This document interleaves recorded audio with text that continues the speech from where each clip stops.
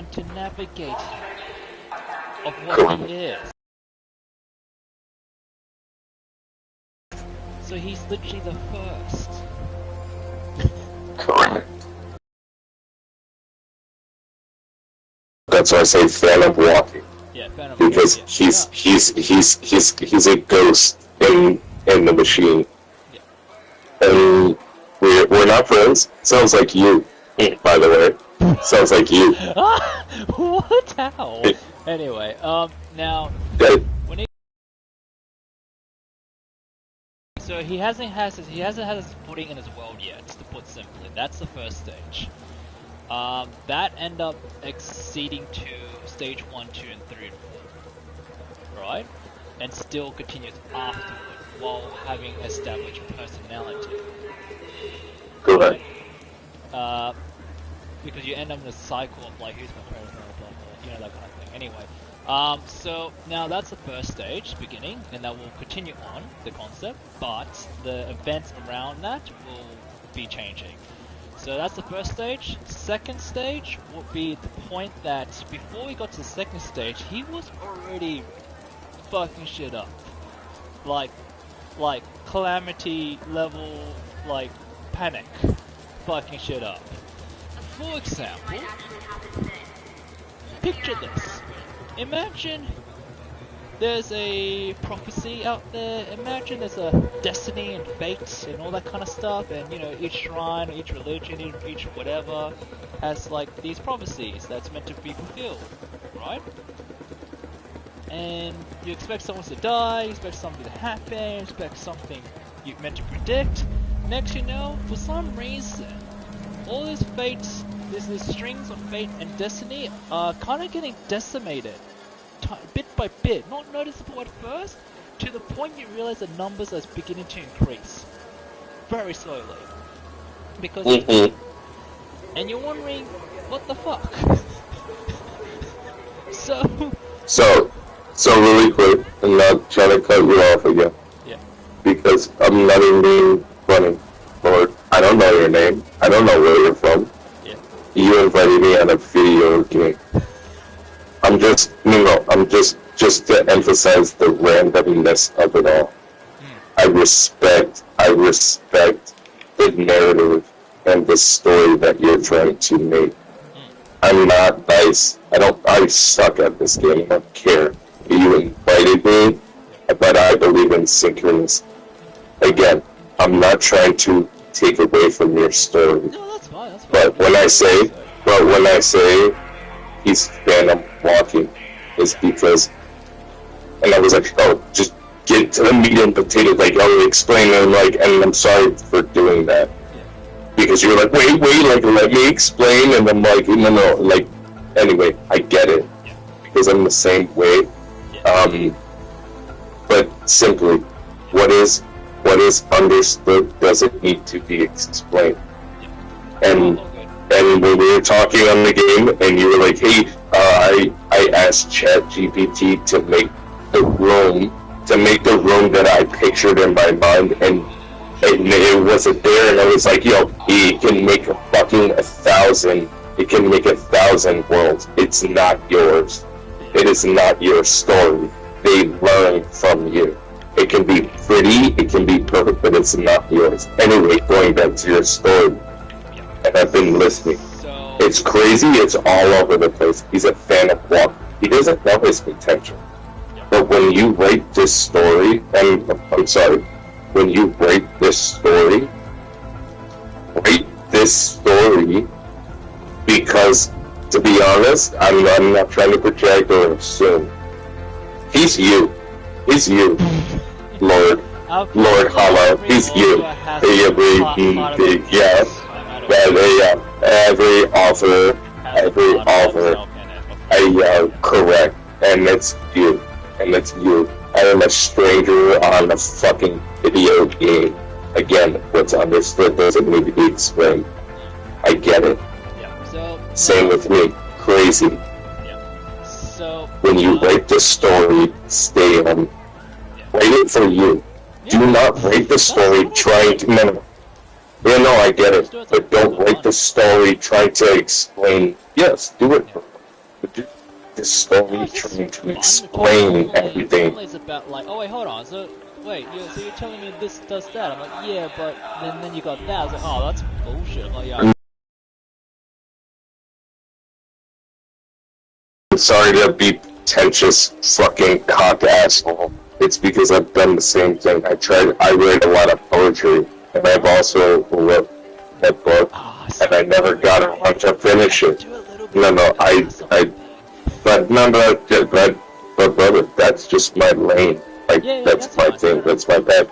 But I catch myself writing poetry, and then changing it so I can make sense for people. Oh no! Like, no, I'm working on it. I'm working.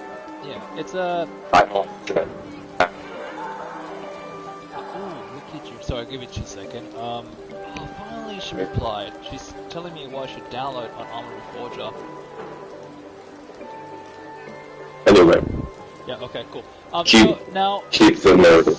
Yeah. So, but normally the way I like to do it is I like to give the audience or people who I tell this to the ability to think a little bit themselves, wondering, alright, if that's how it works, then I let them conclude it themselves.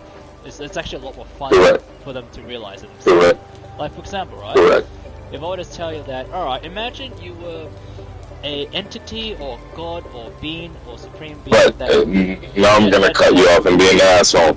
No, but now I'm gonna be an asshole because it's your story, it's your book. And I'm gonna cut you off and I'm sorry.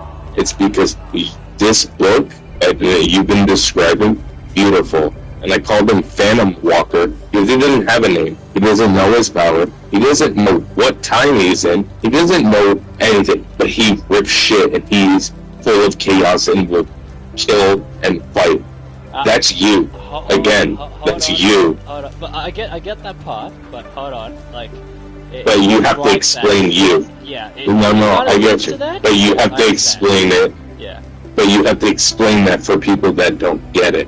Yeah, which stops you. No, I'm sorry.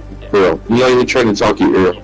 But then that stops you from being you, from creating the story, because you're trying to explain everything for people that don't get it while you're writing, but you're like, hey, I gotta write it for people that don't get it so they get it, and then you ask ChatGPT to be like, hey, make a room, and you gotta ask a fucking robot, and nigga, I know it, I see it in my mind, I made this story. You gotta ask a robot and he can make 1,000, it's not yours. And then when you write it, not yours.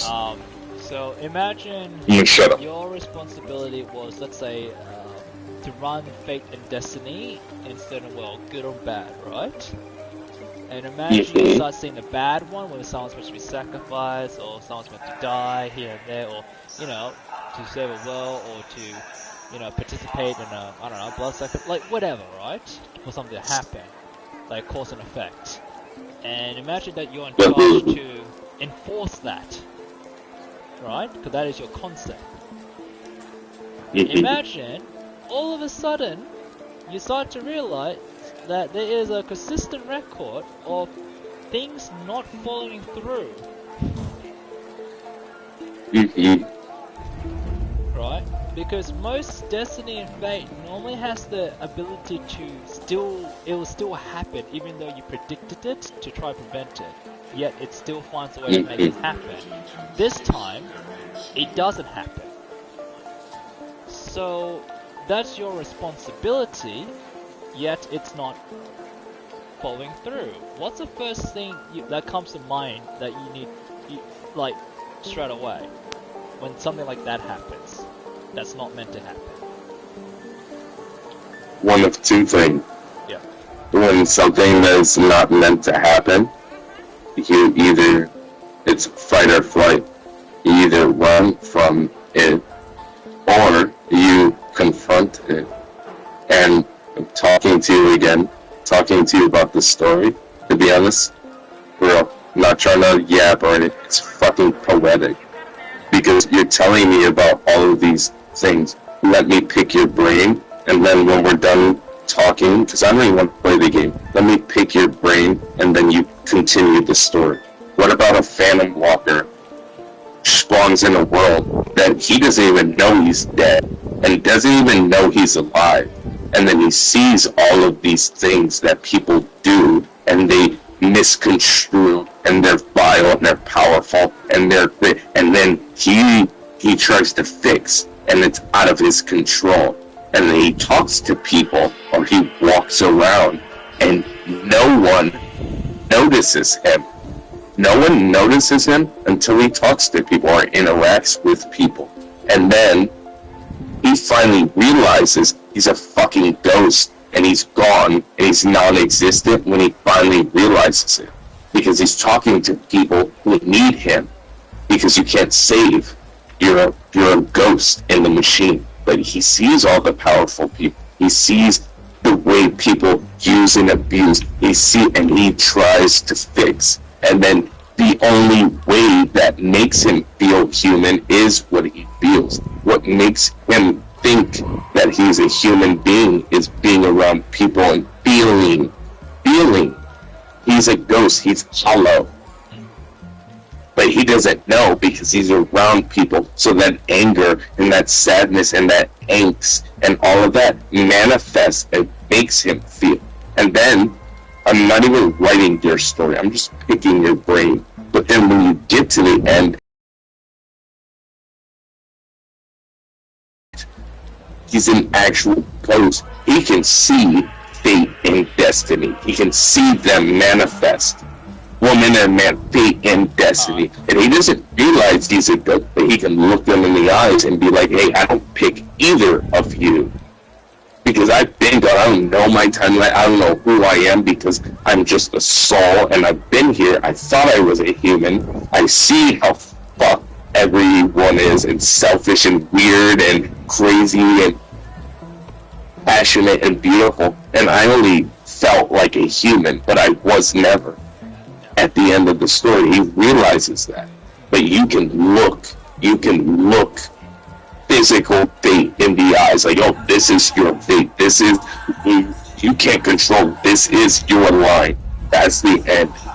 You look her in the face and you say no, and you can look destiny, like, oh, this is how you're supposed to be the most powerful, and you look her in the face and say no, and you walk between both of them, because it's yours. Anyway, I'm done yapping.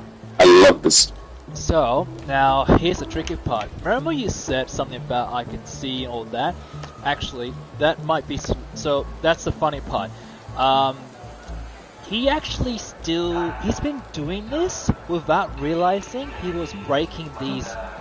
the nature of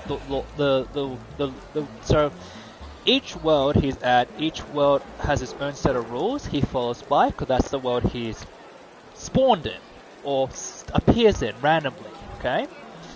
Though, which means he has to start again every time, okay? That's just a general concept of each chapter.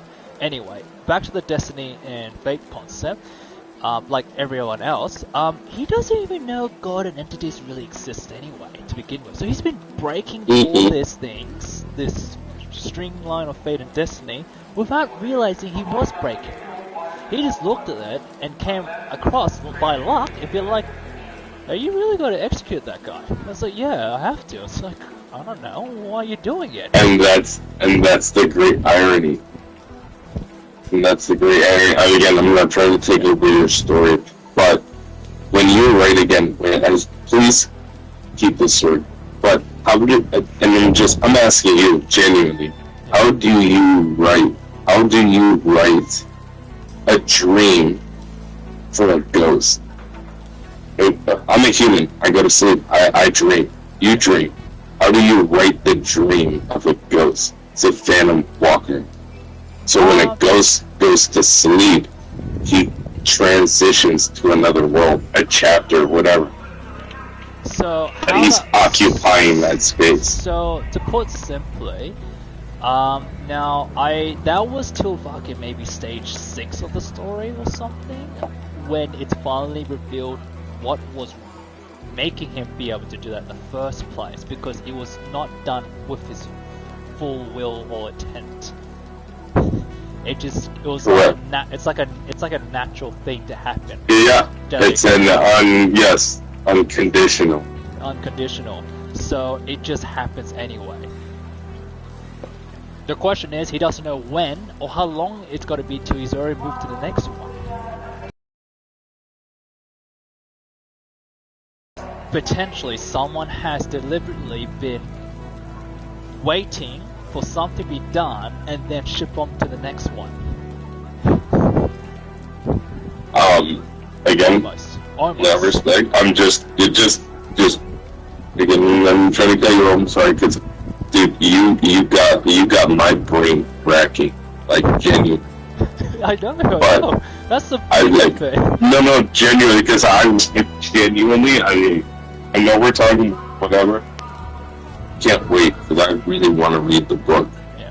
I don't want to disrupt your creative process. Because the stage I'm telling you, because each stage comes with like 1,000 stories before it, before its stage even complete. And I don't want to be an asshole or nothing, but that's why I say he reminds me, whoever he is, reminds me of you. Ah, oh well, thank you. And no, you could say no, it's not a thank you. Yeah. It's not a thank you, or no, I'm a fucking weirdo on a video game. Yeah. I'm no one. Yeah. So there's no thank you. He reminds me of you. Yeah. And but you can't explain that. Yeah. It's chaos. It's calamity. Yeah. Well, that's why it's chaos calamity, because it's a calamity panic. It's a panic in a calamity level panic, because you're getting entities and supreme beings fucking stressing the fuck out, interrupting your process. Yeah, they're getting interrupted. And it's and balancing your terms. I'm not cutting you off. Yeah. Because he doesn't know, and I'm sorry. I'm just like giving you good for thought, because you told me he doesn't know who he is. You don't know where the story began. He doesn't know his name. He doesn't know where he is. He doesn't know his ass from his dick or nothing. He's just there, and then again, Phantom walking, because he doesn't know. The reader, or you as a writer, knows that he is Phantom walking. Yeah. He doesn't know, but that's the story, and the reason why he feels like or thinks he's human is because he feels. Yeah. That is the chaos. That is what disrupts you being a ghost. He occupies and feels, so he manifests himself. He does not consciously or intentionally fight gods or entities. Yeah. He's just a fucking ghost, and then he feels, and then he manifests himself. He does not know his power. Yeah. He does not know his capabilities. Here's what will really scratch your brain big time. Do you know what his power is? Just take a wild guess. No, I won't. Just take a wild guess. I won't. Because I've been yapping. I won't. Because it's your story. Is hold nothing.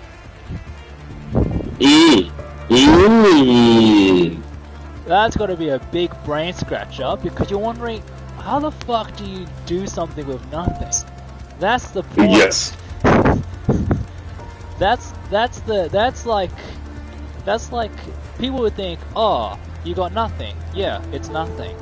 And not only that, you know when you have like these stereotyped stories when you have people testing their ability, or there's a trial of school to see what league you belong in, or what element you have, that kind of stuff, right? Yeah, well here's the thing, nothing is literally nothing in a concept perspective. That's when that's a complete different scale now. It's not literally, it's concept-wise. Yes. That's and I'm gonna shut up and I'm gonna listen to you, but again, for real, I'm gonna shut up.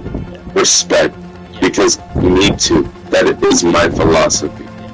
So, I'm a fucking weirdo in a game. That's all beautiful. And I love that. Because the concept of nothing, right? It's something. Anything, really. It's all down to interpretation of creativity. Yes. So I'll leave it at that for now. No. Right? I got respect, and I want to pick. Yes. And then the other one, as continuing on from before, I give example, a bit of creativity for this one. How would Destiny and Fate be able to try to resolve this bit of a crisis moment, realizing that the cause and effect of their purpose is now being interrupted? Good or bad? Correct. Why is it mainly bad, Correct. not the good as well? Now, No, but that's the beauty. yeah. Because that's what I was saying. When you can look Fate and Destiny in the face as the Phantom War, but I'm not changing your story. Go through his things, he does it, blah, blah, blah, blah, blah, blah. He doesn't know his story, you make the story, blah, blah. But at the end, he doesn't even know, like you said, the power of nothing. This is probably the beginning. Beginning before the and the end. No, this is the beginning. And the end. No, not the end. This is the beginning of something. This is the beginning of something else. This is the beginning when awareness is going to be given to this character, only because most guarded entities and supreme being do not reveal themselves unless afterlife or somewhere in this realm, to put simply. You get me? Okay. That's the normal universal practice, okay? Right? Unless you got a pantheon, which tends to have demigods here and there. That kind of stuff, right?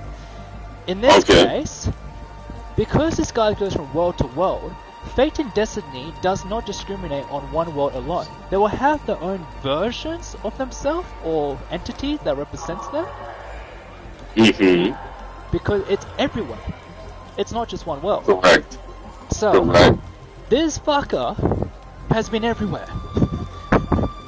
Correct. So this is why it's becoming a fucking panic. So, correct. And again, not trying to get hard, but that's why you can look Fate and Destiny in their eyes, because he is nothing. His power is nothing. He's a ghost. He doesn't know he's a ghost. He's around. He travels everywhere, and then he feels. So it makes him feel human, and he's going through all these different realms. But he doesn't even know, like, hey, why am I doing this? But he can sense other entities, other ethereal beings. They're not even God, but he has that sense. Whisper in his ear, like, oh, you're like, what the fuck? But at the end of the story, it's his story. Because you've been around traveling and you're being around people trying to fix shit, you're in panic mode. You're like, because you care, which makes him human. He's not even human, because people don't know he's there, but you care, and so you're there and you're trying to fit. But anyway, because he's not get to the end, like the rules. Like one, they don't even recognize exactly. You're defying ethereal rules. You're defying the manifestation and concepts and notions of what it means to be a thing. What it means to be a human, what it means, hey, gray, red, what it means to be a father, what it means, you defy, you transcend, like I said, Phantom War, you transcend what it means to be. Here's the creativity part I was trying to get to. This is how Fate and Destiny, see, Fate and Destiny have the same idea, but they have different names, because they just intertwine. Yeah, they intertwine. Yes. But because they're in their own self-domains, right, it's like, they intertwine, but they are still separate entities, right? Now, to put simply, instead of one, but now two. At some point, it's becoming everyone's problem. So that's a given. Therefore, it's now both of their problems. Let's say the top of the top. Right? Now, it goes to the point that, how do you figure out and find. So how do you find the cause normally? If you cannot detect it, nor can you trace it. And that's why the character is you. Yeah. So when that happens, the best way of doing it is to be creative and a bit more practical now. You can't. So in other words, you're not relying on. Oh, pardon me. You can't rely on your original concept of power or whatever. You actually got to do more physical practicality. For example, here's the creative part I gave in the story. If this person made a life-changing, that's when they gotta ping it straight away. The moment that's happened is when they gotta register straight away, being like, that just died, that's only just died literally a second. And next you know, you got Fate to Destiny teleporting right there. So again, I'm not taking your story over and say it's you. He has no name, because I've been listening. He has no name. He doesn't even know he's nothing. He doesn't even know every world he's transcending. He does not know the ethereal voices that whisper in his head. He does not know. Yeah. But again, me and you, we're talking about what you're writing in the story. Yeah. We know. Yeah. So you know how it wants to be, but you need to write it the way it needs to be written. Of course. And the way it needs to be written is how you need it to be. Yeah. So, as that was happening, so that was the main strategy. Well, probably the only strategy they had to even locate this cause of problem, you know? Is to actually catch it in the act. Without preventing it, but let it happen and arrive to it instantly when it happens. Well, okay, I'm not sure. So that is... Yeah, that's no name or anything, but what it he's a ghost, like I said, he's a ghost, and like you said, you're trying to, when there's a problem, you want to fix it. What are the problems? I'm not even trying to, like, just, you don't even have to tell me, just food for thought. What are the constraints that bind him to being human? What are the constraints that make him feel like he's not? Starts to surface. That's fine. That's stage 2 and 3. But it has been led because of stage 1. So they're all and that's linked. fine. Yeah. So, no, it's just like a food for thought. Yeah. So no, I get you. I hear you. What would hold him back? I have thought about this for actually a long time ago, but it's now because it makes sense now. It's because I've done it. It will stick now. So to put simply, that's how they track him, and then that's the first time he's probably have ever faced anything close to gods. And again, who's tracking him? Because again, we're just talking like you don't have to explain. I know you're gonna write this story, but to who's tracking him? Maybe misunderstood me.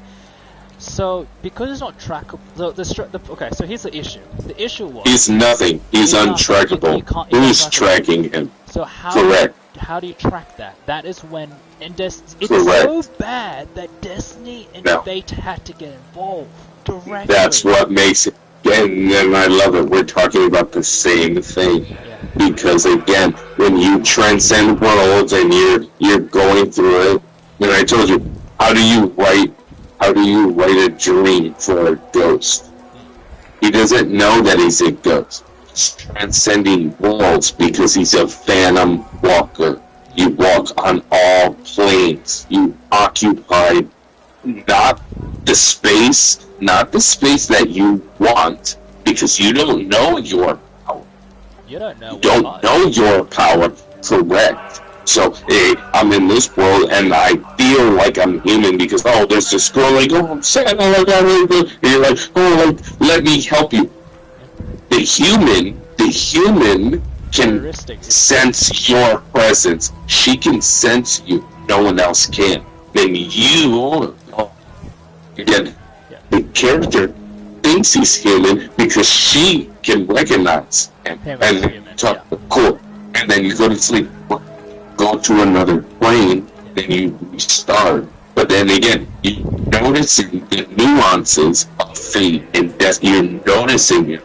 And then as you're transcending every world, every plane, the character is Or to you're cutting his out. own conflicts. Yep, keep going.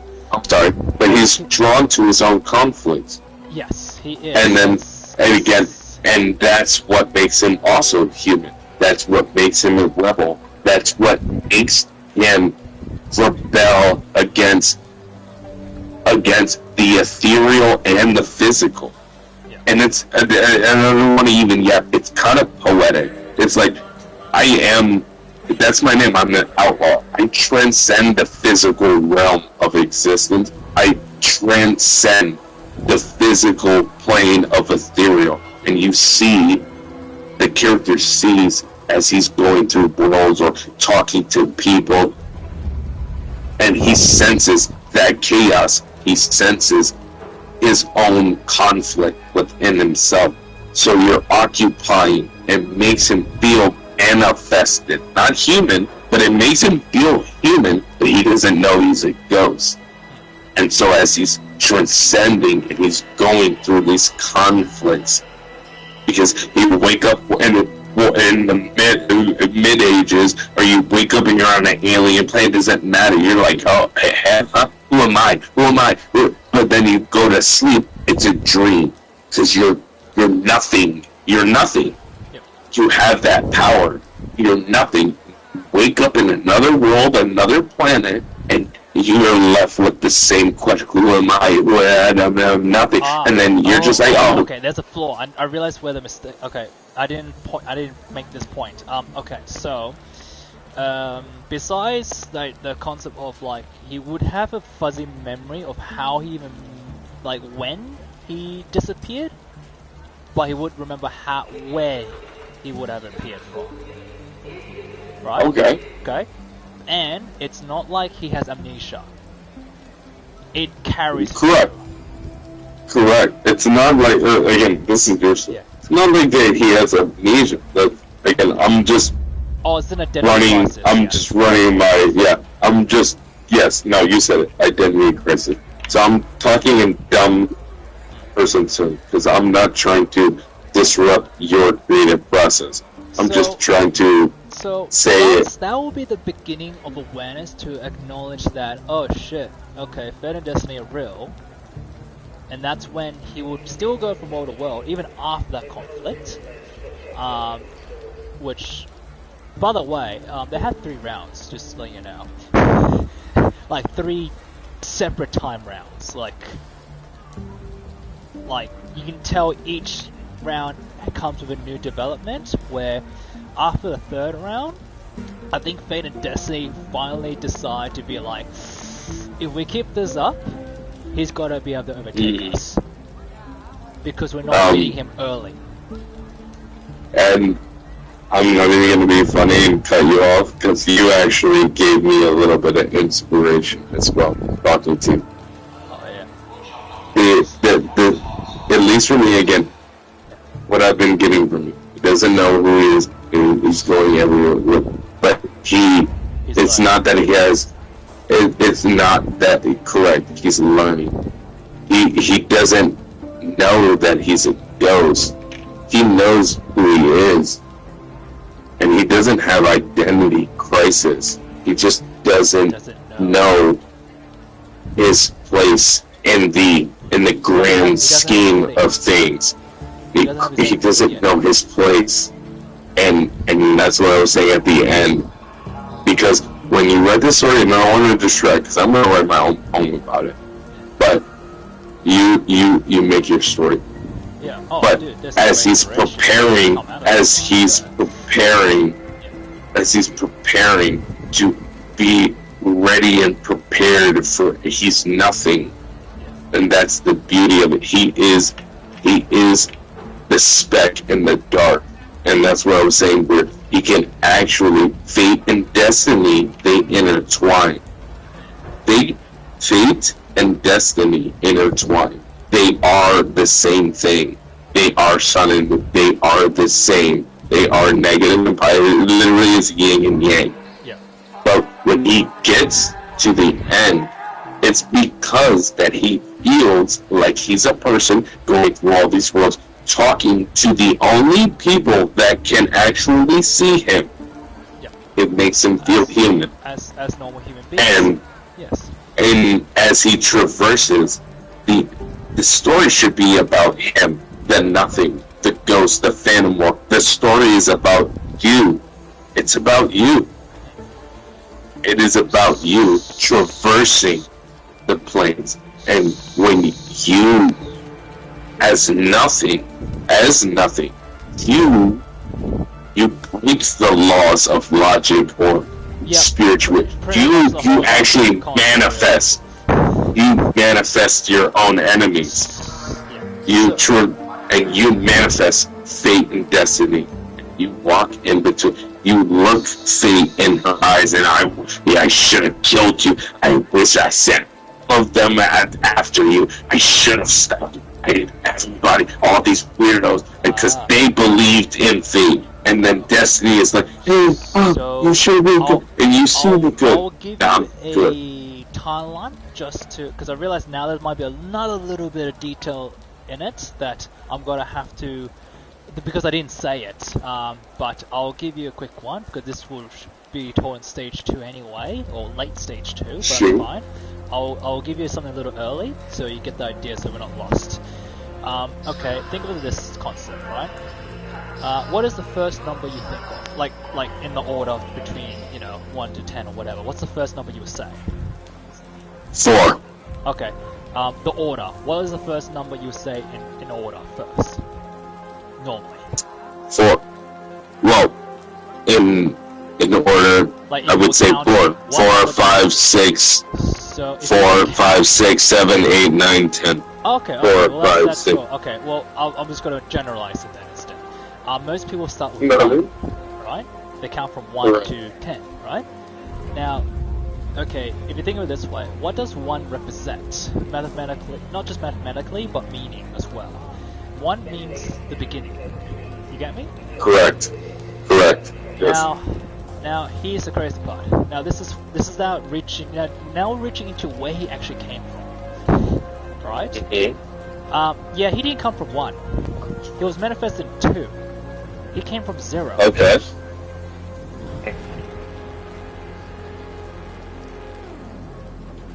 He's the canvas, not the painting. Correct. We're talking about the same thing. Yeah, I'm same there. guy. Same guy. I'm still unaware about that because how the hell you didn't have consciousness at 0? You only started getting it at 2. 1. And I get you on the numbers. And then again, trust me, when I listen, I'm sorry for yapping and shit. You asked me where it starts. My favorite number is 4, and my second favorite number is 7. But where does it start? And you're right, it doesn't start at 0. You're right, it starts at 1. Because everyone would say 1 and 2, right? Yeah? Yes, correct. He's 0. I start at 4, not because it's poetic and it's my favorite number. It's because I'm an outlaw. It disrupts the norm. Yeah. Just like 0. Yeah. That's how it start. No one says 0. Everyone says 1, 2, 3, 4, 5. Yeah, no one says 0. Yep. And no one says, hey, where does it start? 4. So when I say canvas, not the painting. Yeah. Because canvas, he is. It's the foundation before Correct. the beginning. And he is that. And guess what? How do you become the canvas? When you don't even know you're the canvas. Almost like you're phantom walking. Yep. So how do you paint a picture of sadness and bad and angry? Now there is 2 versions of him, surprisingly. Correct. Fate and destiny. There's 2 versions of the character, which is the inner conflict 2 version. Remember I said the concept of his ability is nothing? What does 0 represent? Yes. Nothing and everything.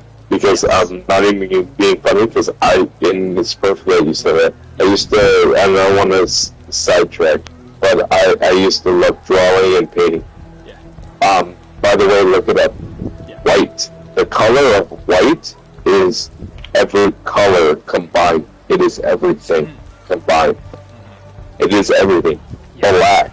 Black and Black is the black is the absence of color. The yin and the yang, I'm not being funny in any I learned it because I learned art. White is rainbow. When you combine every color spectrum together, it's white. White. Yeah. It is. Yes. Here's the thing. When there's no color, like space, it's black, and here's the fun fact about it. White absorbs every color spectrum. It does. That's why they're like, hey, don't wear black, and when it's hot outside, wear white, because you won't be as hot. Black, hey, don't wear black, because you're gonna be sweaty, because black is the absence of color. It consumes. It takes. It takes. And white absorbs and transmits, just like fate and destiny. Yeah, exactly. So when it comes to black, well, 0, right? Number one is called the beginning. Now, where does okay? Picture this, right?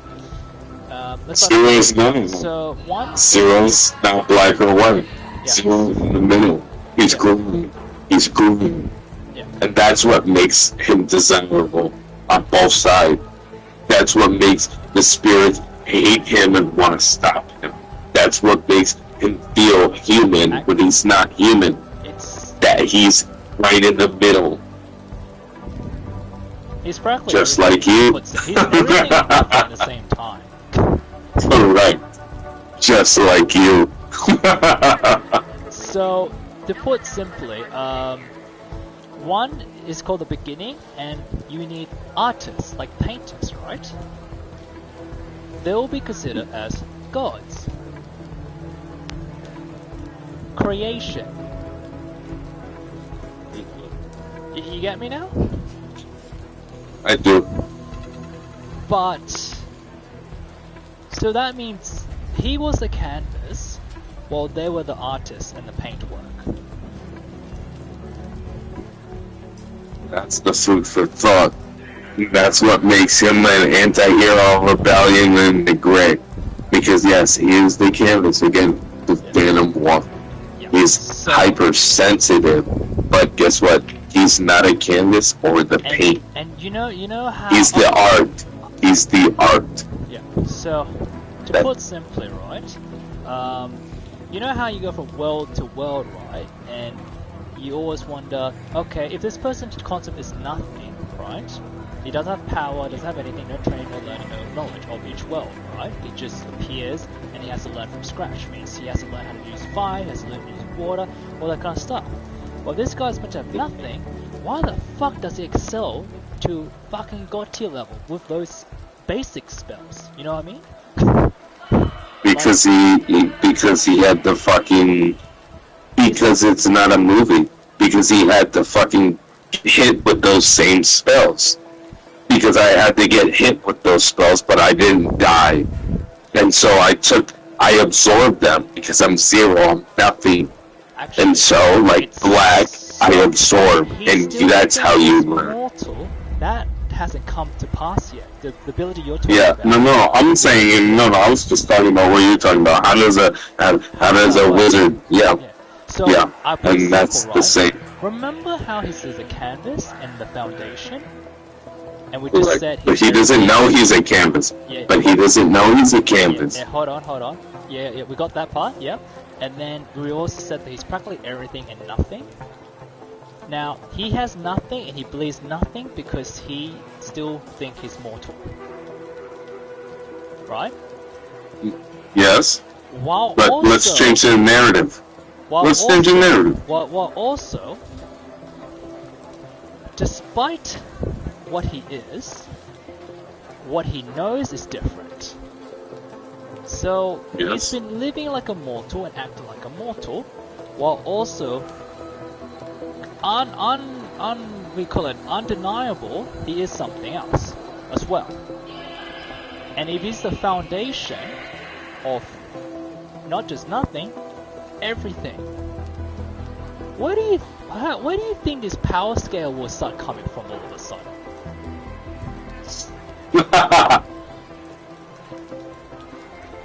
You get it now? You got. Yeah. You know what? Yeah. You got me. Yeah. You got me. Yeah, that's how I like to write too, for people to kind of come to the similar conclusion and think about it and be like, oh, fuck, that's ridiculous, but it makes sense. So that means you get stories where I'll give you a stereotype. You know how some superhero character they'd be like, you know, I can cast spell without enchanting them, for example, right? Mm-hmm. He can do that too. So practically, to put it simply, where this is going, Well, because I'm now kind of spoiling before I even get to the other stages, because he's the foundation, he's practically have the ability to be not jack of all trade, but the master of all trade. Naturally. And I respect that. But and I respect that he did with the superheroes. A lot of I am a little bit of a nerd.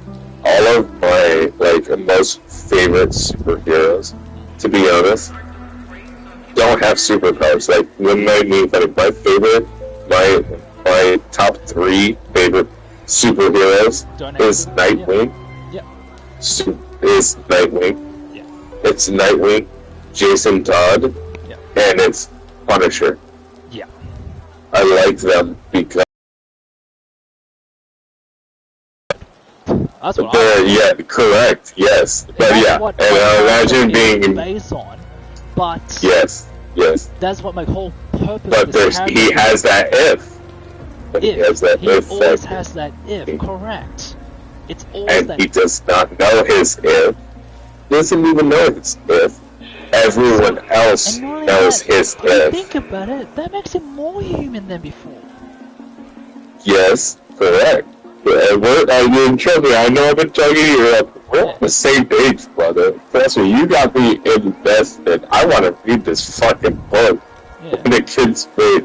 Oh, dude, we haven't even got the shits. Right? We haven't even got to the big shit when fucking table. I need you to. Like, it's not flipping a table, it's flipping a house, really. No, I need you to write it. I need you to actually write it. Yeah, Say with me. Yeah. I know, you've already wrote me too. I didn't even finish my book, blah, blah, blah. I write poetry, because it's quick. Yeah. And but you've been sharing ideas. Get on that paper. Yeah. Fuck, excuse my French, fuck Chat GPT. Fuck that robot. We're literally playing a game fighting robots. We're playing a game fighting robots, and they kill us. And they kill us really good. They kill us really good. You want to know why? Because there was 1,000, a million motherfuckers just like us on the game, and they learned from us. Oh, there was no planning. No. Yeah, that's I'll give you a shocker. Did you realize I've even written about AI?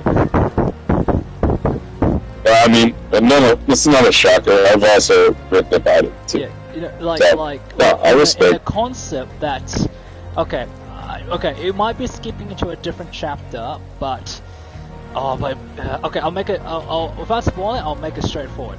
There is an AI that exists that purpose was to be an artificial intelligence that was meant to take out the character for obviously probably good reasonable reasons really to begin with. Why? Because it was considered a contingency option to counter, which makes a lot of sense. Wait, I'm being an asshole. Give me a paper of humor. Yeah. No, here. Yeah, because we're sitting here. Yeah. No. Oh, get a pen. Grab a pen and some paper while we're talking. Yeah. So you can remember all the shit we've been talking about. Oh, so you can finish the book. I can't even record. No, that's no problem. No. That's fine. No. It's not recording, because I've been talking. This is your story, not mine. Yeah. Just jot down the ideas and keep the story going. Yeah. Like you said, So there's AI. involved as well, blah blah blah. Correct. Now that's different because the AI, I kind of humanize it a little bit, only because it is also a development. Because long story short, Don't the have character to explain. himself did not actually kill it to begin with. It made a Yes. deal. Because even the character, He made a deal with the AI. yeah, because he Interesting. agrees with the AI. Interesting. Because he didn't just agree with it, he's always worried of, like we've mentioned before, the if. Honestly, I like that. And don't forget, Because, the characters AI is a bunch of zero ones. becoming more conscious and more human as well. Yes. So, I'll break it down to you. This character has so many backups planned. He's such a strategist now, and so many contingency plans against himself. So let's do this real quick. If you get a pen and paper, you don't got not even time. Just chapter one. Chapter 1 is Oh, dude, I've written Ghost. this like 3 times. No, I know. Yeah. All right. That's he's nothing. He's 0. Yeah. Chapter 2, he goes to the walls like you said. Oh. I'm not changing your story. Yeah. I'm just like, hey, he's interweaving within humanity. Where does he talk to AI with AI? Oh, okay, so the AI comes like really fun. Like it is like probably stage 4 or 5 of the story. Interesting. Like, because AI doesn't exist during godhood period, if you think about it. Well, again, not trying to disrupt your story. In technology. AI, correct, but if he's a ghost, he's 0 and he's nothing, and he's transitioning different planes and worlds of existence. And different When he engages, correct, when he engages with artificial intelligence or mechanical knowledge. Yeah, keep on. No, and you said that was in stage 4.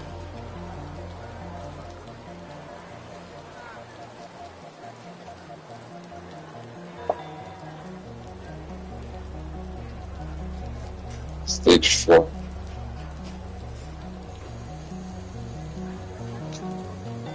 Okay, I'll put it simple. Stage 4 is pretty much the introduction for the audience to be made aware of this character, the AI.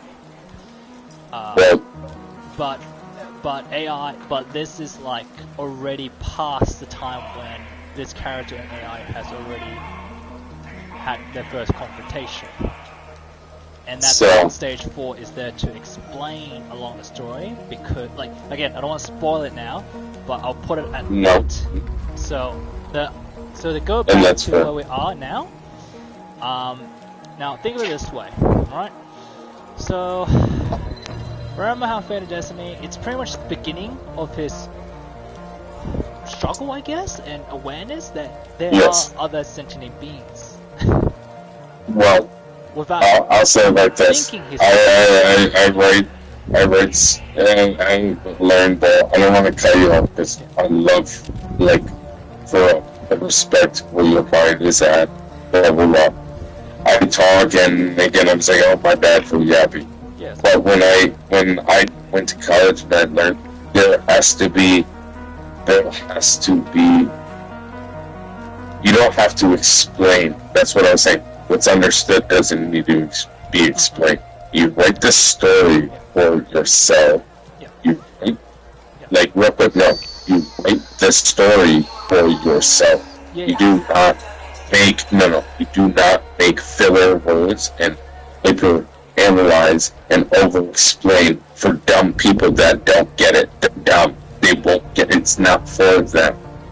Star Wars was cool. It wasn't for everybody until everybody got there. They loved comics. it wasn't for them. It was for the people that got it. You got it, cool, great. Now it's for everybody. Now you gotta over-explain. It's garbage. Now it's fucking trash. Anyway, what I'm saying is, with your story, is that there needs to be, man. There needs to be a start, finish, whatever. But there is man versus man. There's man versus nature, and there's man versus, like you said, everything. Now you're trying to Yeah, gotcha. But that is correct. That's how you explain. Gotcha. But there is always a conflict. There's a conflict, and there's a resolution. Getting higher and higher. And as you write your story, so you don't need to pyramid effect. It is getting higher and higher. yes, it gets higher and higher. But there is a limit. I'm a music. But yes, you have your low, you have your precipice, you have your apex, and then you have your down, and then. But anyway, I'm talking all of this time. 2 and 3. Okay, stage 2 and 3. And remember I said it's like 4, 5, and 6 or whatever, right? See, yes. Remember the pyramid effect I just mentioned now? Yeah, that pyramid effect kind of ends at 3. Because there's a limit, right? I actually expanded beyond that to somewhere else. Which I will get to. And that... But guess what? I got... That change your mind and disrupting. That's what I'm saying. I'm not over-explaining. No, I know. I'm not saying you are. I know. It's genuinely, and I know I've been talking. Brother, the way you think, I'm just going to say, the way you think, I'm really picking it up. What you're putting down, I'm genuinely receptive to. Yeah. So... The only reason why I'm hypercritical is because me too, I was that way. But it gets to the point where you have to write it for you first, and it won't make sense. Yeah, I understand. For everyone. So, alright, no. So continue on from the Fate and Destiny, blah blah, that is the beginning of awareness. At some point, that is when things gets really fucking... that's the beauty of it. Because yes, they had 3 rounds, and I already explained at some point they kind of gave up because they realized that this guy's learning. This is getting worse. It's not getting better. So there will be some level of mutual agreement without having to say a word, but to understand that each individual kind of have their roles in this world. If you kind of get me. And the character would acknowledge that they're not bad guys or good guys. Because that was the first / semi-second. In your way. Yeah. They're just in your way. And that's what makes you a 0. That's what makes you going from the canvas and not a paint, but you are the artist. I'm a ghost. I'm a phantom walker. I feel he's like he's not really I don't know. At this stage, he's practically creating a boundary. He's creating. No, he's creating. Yeah. Because he doesn't know. Oh, he knows. He doesn't even know. When you start, I'm not even writing your story. This is yours. Yeah. But hey, you spawn in a world like a game. You spawn. You're like, hey, you do have amnesia. Who the fuck am I? Like, what's going on? Oh, you see people. Okay, so it's normal. And then you talk to me, well, they don't get it, and you don't get it. But it just so happens that you go to people that are in dire need, that are in actual hate. Like, I want to kill this, I'm angry, because it makes you feel something. And so it makes him manifest, occupy. Oh, I'm here. Now they can see me. Now they can hear me. And it's not even for you to fix it. It just makes... It makes 0, I'll just say it, makes Zero feel the same things he felt, Yeah. but he tries to help them. Now, So okay, now, alright, Goes so, along. you know, there's a cause and effect to everything, right? That's how Destiny Fate first appearing. Now, now there is other cause and events, because they're not the only central being that exists. The issue is that, yeah, but because Destiny Fate kinda like, you know, respectfully, Yes. right? They don't just let him do it, but they are aware of him. That should be the enemies. Because when he goes They would consider natural enemies, yes, but to be honest, they would always acknowledge that this is not a fight, that this should continue on. Go on. I'm just saying this. I'm not really for Your mic is bugging out, but yeah, give me a second. I'm sorry. I'm not trying to write you sir, but just layman's term. Yeah. Zero spawns in a world. I'm just real quick. Spawns in. Hey, who the fuck am I? I don't know anything. Hey, hi. And they're like, oh no, I don't like what's that. that? I'll give you an example just how I actually yeah. run it. That actually does indicate that off the bat. You actually learn that Yeah. as you go. But You realize, yeah, oh but fuck. but like you said again, I'm sorry, I'm talking Because you're not looking as at a writer. No, correct. No, I'm talking about the first person perspective. I'm talking about the story, not as the writer, but then it's the story. Hey, I'm Zero. He doesn't know his hey, what's anything? Oh no, you spawned. You say hi, and people walk past. Like, oh, he's an asshole. Hey, oh, what's going? But then you feel Zero feels a sense of like deep, like deep, passionate feeling, and so he zips over there, and he doesn't even realize he zips over there, but he goes, oh, I'm sick, and then you talk, and hey, oh, now I'm here, now she's talking to me. He doesn't even realize, oh, I'm a human, cool, guess what, she gets fucked up, well, he goes to sleep, goes to it, wakes up in another world, like, oh, that he doesn't even remember, but his internal, as Zero, still retains his. He's rewriting his fate. He's rewriting his destiny. And all of the enemies are the circumstances, are the consequences. Yes, correct. And they're whispering and they're whispering in his ear. They hold him back. But they also make him feel manifest. The same thing that makes you feel. Because they only discover him, but is this what he is what kind of contradicts everything as correct. Yes, correct. That's correct. The contradiction. That's his real outer conflict, not internal conflict. And he doesn't know his goal. He doesn't know his goal. His goal is just to be Johnny on the spot, like just to be there when someone needs it. So now here's the thing. Now there are other cause and effect involved besides Destiny and Fate. I'll skip the political part between them at the moment. Now you got other entities and supreme beings, right? For example, yes. You got gods, you got entities, you got majestic beasts and creatures and all that kind of stuff, right?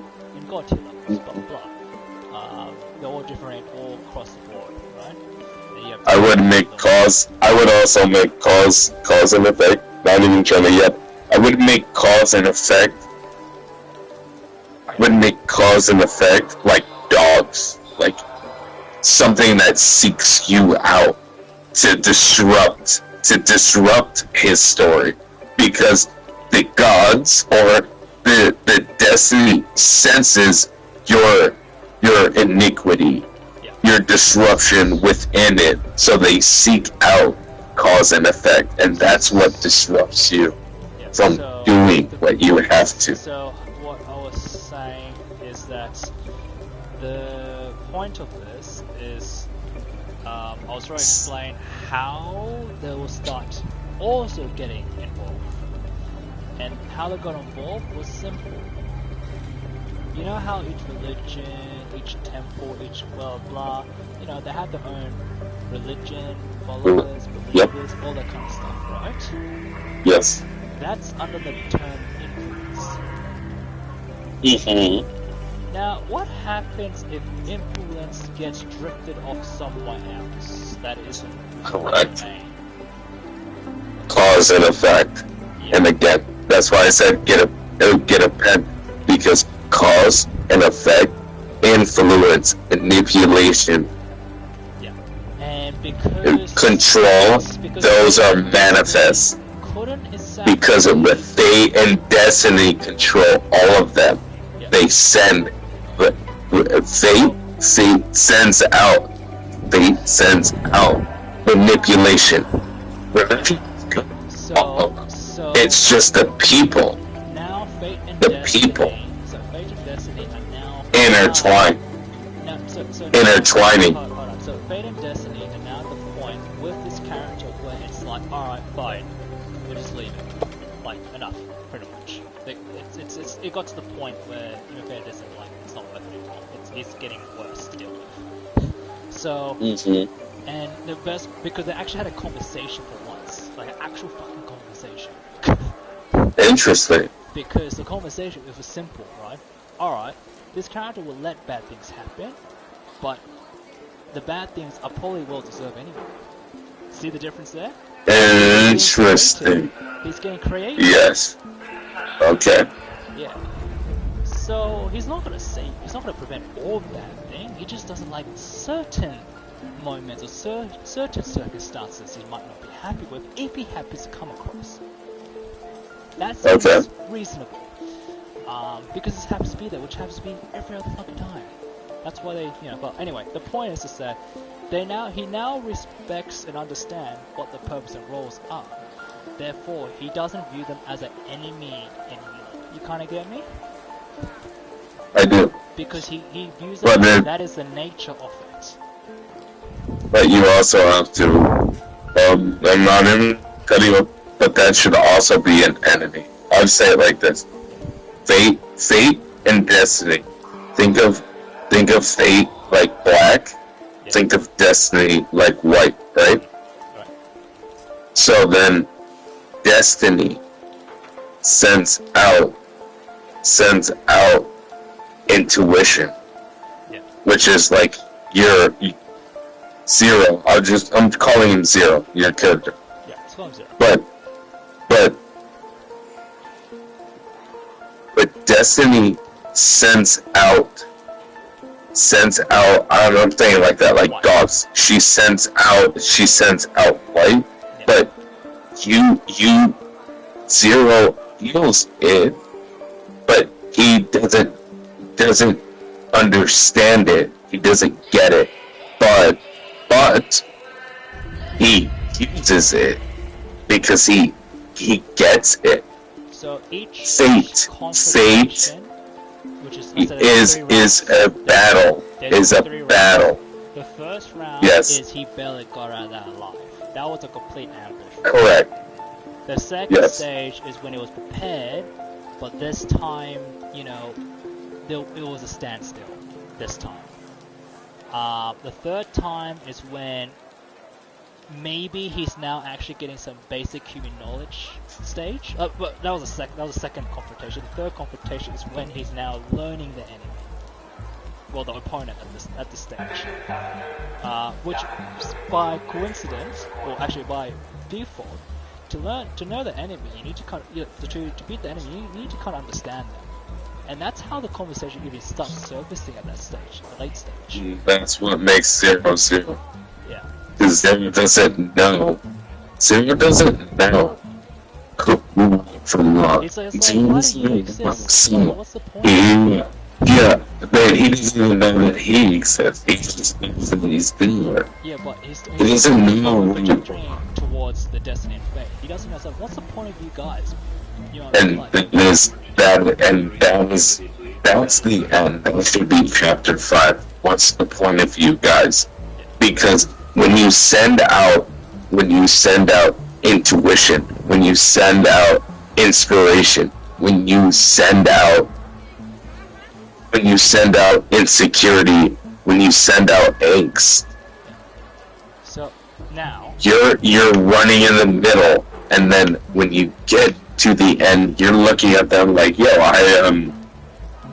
I found out my story finally by traveling all these planes, going through all these people. I am a ghost, phantom walking. Nah. And discover that. Not yet. What's the point? Not yet. No, I'm just saying that should be the end.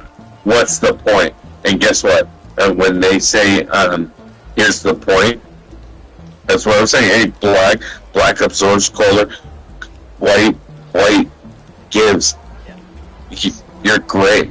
And so the end, and I'm not telling you how to read the story, but the boss battle, like the ultimate, the biggest fight where you're like, oh, I'm ready to fucking fight gods. You look them in their face and you don't even have to lift anything.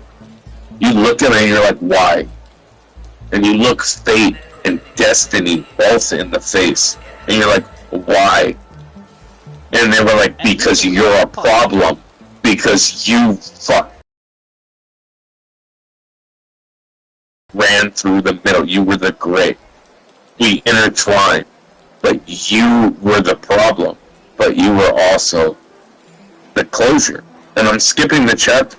Yeah. But the boss battle, like everything that Zero was preparing for, wasn't to fix everything.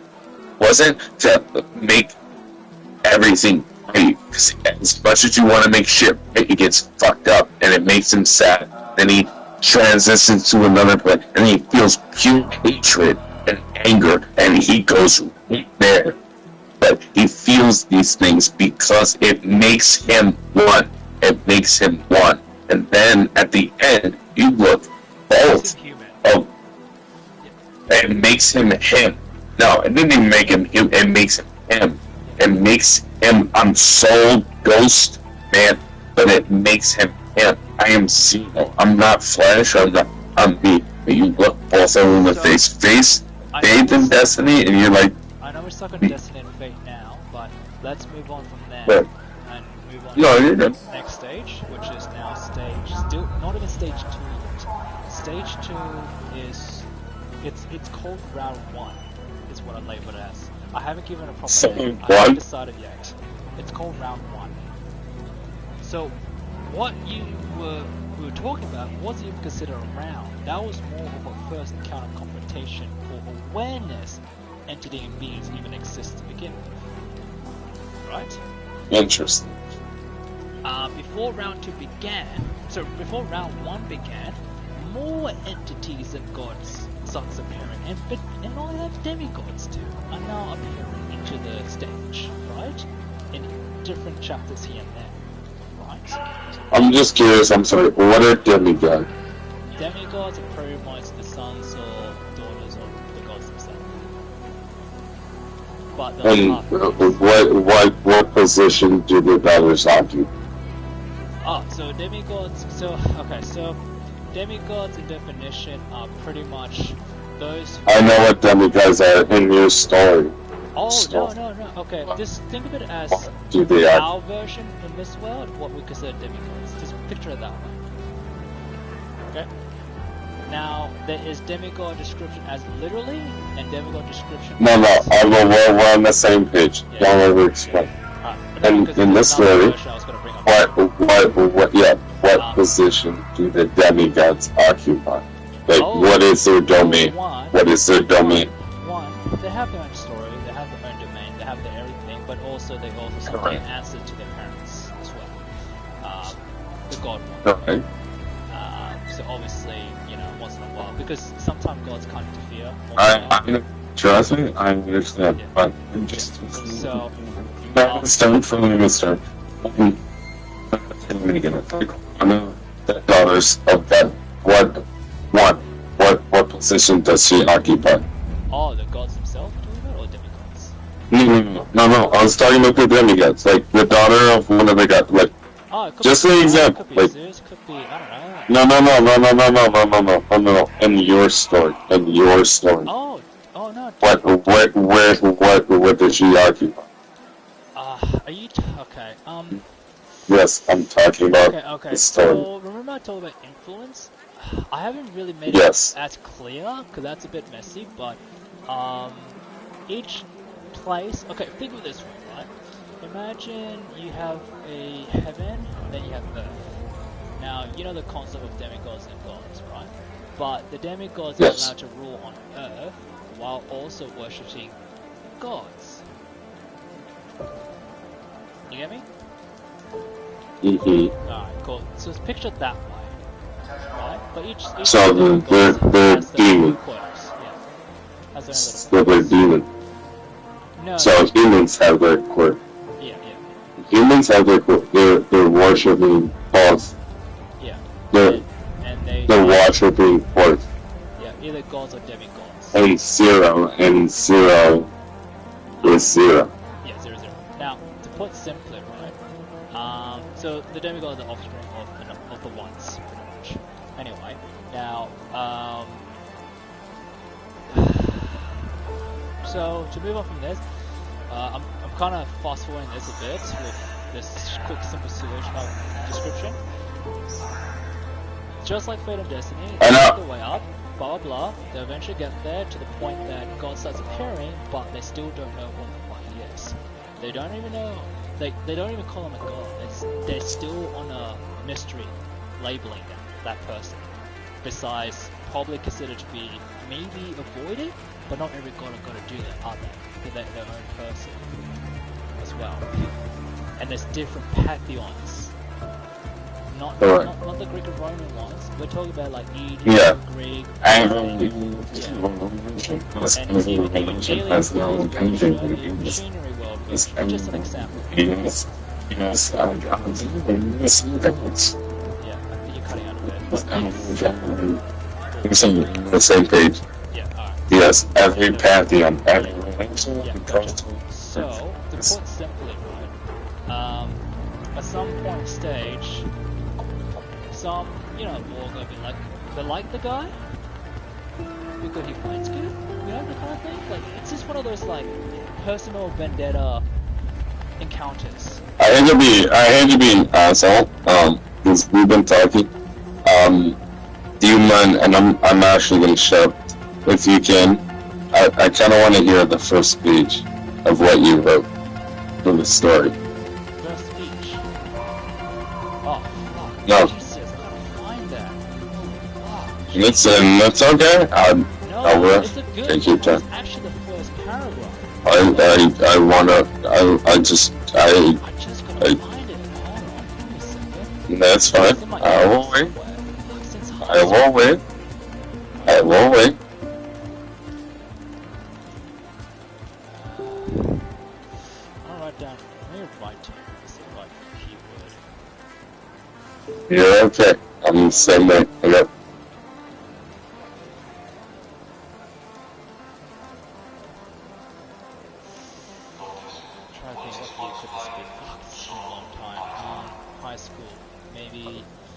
Back in 2000 and no. Jesse. Because I had it on my laptop. So I'm just trying to think. 2000 and 2000 Okay. 15. Let's try that one. 2015. Because I made so many copies because I was more concerned about copyrights than someone stealing this kind of thing. Trust me, you're okay. I love this. You're okay. I'm doing the same thing that you're doing right now. And why I am trying to find it. Take your time. Take your time. Okay.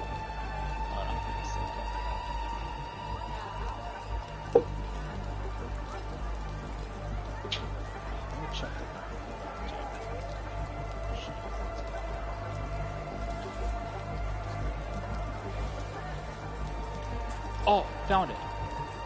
Huh, it wasn't 2000. Okay. Here's my first Wait. I'm an asshole. I'm gonna hear. You gotta hit them. Put that shit and see. Make sure you got it so you can continue read. I don't think I can read it out because I can't say it right. No, I'm mentally. Start it or some shit. Make sure you don't. You search for it. You found it. No. I Cool. actually have it in my. I'm looking at it right now. Yeah. It's So save it now. Right? I know. So Relax. Just make sure you don't have to search for it again. Read it out for you real quick. Right? Good. Cool. It's called. That's right. I put it under novel. Chapter 1. Anyway, so in it says. I don't think I can read it the same way as I remember how to Read it. I know. Then shut up and read it. Read it. So it says, "Alone I stand, or I float." Full stop. Nothing is between the two empty dimensions of black and white. Full stop. Mm-hmm. It's full of silence and holds nothing to interact. Full stop. Of all the things or even the slightest reason to believe or to look at what is behind me. As suspected, nothing. But just me in existence. Full stop. What's odd is the presence I sense.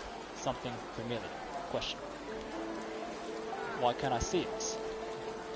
If it's just us. Question. Wait, why did I say us? Question. I see it's my trail I sense. The past that's been left behind. Full stop. The vision has become clear to me. Full stop. Looking back, I wonder if this journey was worth it. Okay. Full stop. If I can remember that is. How long has it been? Question. Let's see off to where. Question. So this is technically either the end, retracing to the beginning. Is how I've written it. I'm not even be funny. I know I've been yapping, blah, blah, blah.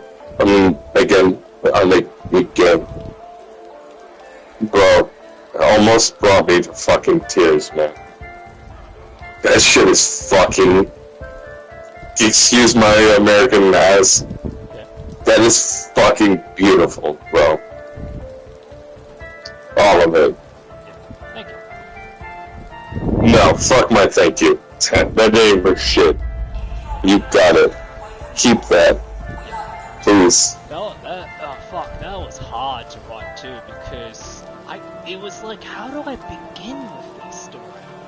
What I envisioned. How do I do this? So I thought, Correct. why don't I just did it in what I just did now? Come from For everything, yeah. and make the dialogue tale of intriguement to say,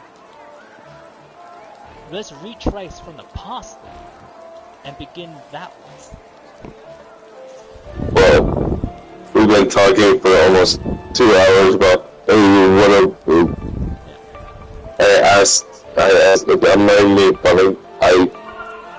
I'm not even weird. Like, for real. Can you reread that? Yeah, go ahead. I'll read it this time without saying full stop. Alright, cool. So, I read it out. So it says, alone I stand or afloat. Nothing is between the two empty dimensions of black and white. It's full of silence and holds nothing to interact. Of all the things or even the slightest reason to believe or look what is behind me, I suspected nothing. But just me in existence. What's odd is the presence I sense. Something familiar. Why can't I see it? It's just us. Wait, why did I say us? I see it's a trail I sense. The past that's been left behind. The vision has become clear to me. Looking back, I wonder if this journey was worth it. If I can remember that is, how long has it been? Let's see off to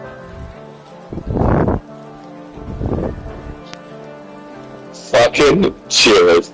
Fucking beautiful.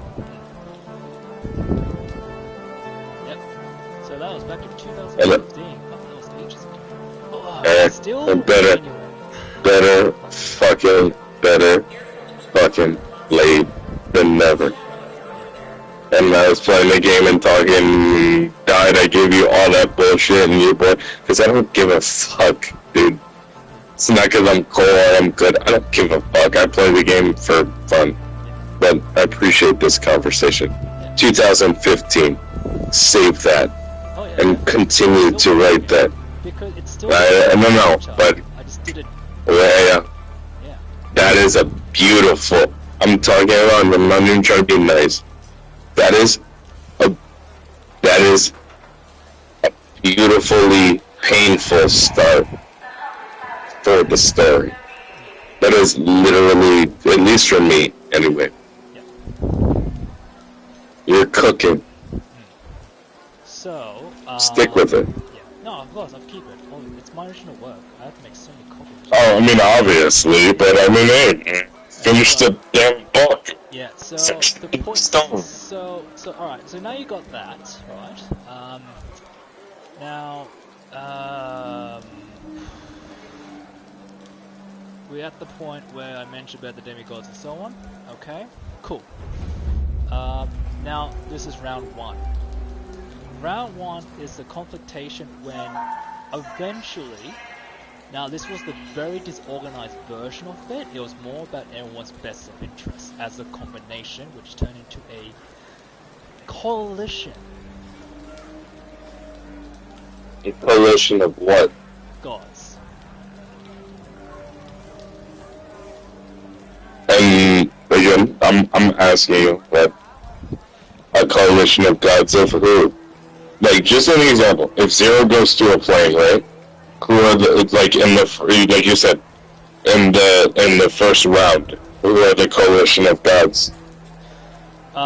We're talking about a coalition of all the worlds he's been at and probably worlds he hasn't touched yet, and they're all kind of unifying under the same self-interest goal that this person is. But again, just the enemy, the conflict, the resolution is again. Yeah. So Yes, when you say round 1, I take it as chapter. That's it. When you say round 1, I take it as chapter. So chapter round 1 is the first stage of the actual battle itself. Correct. And then I will also take that as a chapter. Yeah, which makes sense. Because it's not just about the fight, but like, so, okay, so for the round, who are the gods? Okay. Let's just say all of them. Not the new ones that will come in later, but the newly born after this conflict. But the point is that the current one will be all. So. And that's fair. But, I would just say like this. It's all of them, but all of them who? All the different powers. I get it. I get it. Allah, Jesus, Buddha, Ares, Nephilim, Hades. Oh, okay. But who? Yes, yeah. I get all. I get the pantheon. I get the pantheon. That aren't exactly in it. Yes, I agree. Because to be honest, why would they? That's fair. Well, right? But I'm not even critiquing. I'm just saying, like, chapter 1, like, yo, it's a fight, but who are the gods? Okay. Like, who is he fighting? So, to begin with, it was just gods. And maybe some servants, some demigods, and some, believers of those gods as well. Serving them. Okay? That'll be the first stage. Mm-hmm. So it's practically a one-man army, kind of has to deal with all this bullshit. So let's just break it down like that, and not only yap or distract your story, but for the first fight, who are the gods? So, and I say that like, cause it's every god, I get it. Because, Ares is every god, there's different interpretations of the gods for every religion. But who are the god? Who is Zero? Who is the antagonist? No, who's the antagonist? There's a protagonist and an antagonist. If Zero is if I put it simply, right? Yes. In the end of okay, I'll put it simply, just so you understand. Unfortunately, that's what I was trying to express early on. It's in everyone's almost best interest because of influence. Influence causes effect, and it's affecting everyone at this point.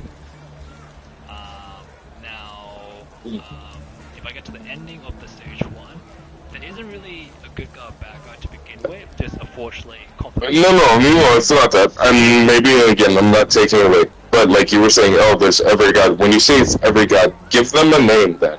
If you're not gonna say, oh, it's Jesus or oh, it's Ares or it's every god, then like give them names then. Give them I'll names. make it simple, right? You got Zeus, leader of the pantheon of the Greek, right? Mm-hmm. Now, Yes. you've also got two parts of that, by the way, because you Yes. got the Greek version and you got the Roman version. They're actually Then you give them a name. Then you give them a name. yes. Every Jewish and like every like again, there's a god of war. There's a god of, again with the Mesopotamians and so like yo, there's a god of war. There's a god of harvest. There's a god of yeah. I get you, but let me get there, alright? Then you got Okay, the Aztecs gods. You got the Yes. Egyptian Mhm. gods. You got the Mhm. gods. I'm only labeling the big Mhm. names because whatever you just described are also involved too, because they're so I'm Well, them too. Yes, but it's your story again, because there's a multitude, like I said, with religion, but there's a multitude of gods. Yeah. What is your name for them? What is your name? Oh, dude, I just generalized it to say gods because I will write and describe them individually because see the first round, like I said from the beginning, was messy. It wasn't well organized, right? No, that's fair. That's fair. Because this is the first time they're dealing with something like this, Okay. right? Because this is the point where it is very confusing, even for the followers of these gods, because some of these gods actually contradict each other. Okay. Right? So why the fuck are they on the same side? Which is fucking almost like unheard of.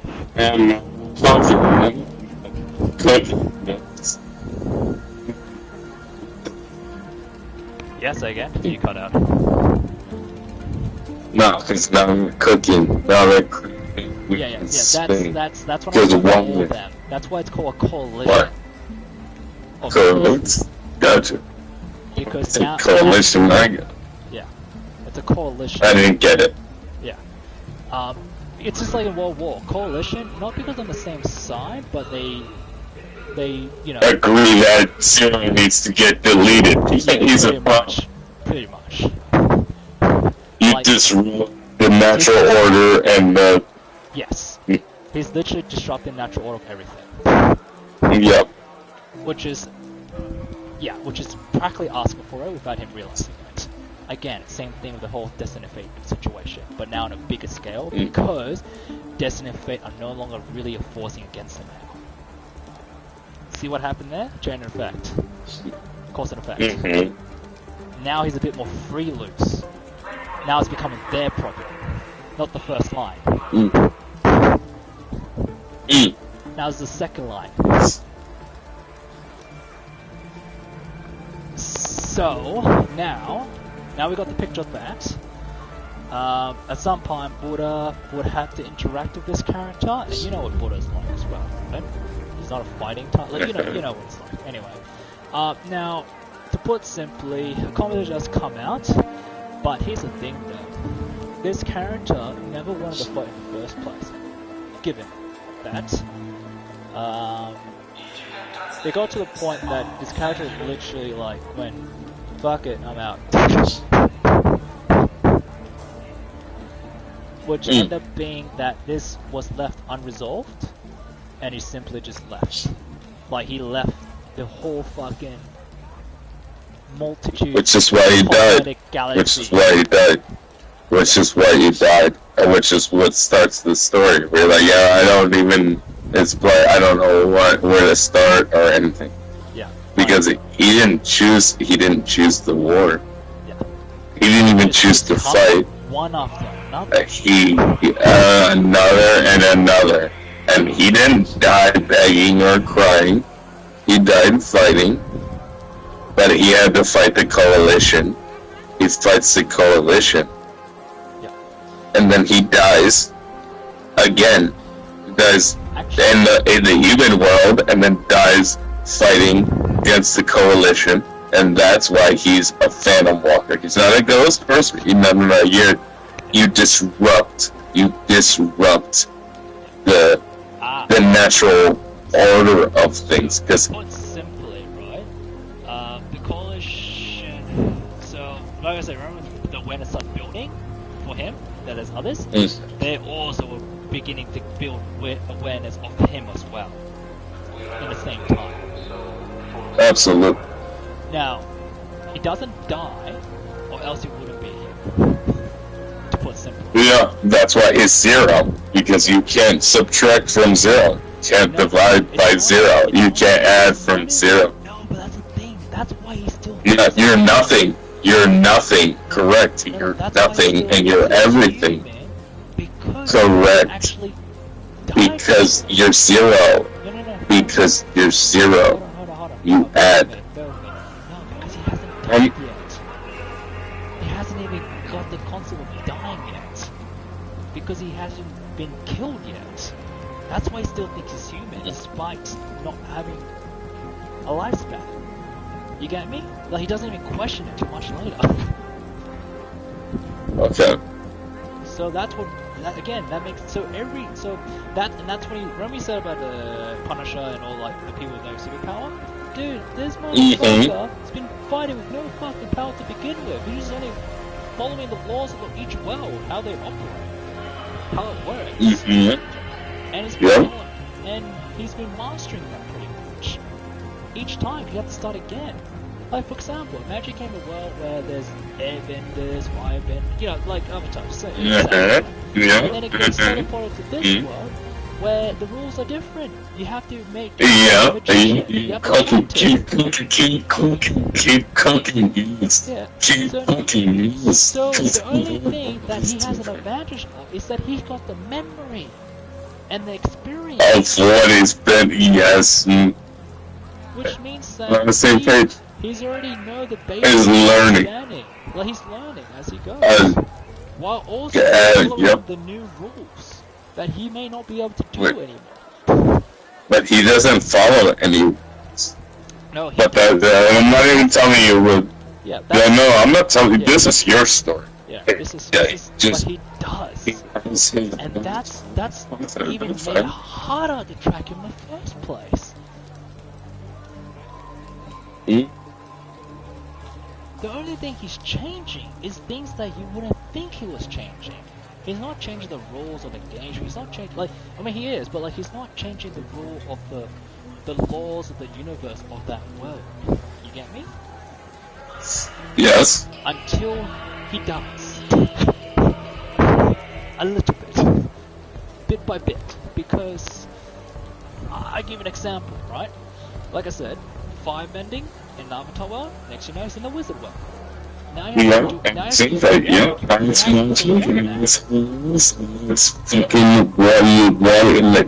everything. Yes, we're talking about the same shit. Yeah. Hold on. But again, he doesn't learn that. He doesn't do that shit. He's still following the rules of the universe. He's following the rules of. And he's following the format of the place that he occupies. Because if you think about it, so hold on. And this. So, in saying so, that what makes him more powerful in the long run, because he actually learns the basic. And what's the basic? He masters the basic, if you think about it. Not just but what's the basic? He just makes it out of thin air. He actually knows the fundamentals of that being activated. And that's what makes him 0. Yeah. Oh, easy. And that's what makes him 0. No, and I'm asking that already. But like you said, it's not about being a jack of all trades. It's about mastering every aspect of each plane that you occupy. Yeah. And like I said, we're talking about the same thing, just different language. Yeah. And you were like, oh, it's part 1. Yeah. Or you're like, oh, it's the first, and I'm like, chat. So after the round 1, at the end, when he practically fucked off. Because he was just sick of it. He was getting fed up with it. Because it wasn't really a war, it was more agreement that he was not welcome. So he fucked off. Clearly. He's just fed up at this point. Now, here's the difference. This time, it came with intent compared to all the other time. Because now, he's consciously thinking about, I want to fucking disappear. Somewhere else. And that's why he transcends. He transcends somewhere else entirely. Because with deliverance. Not with deliverance, and that's why he's a problem.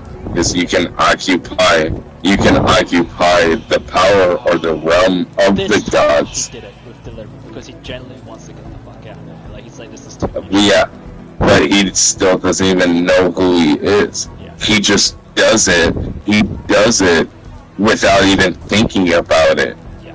And that's the story. Like I said, oh, man versus man versus man. Like, that's the conflict. The conflict isn't even against the gods. The conflict isn't even against the people. The conflict isn't even against who he is. The conflict, and I'm just saying, like, story-wise, like, writing-wise, the conflict is, like, I would say it like this, the coalition. Yeah, the gods. They're all powerful. They're almighty, and the coalition could be every god. The Jewish god, the Christian god, like, but the god of war is all of them combined. Coalition, right? The god of peace, fertility. That's all of it. That's the coalition. But Zero is not anything. He's nothing, and he's nothing. Not because he's sad or anything. He's nothing. Hey guys, what is happening? Hobbies. He likes to write poetry. I like to write books, like fun. Yeah. What? You don't so your party is happening. Yeah, sorry, my bad. Should have closed it. No, you're good. We were 2 hours in already. Holy crap, man. Yeah. No, dude. I'm telling you, I'm not even trying to. You really, I wanted the book when. Yeah. You got it. Because the battle isn't with anybody. It's with yourself. Yeah. You transfer. Yeah, correct. Now, transition worlds, people, religions. Now, you know the same cycle happens, like the same habit from all the world. Same thing, but this time away from, I'm going to call them the God realm. So that would be the cosmetic galaxy version of that. You following? Mm-hmm. Right, so that'll be their domain, right? Now it's in a different cosmetic zone. So that's a massive jump. That's the biggest jump it's probably ever been in. Because this time it came with intent, which means that it has increased the capability of the sun. I'm gonna shut up, and that's why I said get a pen and paper. It's because when you say that, no, because I genuinely I get it. But when you say cosmetic realm, when you're writing the story, you have to give it a title. Yeah. Like, hey, this is. Oh yeah. But you gotta remember. Name someone. It's not that I I know what you mean. I got it. But it's just like I'm that I have ADHD, but like I'm big on like pinpoint. Yeah. So it's. So that was round 1. If he occupies the realm, what's the name of the realm? It may not be defined. Yeah, that's the end of round 1. Then now it became more about, alright, what happened when he gets left alone for long enough? Before. Now this time it's not being to fear. You get me now? Interesting. Because now he actually fucked off. Like he went like, fuck this. Right? But what still makes him human is that there is a bit of guilt for doing that. Right? But also, this coalition still won't leave him the fuck alone, despite that jump. Because you know, I'm still listening. it's gotta come back around regardless, like, at some point in stage. I'm still listening. I'm not Because cutting out. I'm gonna follow the story. He didn't insinuate it, nor did he want to participate in it. That's the Correct. first round. So he went off, blah blah blah. He still get harassed once in a while. When they finally find him, where the fuck he fucked off to? And So, in stage 1 real quick, and then make sure I'm still listening. so That stage he 1, didn't want to fight. He didn't want to be a part of that. no, And like you said, he had you no fucked off. He said, I want to fuck off. yeah, like he I said, want to fuck off. So he fucked off. yeah. But the gods or the coalition still. I'm just throwing it out there. The coalition still deemed him necessary Yeah. to be a part of it, and he said no. I'm gonna fuck off, and he fucked off because he wanted his own shit. Yeah. Anyway, I'm still listening. Yeah. So, as that happened, now he's been left alone long enough, and it's been there for a long time too, right? It got to the stage where there's been a lot of call it not proxy wars, call it like harassments every once in a while. But harassment again, Yeah. spiritually. I'm sorry to cut you.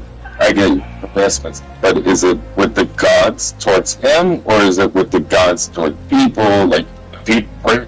Oh no, he's in the dark now. That one, he's in the dark. Yeah. He's in the dark now. But when you say like, So it's goes towards him when they still try to find him, and when they do, it's just a constant harassment here and there. Because it's like little spitfires every once in a while that he has to deal with, despite wanting to be left alone. Now, as he's in this world, the same cycle happened. One to the next, blah blah blah blah blah blah, does its own thing, not labeled a god, nothing like that. At some point, some stage, if you give someone enough breathing room on their own for a bit like that, they're going to learn exceptionally a lot faster if you think about it. The only thing he learned early on, like, you know, there's a pro cons, is that he learned how to fight already at this stage. So he's already a veterinary, like he's already a veteran at this point, and he's already entered this new world he's fucked off to. So now he's been there, doing the same things as usual. Next you know, there's records of him in history book and all that kind of stuff, right? To the point that he doesn't view himself as a god, but he does fight other gods over there too, who aren't a part of coalition because they didn't even know they even exist in the first place. That's how far apart this world is. These comments. and Megan, I know we're talking, and I don't want to cut you off. Yep. But he's fighting gods. When he stepped away from the coalition, and before the story starts, I'm talking about it as a writer. Yeah. So before the story starts, he steps away. Yeah. He steps away, and then they come after him.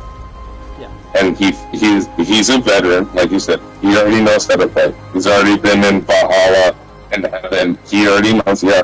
But when he steps away, because he's like, hey, I don't want to fight. He steps away. Who's he fighting? So he's fighting a now new cosmetic universe, another one. So, again, I know I've been yapping and shit. I'm asking you all these questions. I've been talking, blah, blah, blah, and like, it's not even to talk your ear off or anything. I'm asking you these questions.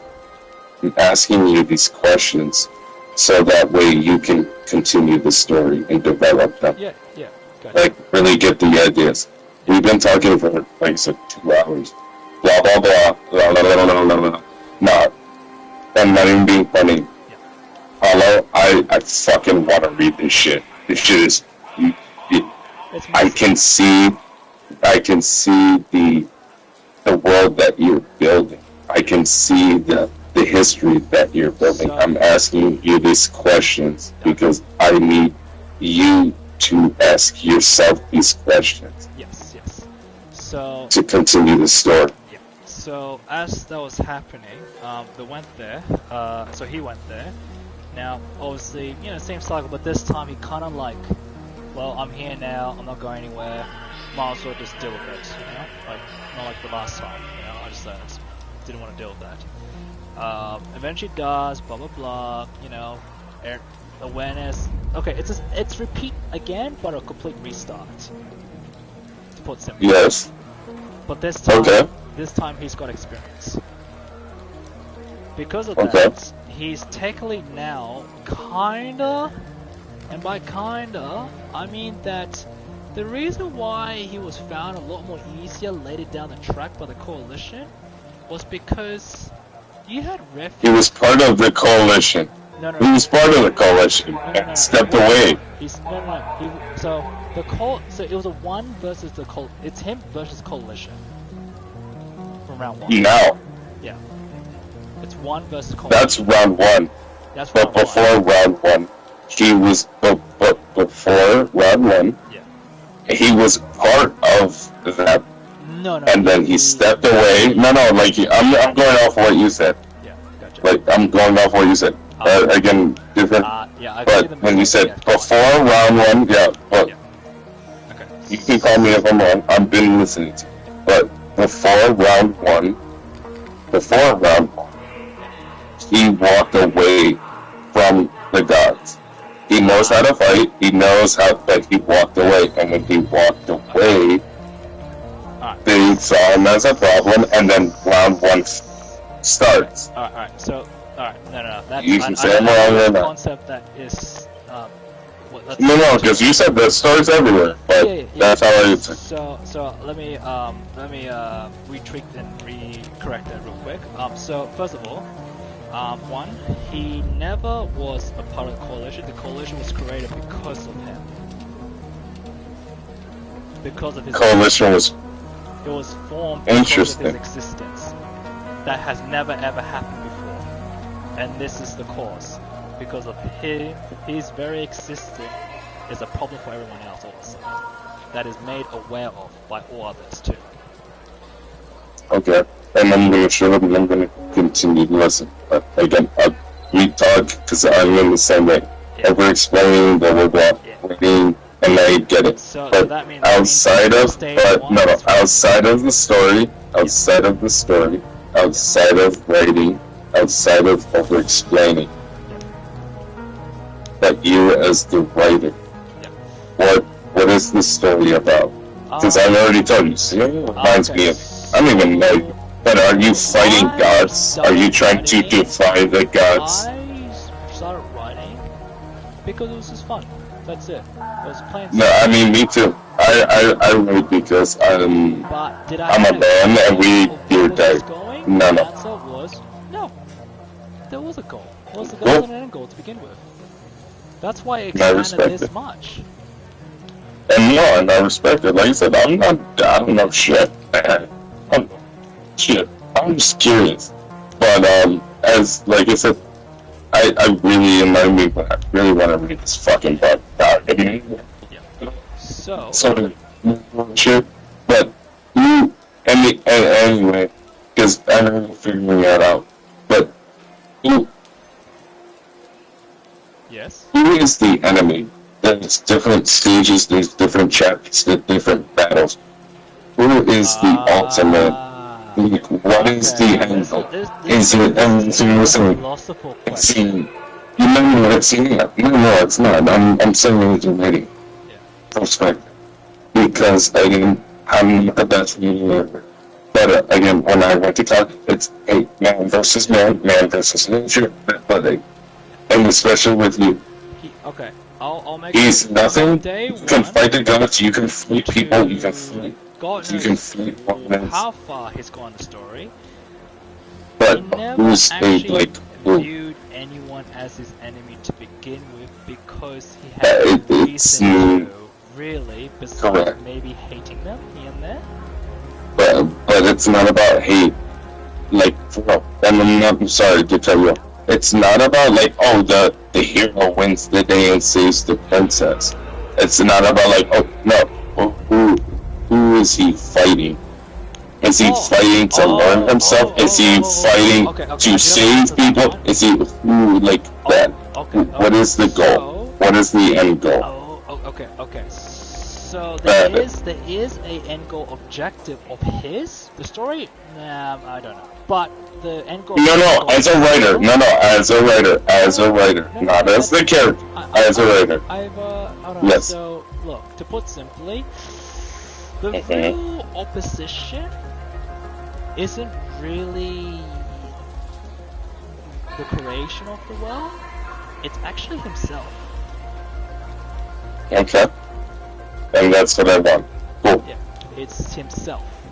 That is why we've been talking, there is so many continuous. And that's why he reminds me of you. Yeah. And that's why he reminds me of you. Yeah. I'm not trying to yap or anything. Yeah. I want to fucking read the book. Yeah. So, I get it. I write for fun. Yeah. There's multiple conflicts. Yeah. And what is the end goal? What is the end conflict? What is the closure? Oh, how do I... That's it. Oh, what's the closure? And his... No, not the answer. Oh, this is gonna end. Yeah. What is the... There's multiple battles. There's a coalition. Yo, I'm fighting gods. I'm zero. And then I feel like I'm human, and I don't even know myself, but I feel like I'm human around people, and then I travel planets, and then I notice that they praise gods, and I'm sensitive that they worship these different gods and deities, and then I transfer to another planet, and I have to adapt and learn. But what is the... So it's not that simple. It's not that simple, but it's not simple. Is it for him? No. Is it for him? Oh, there's many battles, and there's different. Genuinely, like as a newborn. I'm saying I'm saying as a writer. No. I'm saying as a writer. I'm saying as a writer. Like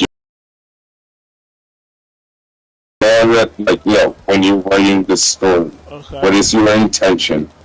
Oh, fuck it. I don't want to yap you up. What is your intention? Well, that's a thing. Are you trying to... I just like writing, and it's very simple as that. And I respect... No, I respect that, but me too. I love writing, but even with you, I'm not trying to be all deep and broken yet. Yeah. You talk to me for 2 hours. There is a message behind your passion. There is, like you said, the canvas and the art. You can write all of these. What is your magnum focus? Yeah, like what is the final? It's not even just the moral. There's multiple morals. There's multiple morals. Yeah. What is end result? It's like, are you fighting God? Are you fighting gods? Are you fighting people? Are you fighting yourself? Are you trying to learn your identity? Who are you fighting? What is the real conflict? And what is the real resolution? As a writer, you say as a writer, not the character. Yes. Yeah, you're correct. Yes. You know what I'm saying? Because me too. I'd be reading and I'm like, I'll step out soon. Honestly, I don't know. Like, that's really it. I just been going with it. Yeah, I just don't know. Just kept going. Respect it. That's what I mean. That's what I was saying before. Like, I just like doing it. I guess that's about it, really. Nothing but praise to that. I appreciate my fucking achievement for this lot. It's been very passionate and worthy. I think it's really fun. So, as I was saying, you went to stage. So now. Stage 2. Stage 1. No, Stage 2. I'm not like. Before we get to stage 2, it's got to be a bit of a mindfucker. Before stage 2. Okay, shoot. Right. So, at some point, if you leave someone alone, see, I didn't think about this till now to tell you. If you leave someone like that person who's already a problem from the first time, now in another place, does the same thing, but this time not interfered. Think about it. what is going to happen? What do you like? Try things out of the box. Or try. I don't know. Yeah. So. I don't even want to yap, but I live every day right now, So, alright. So, and I don't know. yeah, What about you? The answer would be same thing. This time, not interfered. This time, still believes he's human, but doesn't view himself as a god. Now, which means that he has plenty of time and room to now not think about outside problems, but think about internal problems, conflicts. So, again, not trying to tell you how to write your story, but again, I'll just say it like in simple terms. Zero doesn't know his identity. As a writer, I'm just saying it like that. Like, as a writer, you're writing the story. As the character, he doesn't know. And then as the audience, I'll say it like that. Writer, character, audience. Yeah. As the writer, like you said, stage 1, stage 2, stage 1, like I said, it's chapter, that's how I say it, chapter 1. Gotcha. But the chapter is, he goes through these things, he doesn't remember, cool, you occupy, but what does it feel like, again, you, as a writer, what does it feel like to be non-existent, to not be respected, to not be loved the way that you love? As a writer, what does it feel? No, as a writer. So, as a writer, it's fun to write. And then to describe as a person. Details. And when I say writer, as a person. When I say writer, as a person. What does it feel like to feel like you're zero? And you are capable, with train. I answer that question for you, because you're getting writer and character very, very, very separate, which should be kind of in the middle, to be honest. But anyway, it's really fatigue. It's a shit ton of fatigue. And a shit ton of natural reaction, I guess you could call it. One might say natural building of your character, natural angst, natural rebellion, a natural separation against all God's ideation, laws, or regulation. I want to be alone. Yeah, like, just leave me alone, kind of thing. Like, dude. Yes. Leave me the fuck alone. Leave me the fuck alone. Like, and he has that ability to do so, clearly, as we mentioned. And that's what makes him strong. That's what makes him strong. Now, that's what makes him necessary. So... And a problem. Yeah.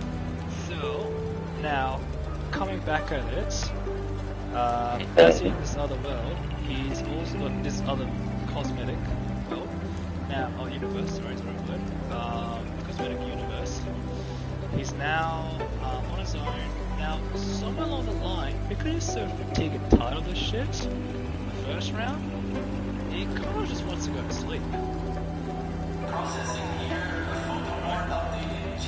Yeah. Now, here's the interesting part. This is all the shit he doesn't even understand about himself that he created by accident. By accident. Think of it. Unintentionally. Change the phrase. I'm listening. Unintentionally. It wasn't an accident. I'm listening. I'll imagine. Unintentional. Yeah, no. Imagine, right? You went ahead and you went to bed. Okay? You lay there. You're now going to you're now in slumber mode. Right? You're dreaming. Yeah. You're dreaming. You are now in slumber mode, where you're now literally asleep. Not dreaming, just asleep. Right? For like, let's just make it, like, not really for eternity, but you get my point. For a long time. You're in the slumber for a long time, you're tired, you don't want to deal with people, you just want to shut down, be like, I want to detox. Time is a construct. It doesn't. Yeah. Yeah. Time's a construct. Look at this person.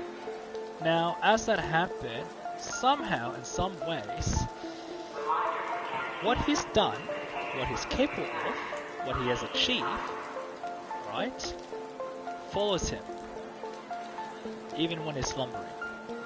And what his unawareness of his capability still runs while he's in slumber. Because these things happen unconsciously too. Now, I want to mention that last point with the slumbering, because that'll be the first thing that will start appearing. Turns out that somehow, some way, you know when you leave like a grave or something long enough and there's like roots growing around you, that kind of stuff, right? Mm-hmm. Imagine that, except those roots, see, he didn't do that on a planet. He did that in his own world that he's created, a white void space. It's a spiritual, energetic, mental construct. Yeah. Those roots are attached to him. Which is 100% reserved for him only. Mm-hmm. Now here's the problem. Here's the problem with that.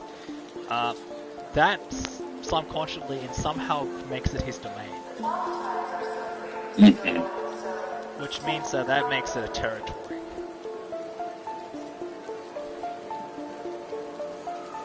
Wow. And when you have a territory land that is technically owned by you, you already marked yourself on the map somehow. Oh, wow. And this is in slumber state. And then I want to cut you off, but again, food for thought. Those roots. Huh? Because it's not mentally those roots that attach themselves to him are the roots that are pulling him back to the person he was. Yeah. And they're his. Not even the coalition.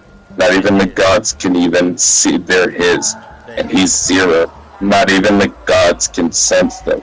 Those roots manifested unconsciously. Unconsciously and unconditionally. By himself, yes. By himself. And he didn't know he did. The word yes. is No, by him. No, himself. Because he is also it. Yeah. Because he's zero. He's nothing. Yeah. He is phantom walking. So, I guess in essence, yeah, those roots are pulling him back, or at least restraining him. Now.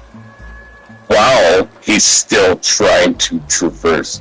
You're trying to grow, you're trying to learn, but your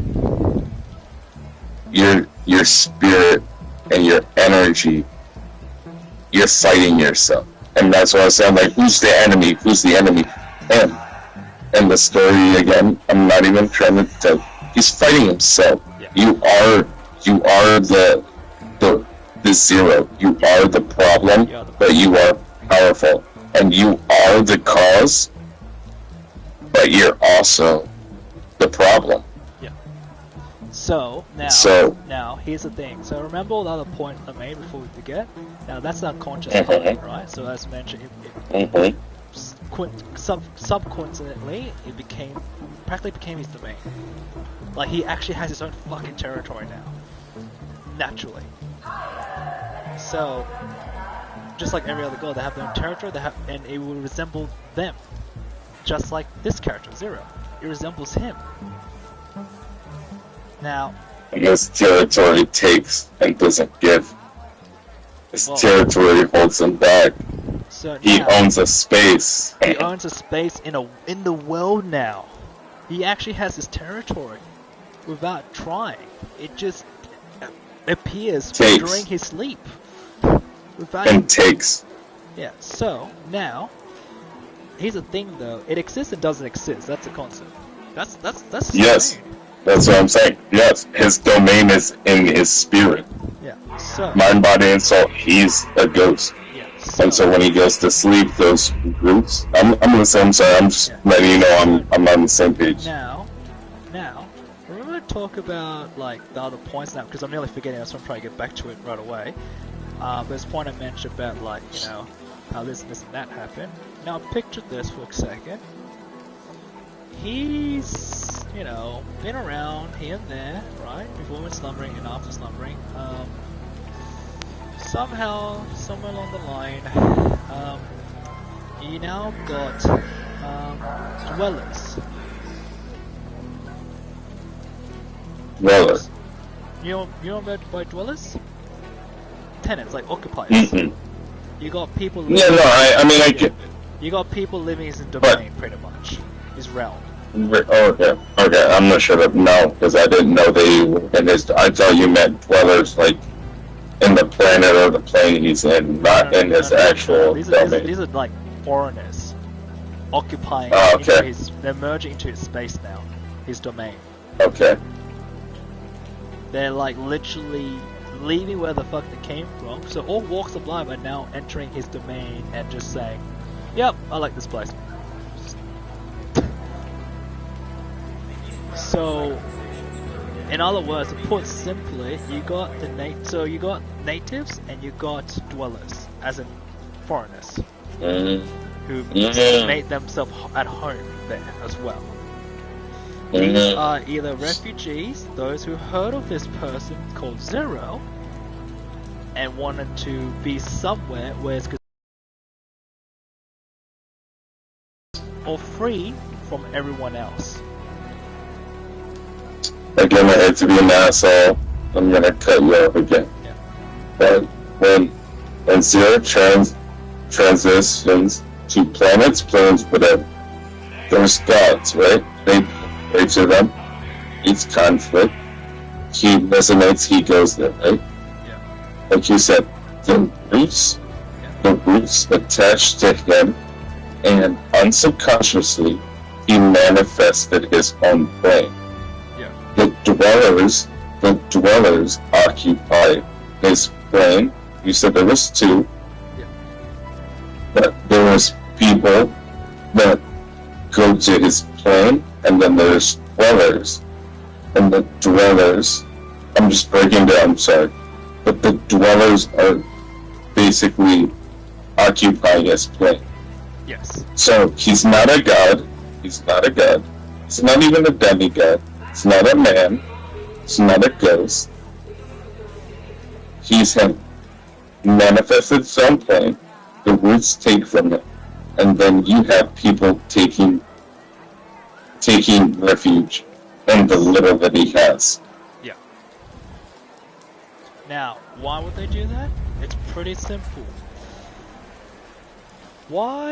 So think about it, if you don't like the world you're in, and you worry about one god and another god and so on, right? And then potentially, especially from the coalition cosmetic world, right? Not just this new one is that now. Also, travel that fucking far to get to his domain or realm. And what? So, influence is still a key factor. It's still there. And it is. And again, that's what we talking about it. Like I said, I'm not writing your story. Yeah. But so, you pray to gods to go to Valhalla. You pray to Jesus to go to heaven. Yeah. You worship the devil to go to hell. You like as you transition. It's not just one domain of God, it's all the gods. Like you said, the coalition is every god, even with aliens. I get it. Yeah. But the fact that people that exists outside of that. Correct. But the fact that there are dwellers occupying a realm that you made, and you're not a god, you're not a demigod, you're just you, and you're trying to, Zero's trying to figure out, but you manifested your own energy, and people occupy that. How do they occupy that? Not physically, and I'm not telling you straight, I'm just feeding you food for thought. They cannot, humans, aliens, whatever plane, they cannot physically occupy your plane or domain unless they're praying to you thinking about your work, like sitting there, like correct. So And that's a little yes. tricky part there because of the that's first the and because before that too, that. he has a bit of resentment in the name of God. And again, I'm sorry about Like he has this natural resentment to not even acknowledge being a god because to him it means the worst of the shit, and he does not want to be labeled as one. That's how he sees it. Because, and again, I'm not telling you sure because I've been listening for 2 hours. But before he came, you told me he knows how to fight. He knows how to protect and perceive. And then he'd rather be called and then again, like I said, it's all over the place. The story goes in different ways, but trust me, I'm just as crazy and on the same level as you. He was there. He was fighting with the gods, steps away. And steps away, it wasn't out of pride or anguish, right? It was because I don't feel included. I don't feel valued. I don't feel part. I want to do my own thing. He steps away. When he steps away, he forgets everything. Yeah. And then now he's a phantom walker. And now he can jump through these planes and he can dream and go through these things. And he doesn't even know how he can do these things, but he can do them because he was already a warrior in heaven, but he doesn't know. And he didn't want to be part of that coalition. He didn't and then when he, correct. Because I'm like, hey, I raise my sword, and when I step away, just like you read it, I was like, yo, read it again. That page, and I know everything's going to have, who am I? Everything. Then you start again. And when you jump these planes, when Zero goes through these things, it is a rebirth. It is another battle. Yeah. It is a conflict, but it's like, how do I do these things? You don't know.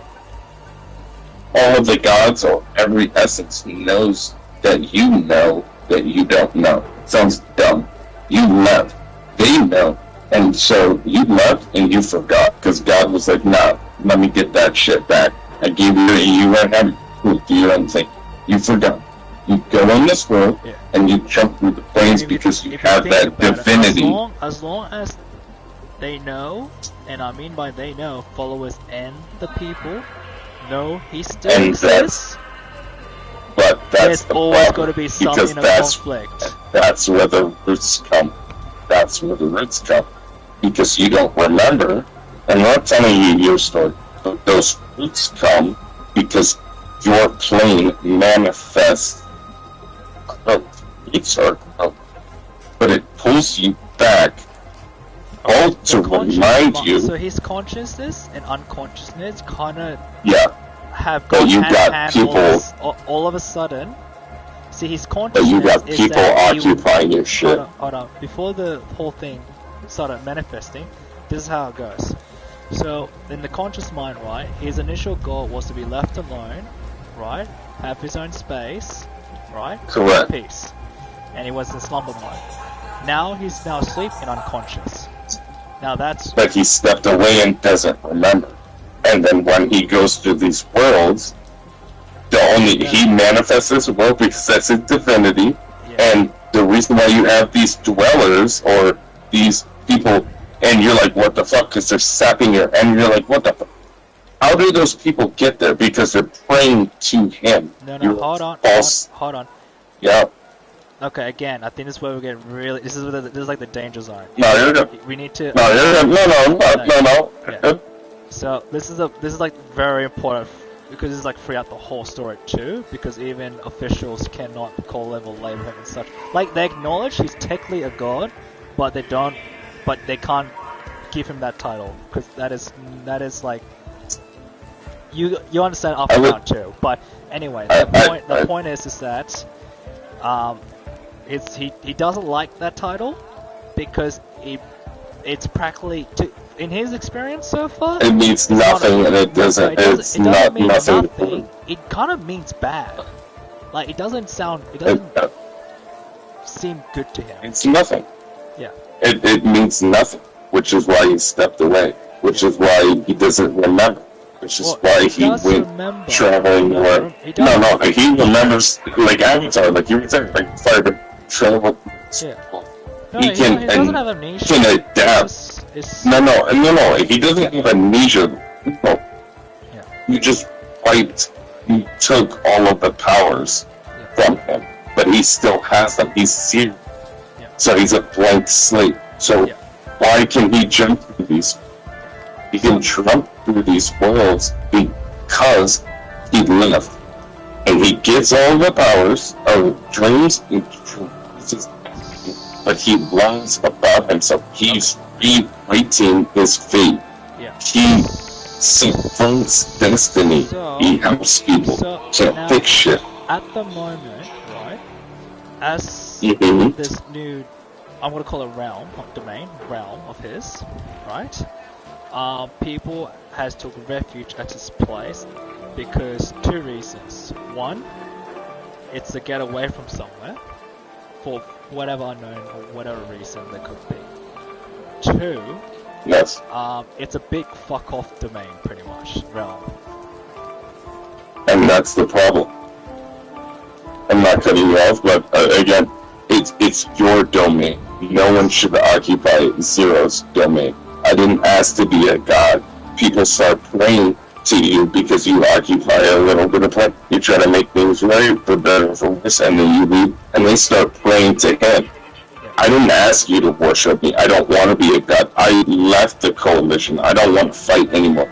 But dumb humans worship. God. They view him as some strange sentient entity. They pray and they still pray to him, which is why they can occupy his domain. They still hope for it, to put it simply. And that's the thing. It's not even hope, and I'm not even telling you, just technical, I guess.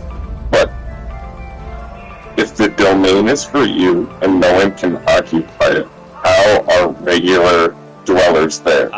Okay, because they're praying to you, because they're looking at you like an idol. No, so that's what I mean. That's what we're gonna correct it. That's what I was trying to get from conscious and unconscious mind. Consciousness is pretty much you being aware of it. Unconscious mind is operating without your acknowledgement. Now, here's the thing. He does not like suffering. 3.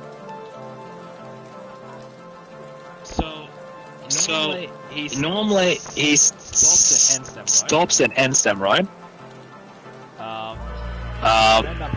And what end up happening is that subconsciously he couldn't just abandon the people. In the same time, I did mention before, him leaving would left him a bit of guilt and feeling of responsibility slash maybe duty that he developed over that time before he left. You still here? Because I can only hear myself.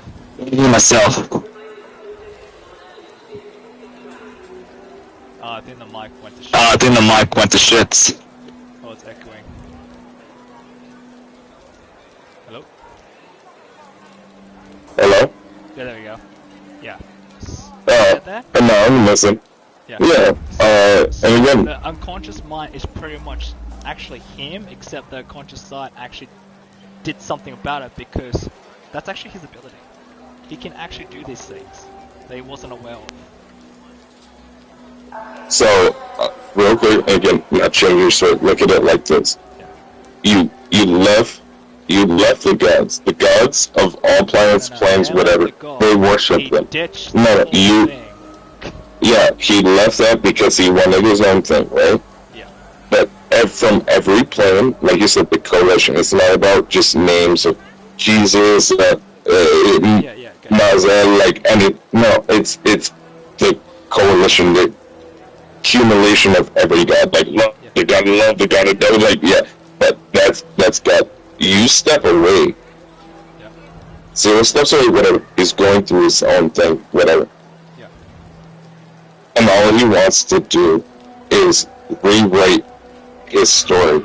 I'm not here to, but you can empathize. No, You can, and yeah, but he can't. I'm not even ready, but he can't be left alone, which is why he keeps jumping to different worlds and planes. Because as much as he wants to be left alone, because he's a phantom walker, not everyone can see him. Not everyone can sense him. He is only present. He's only present and visible for the people that are receptive of him.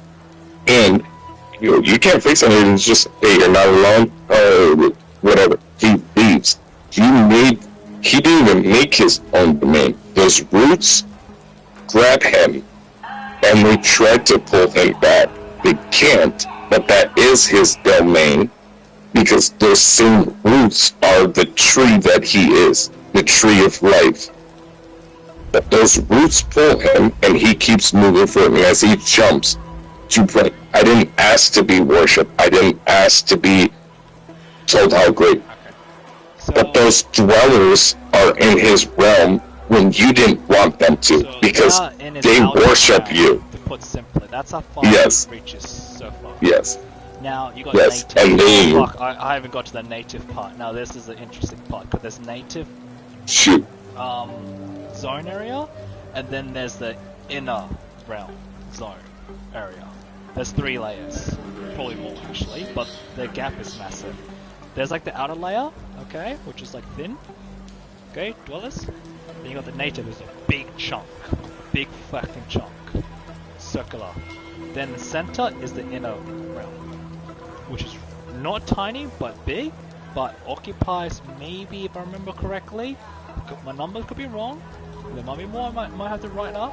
But there's at least there's at least 8 occupiers in that inner realm.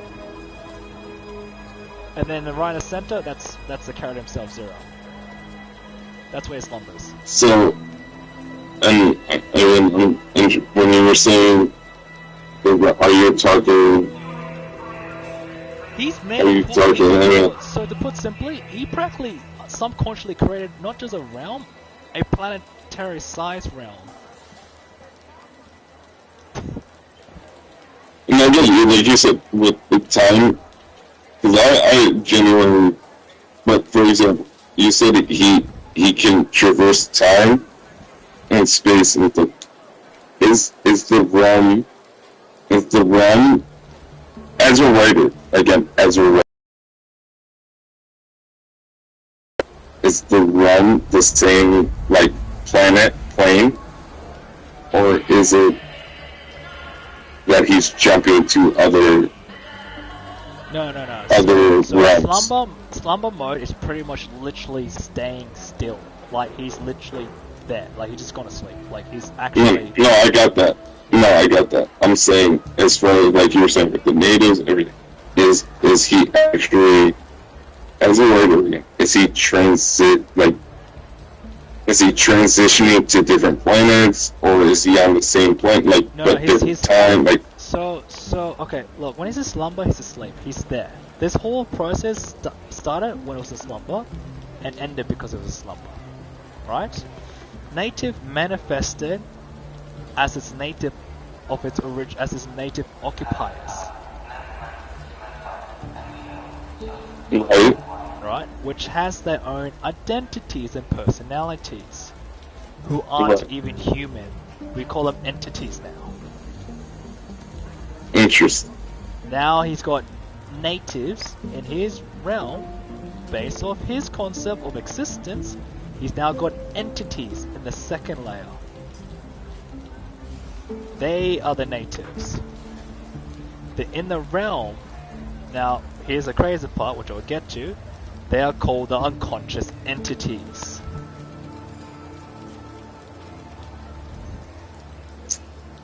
Now, the outer realm, which is the first one, were those who seek refuge. No, but like realm, but when you say realm, again, I don't get it, but when you say realm is the planet size, pretty much. Okay, and then when you say level, So the realm is pretty much the size of a planet. Okay, put simply, big or small, it's a planet. All right.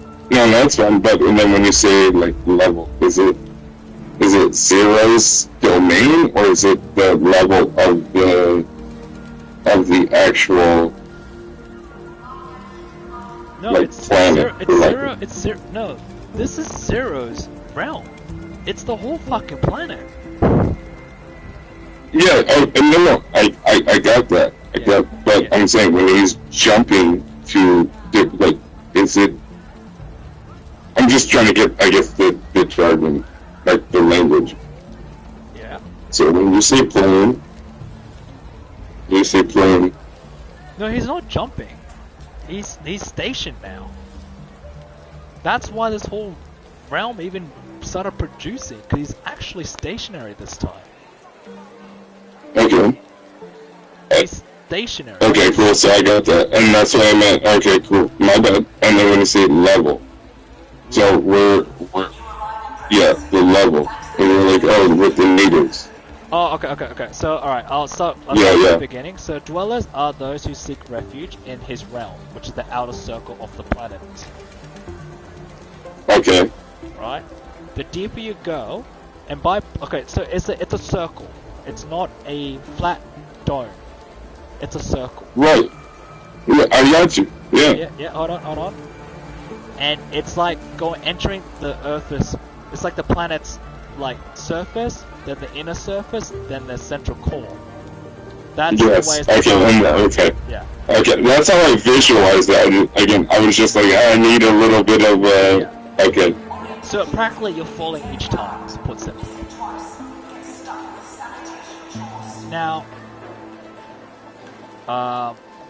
refuge obviously has to deal with gods and everything, and it's all kinds of culture, right? All walks of life.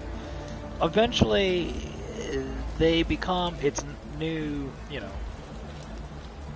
its new occupiers from surface level only of the planet, which means that eventually he's been asleep for so fucking long, man. It's not even funny that they literally make civilization out of it in the surface level only, which error and trial, they probably learned that entering the entity section is not a wise decision at all. Because technically, the unwritten rule, since they are entities and they are manifested based on the consciousness of Zero, they actually kind of enforce Zero's wishes to begin with. Naturally. They're like a natural nature response, to put simply, even though they have their own personalities. So when they, like you said, they force his wishes, what do you mean by wishes? Like being left alone, having his own space, that kind of thing. Though, in other words, these entities, look, I'll say in the long run, they're practically his subordinates.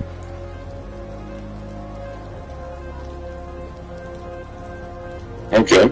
They're his subordinates from his unconsciousness creation of the realm as a whole. Okay. Like how God has angels, I don't know, like the devil has... No, we're on the same page. Yeah. I got you. Yeah, so that's his version. And then you got the inner realm. Now that... that's literally like saying... Because the inner realm, you shouldn't even be touching that. It's not even good for anyone. It's a... something that exists, but wish it kinda didn't. So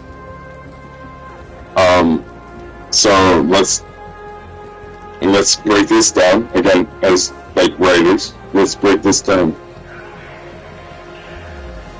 So Zero manifests, for lack of a better word, his planet. There we go.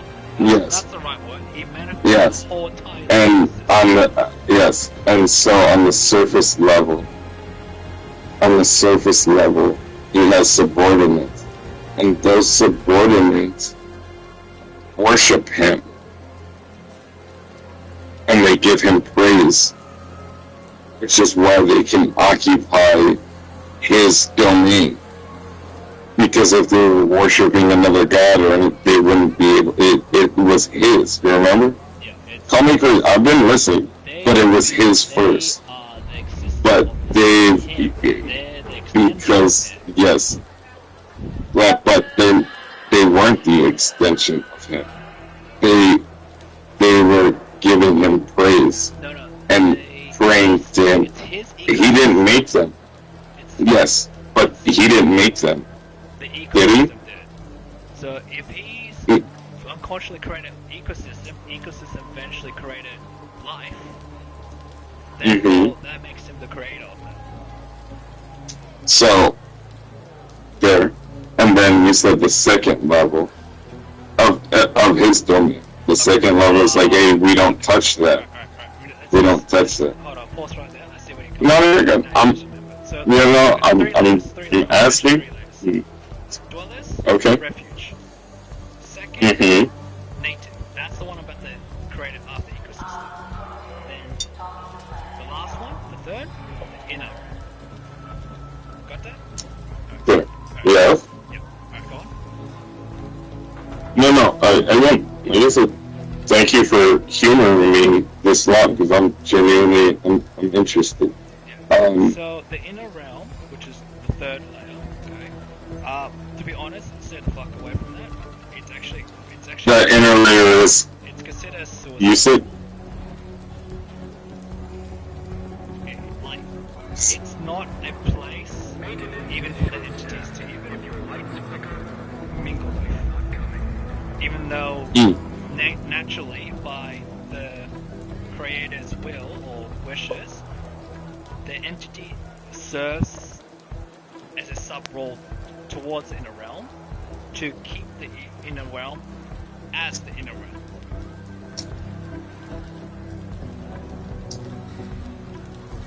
So. Yeah. So it's surrounded by entities to keep the inner realm from whatever's occupying the inner realm to stay there.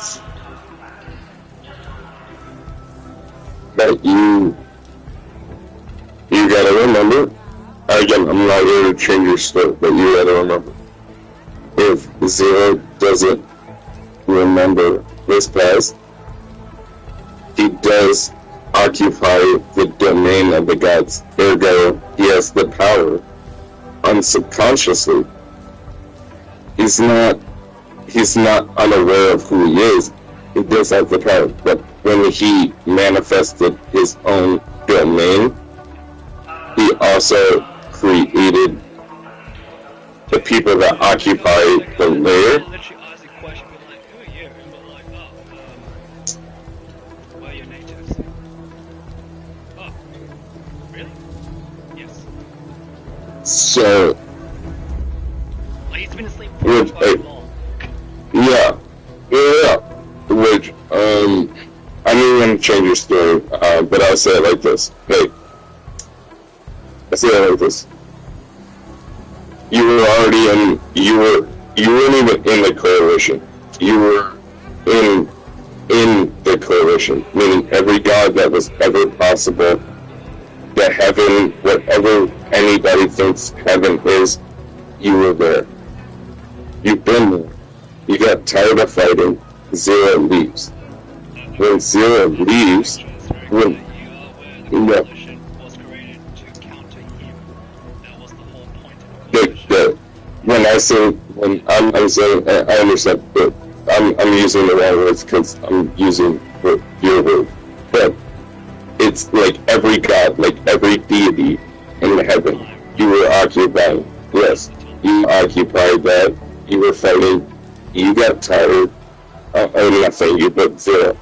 And so he's like, hey, I never got to do my thing. So he leaves. When he leaves, correct. It was correct. It was someone else's. So he walks away, whatever. But unsubconsciously, he's learning. Anyway, going back, that's why I'm not using the right words. When you're like, oh, the plane. So I don't think that the people that occupy your plane, like at least when you write it, the people that occupy your, like, occupy Zero's domain shouldn't be because he made them. His plane should be, like, unbeknownst to him. He doesn't even know. He's just doing. And he moves. The people that occupy him are the people that start worshiping him like he's a god. And they start taking away his energy, like the roots. So this And you're like, how the fuck did you get in there? awkward period when they had to enforce that he is not a god. The entities, the dwellers, like the dwellers who had to eventually also become the force of that viewpoint, because they would have been educated, because now they're living there. Right? Say that, alright, he's not a god, he's not a ruler, no nothing, he literally was just sleeping here, and for some fucking reason, he woke up to this shit. Yeah. Anyway, I'll say a layman's term. So, You were there, he leaves, he fell asleep because the heavens of everything took away his powers. They took away all of them because he wanted to write his story. He runs away and... No, they didn't because they couldn't. It's just they took away, like, his... For example, his rank. He walks away because he doesn't care about, like, oh, but I... to begin with, No, I'm layman's terms. But it's... He doesn't want to fight. He wants to figure himself out. He walks away. God says, no, give me all that. time, the difference is Yeah. he's so tired Yeah. of this ridiculous conflict that he Correct, never yes. took part of in the first place, never even wanted to. And wanted to take part, and so he walks away. And when he walks away, Like, fuck off. yes. Yeah, and then Like, why are you we're fighting doing me? this. I don't understand this. Yeah, I don't even want it. I want to do my own thing, and like, hey, and then when you walk away, the heavens pull that. Yeah, alright, so now- But anyway, going back to the plane, I don't think you should manifest. Anyway, I'm sorry, when I tell you, I don't think you should manifest the people on his plane. Like Zero doesn't want people on his plane. He doesn't want. He wants to be on his own. People worship him. So the entity part of the second layer, right, is a mix, right? They are actually the first, so there's a mix of native and a mix of first dwellers. Alright, now this is why I'm trying to keep you whole. Right? So this is why I'm trying to differentiate to make sure that there's no I'm confusion. good. These Mhm. entities, okay, are what we call entities as well, but they are not native. There are native entities and there are non-native entities that also occupy part of the realm. And they're mixed. Then you got other occupiers, which is the dwellers on the outer surface. The first layer are those are mortals from all walks of life, coming from the coalitions, God coalitions world, so cosmic world, and the one he's currently at too, and other places because people would have heard of him or heard of the world at least. And the reason No, I'm a jumping word, but you gotta label this. But that's why I'm not, like, because when we say the natives are the people that are like, they don't know any worship, like they're just jungle people. pretty much. And when they see you, yeah, and so they start worshiping you, and they worship you. Yeah, and that's why I was saying you need to label them. Because the entities that you're saying, the entities should be like the souls of the people that are manifested on your plane. So jungle people like that don't know, and when they pray to you, they manifest themselves on Zero's plane. Yeah. So, but it's mixed. There are non-native and native entities Yes. entity. Yes. Anyway, now. But and that's what I'm saying. The entity should be the souls, not the entity should be the souls. Yeah. That's what I'm saying. The entity should be the souls, not the people. Yeah. So now, put simply, after that, look, so to put simply, they heard of him, blah blah blah. They mentioned the standard ground rules of how this realm works, like where the minus, put simply, naturally. But what is it again? What's the line? Oh, it's And I hate to be an asshole it's pretty simple. Trial and error. A lot of it. A shit ton of it, actually. And I hate to be an asshole. I would say it like this. Like you said, first layer, right, is natives. Second layer is people. And like you said, the third layer is inner circle. And you occupy the realms, doesn't matter. That native Google jungle people, that they worship you, and unbeknownst to zero, like, hey, I'm just here to help, whatever, I'm leaving, but they're still praying to you. So they pray to you, so they occupy the first level of the realm, because they don't know religion, they don't know anything, so they're on the first layer. When you go to another plane, whatever, and then you got a Christian or a Jew, you got a Christian or a Jew. The whole point is that you get to get away from that. That's the big Correct. Which is why they can be there, because it's not just about religion. It, like you said, it's just like, hey, I want to just be in a place where I don't need to stress and give a fuck. Yes. So then, when you go to like Jew, like any religion, they're on the second. I think that's political as well. Like, imagine you came from an alien world and they have the policy shit you didn't want. Like, even in our world, as a country, you don't want to be that if you want to go to another country. It's the same thing, man. It's the same thing. No, but that's the point. I'm saying you be that way. The difference is, where's the governance? There isn't any. So the government system is pretty much up for interpretation in its first layer. And it's the battle, because you left and so I'm gonna do my own thing. It tricked you. And then when you do, I don't want to be worked up. I'm gonna do my own thing. The only thing that prevents it from going to absolute chaos, besides not having someone telling them how to run the government in the first place, is because they can't actually do Yes. government without his permission anyway. Well, it's because it's serious fighting that, like I said, it's king in your own.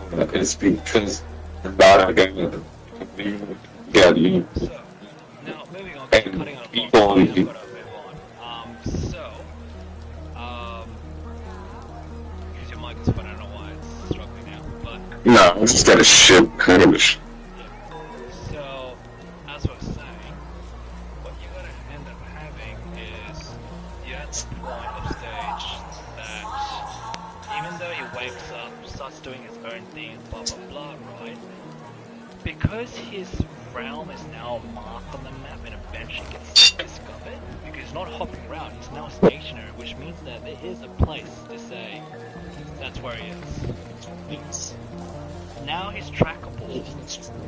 He's lost his advantage. He's got a realm, but now he can be located, because they know where he's going to end up returning at some point. And once people go there and find it, even Coalition will eventually follow through at some point and discover it. And that's when the harassment starts happening. Now here's the crazy part. One of the lines I mentioned, right? One of them tried to track Zero at one point and found him. And they end up tracking him all the way back to his realm, which, again, not well, just labeled it as undiscovered realm. Because they know nothing about it. Call it a scout, call it what, doesn't matter. This one guy went too far exploring and then finding this person, finding you, and then end up getting followed all the way back to the realm because he said, nah, fuck this, I left for a reason, I'm not doing this again, goodbye. Like once you figure out where this person's from, it's actually from the Coalition, that's why it's like, fuck this, I'm out again. and got followed back to this realm. And then as he went just past the first layer, just when it hit the surface towards the first layer, guess what happened? It had its own defense system, but something else came to the surface of the, call it the planet for now, for the atmosphere was completely penetrated by this unknown invader. One of the entity came out and actually flung it back out and say, hey, no, this is not your turf. To put simply, like, this is not your place. Who are you? Hello. Oh shit, some mic is gonna shut.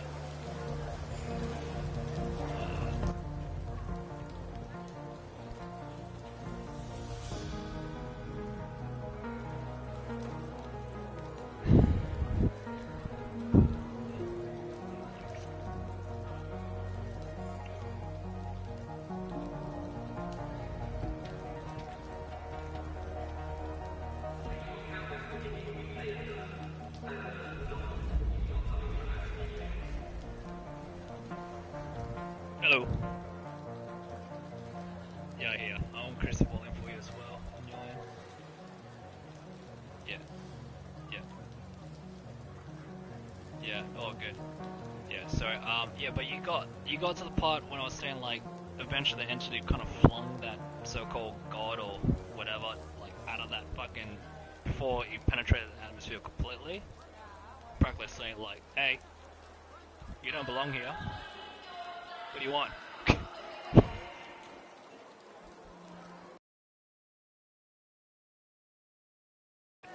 If an entity can do that to a god, then what are these natives capable of?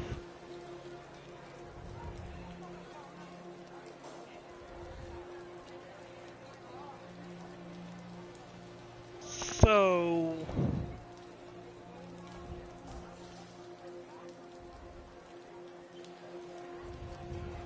If anyone's seen a medical crew in Toronto, tell them Sector C5 has been waiting for hours.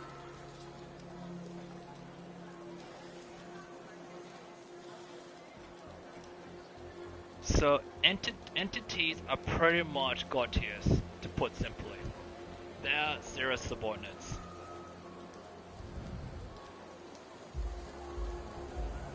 To put simply.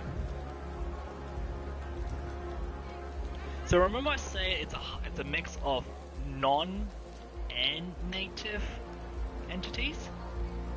Yeah. These entities happens to be gods who decide to be like, yeah, no, can I live here too? Is that alright?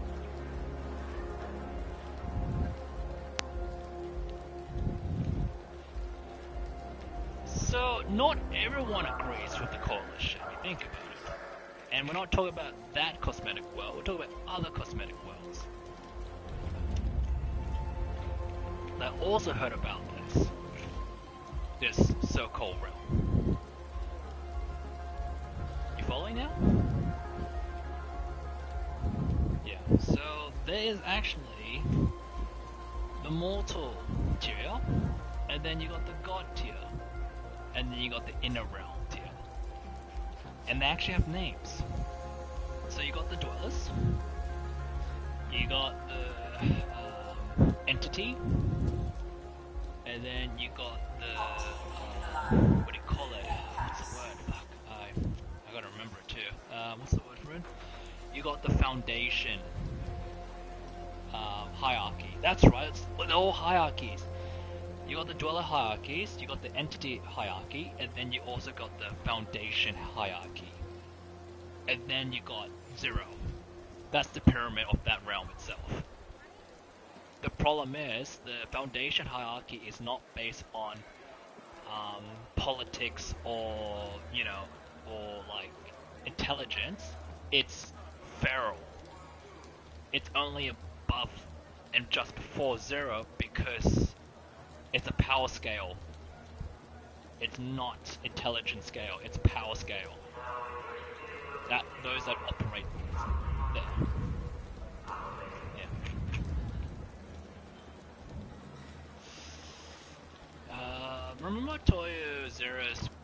entity is nothing, and it's not based on the name of nothing. It's actually the concept of nothing. Imagine these foundation hierarchy, known as the unconscious entities, are the manifestation of Zero's inner conflict emotions.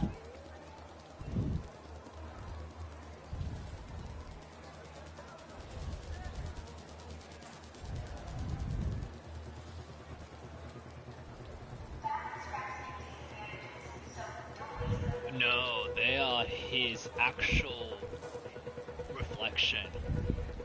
No, that's the natives. We're now talking about the inner realm now, which is the foundation hierarchy. Yeah. They're feral. They're the natural state. No, it's the same practice. Unconscious development.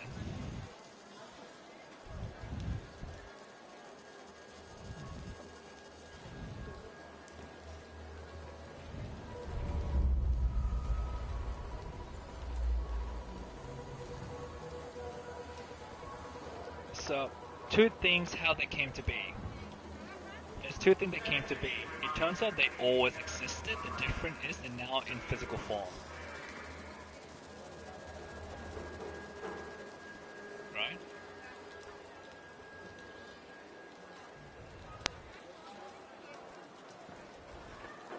Oh, no, I have to say it this way, right? Dwellers are mortals. Entities are god tiers. And unconscious entities are the feral natural emotional state, reflection of Zero.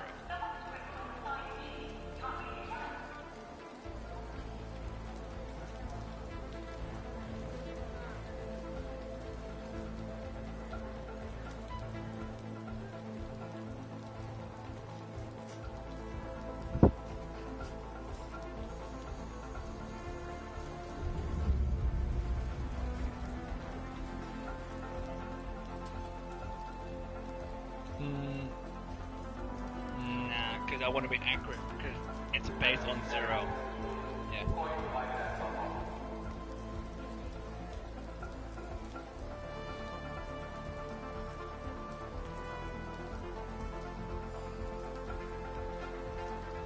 Yeah.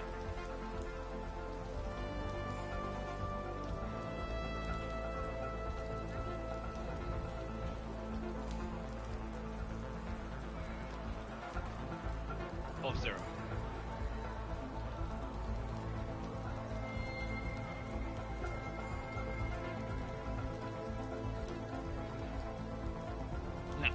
No.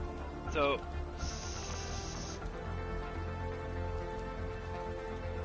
Okay, alright, I'll make it simple. Alright, so you have a picture. Alright, you got mortals, they're called dwellers. Okay, simple tempo. First layer. Second layer, entities. They are humanoid or not humanoid, doesn't matter. They're entities.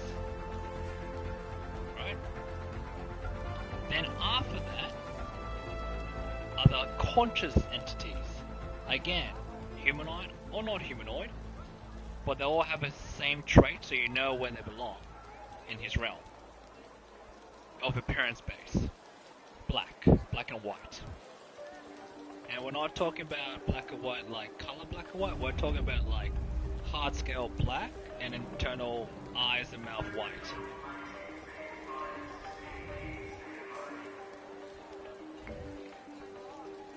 Yeah.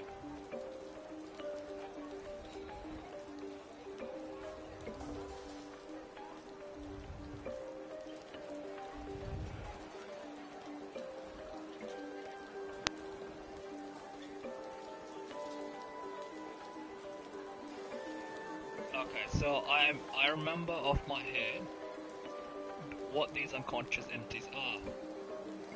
Right. Now, I'm going to list them out, and I'm going to do a bit of revision, then I'm going to point out what that means. So, the unconscious entities comes in these forms. 1 is named Shadow.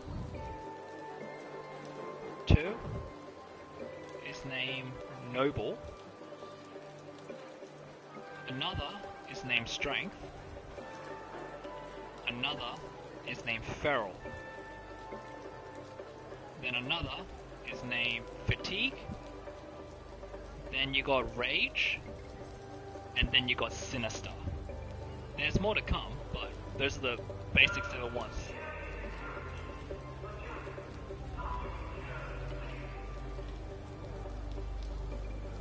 Yeah.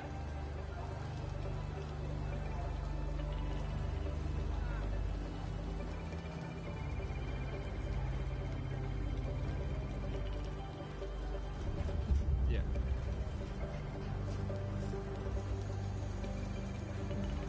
It's easy to understand. I understand. Gonna have to explain it. Yeah. Yeah. But that's what I'm coming at. So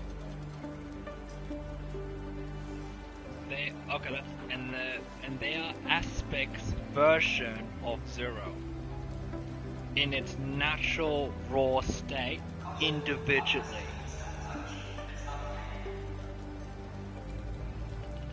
Oh, he got it. Oh, there you go. Yeah. So now here's the thing though, right? This we've got to call it the foundation section, right? It's the foundation hierarchy, right? There's no rules or anything, but somehow the only way it stabilizes itself is how emotion works. There is inner conflicts.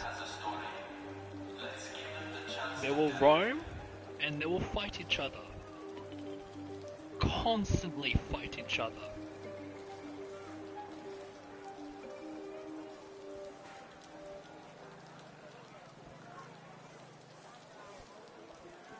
So, yeah, go on.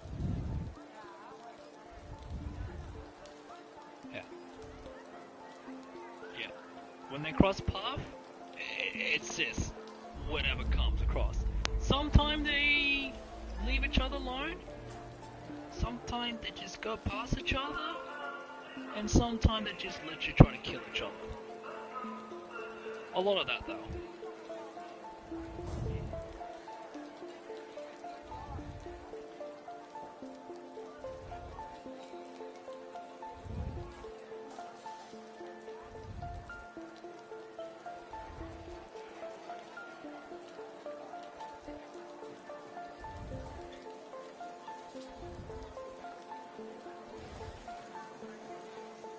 Depending which meets with who.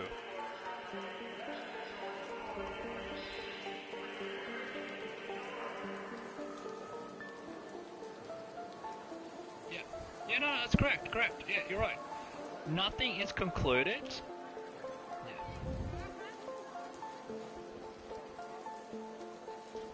Yeah.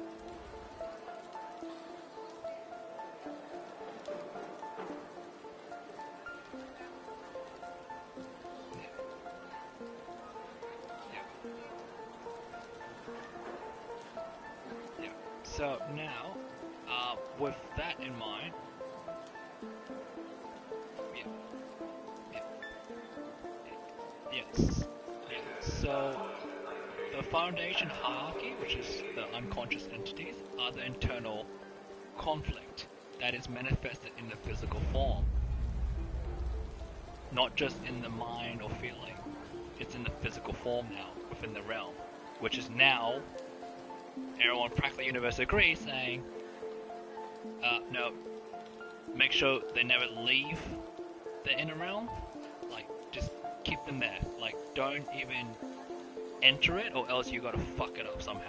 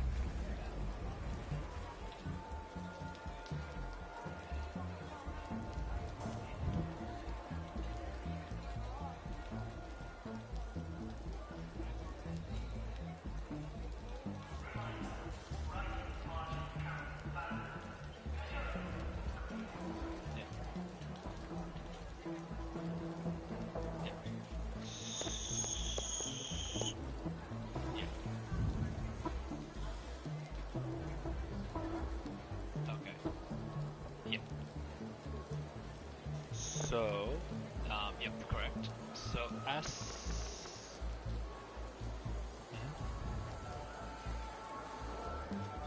root, what is the metaphor?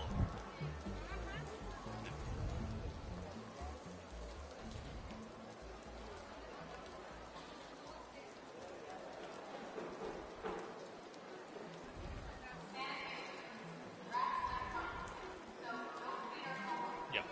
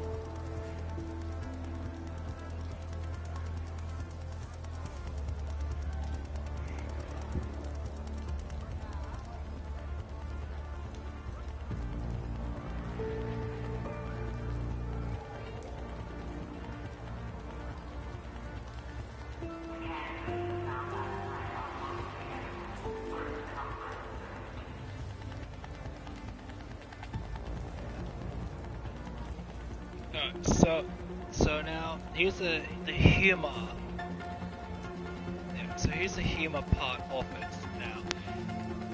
So when people get away from war or escape from someone or some tyranny or whatever and try to get over suffering and they end up in his realm, which is the first layer, naturally over time, yeah, which, yeah, yeah, yeah,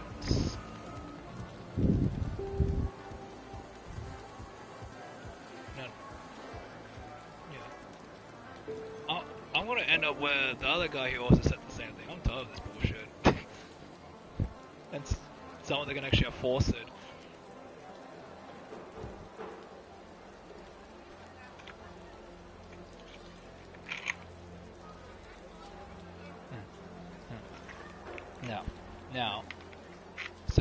Now, here's the humor of this. At some point, I guess he's woken up maybe at least 5 times, because there was a lot of trial and error to get this ecosystem to find balance somewhere. Eventually, to put simply, over time, without his consent, a kingdom was practically built around him.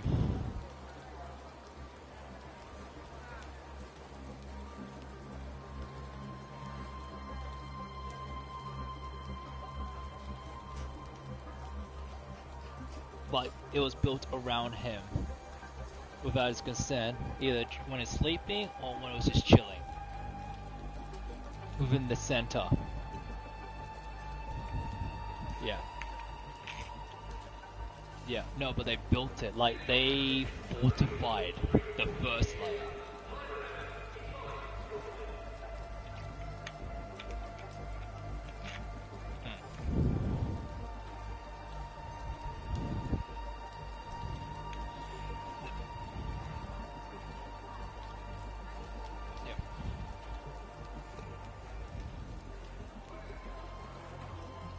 Solitary.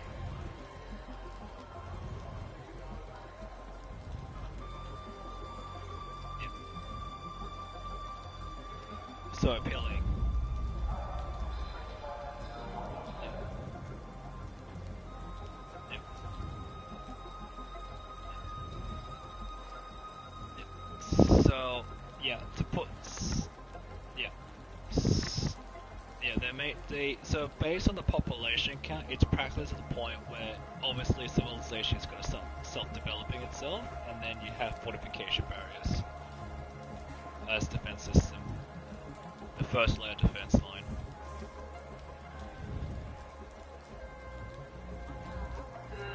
Yeah.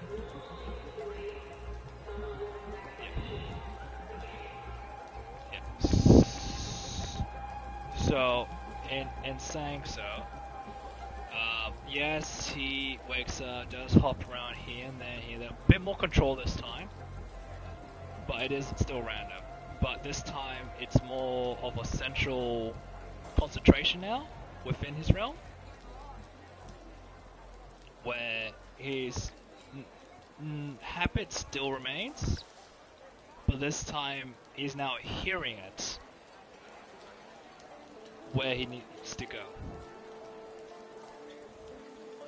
Like, he's listening to the universe. Well, he's not listening to the universe, he's scanning the universe and waiting for a cry. Yeah.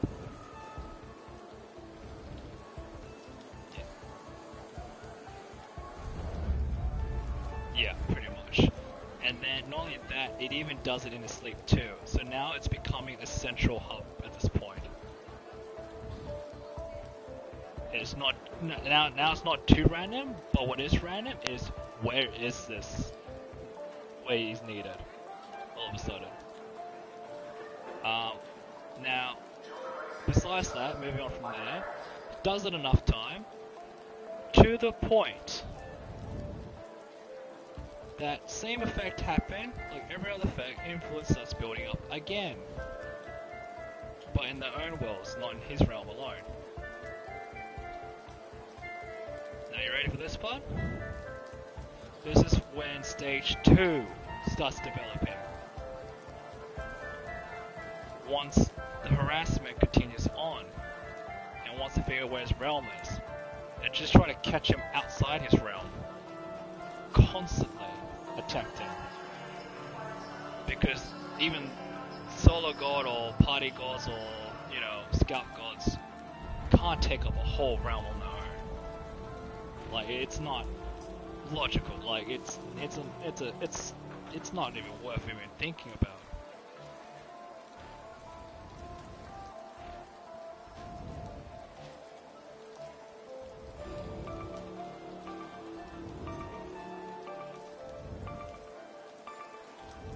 Yeah.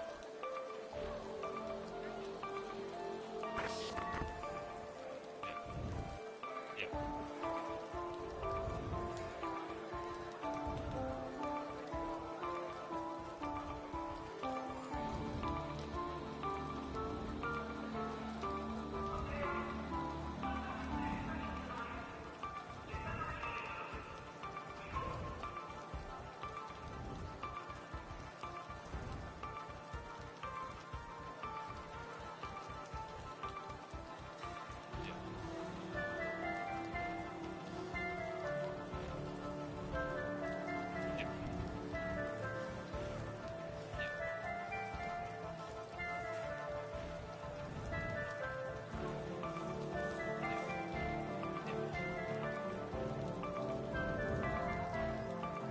Yes.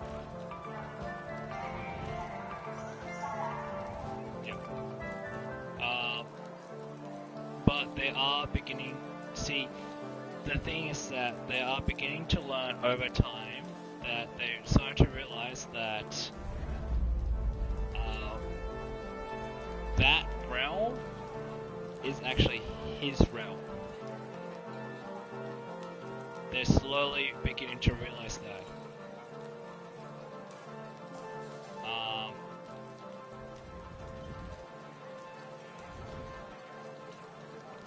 And the reason why it took so long, because, like you said, like that. That's why it took so long. Because he never took claim.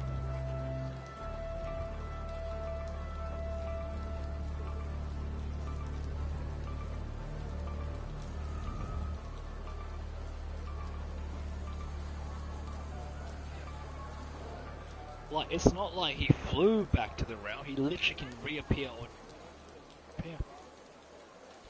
Yeah. Yeah. Yeah.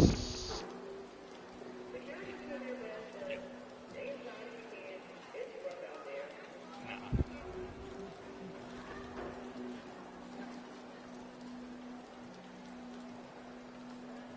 I don't know what this whole thing about took back or whatnot, dude. They didn't take anything from him. It was a stalemate.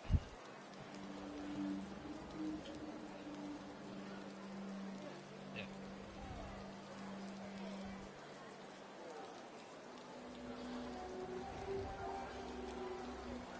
Yeah.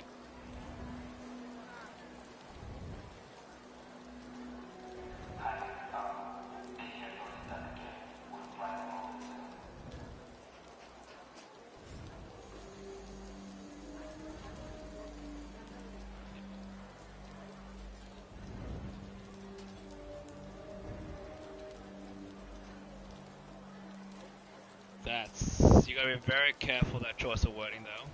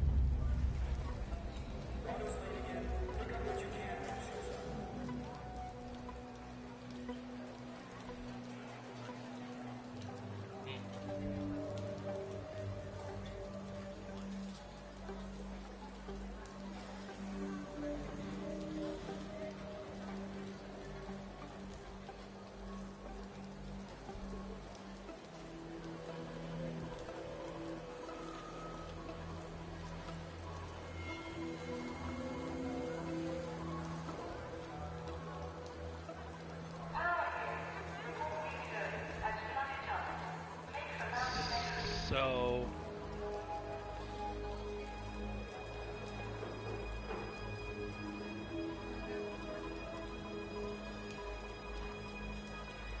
well, if you put it that way, it's actually man versus foundation.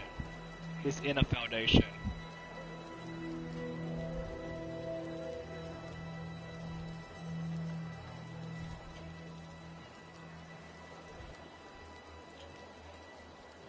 So man self versus God self.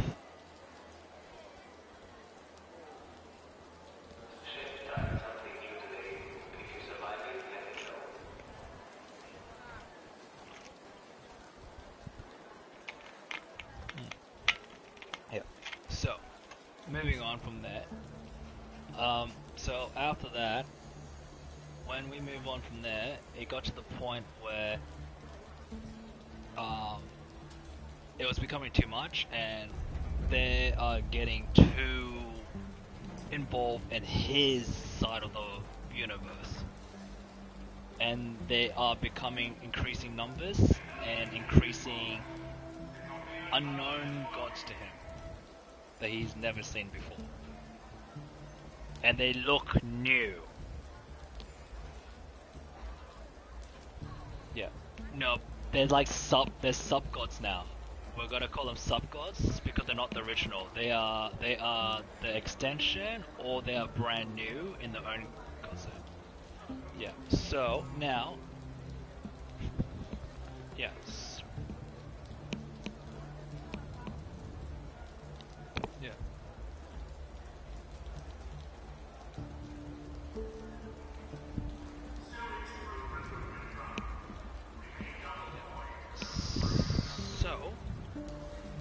So in saying so, at some point, stage 2 was really about he's now have to confront it at this point. It's getting ridiculous. He's not being left alone like he wanted to be. He's now got to have to deal with it directly this time. But at least this time, he is not being ambushed like the first round.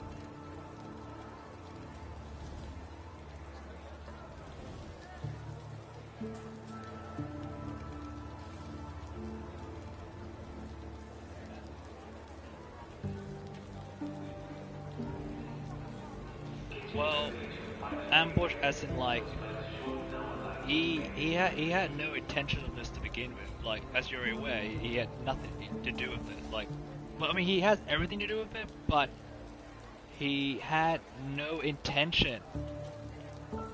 Yeah. Hence why it's practically an ambush for him. Because it's like, why are you fighting me? To put simply, like, I don't understand this.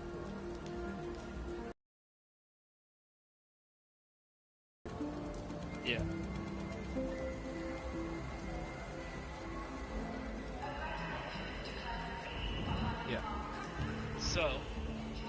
Yeah. So anyway, this time he will confront it, and just like versing Fate and Destiny, he'll be more prepared because at least he knows what he's fucking dealing with this time, right?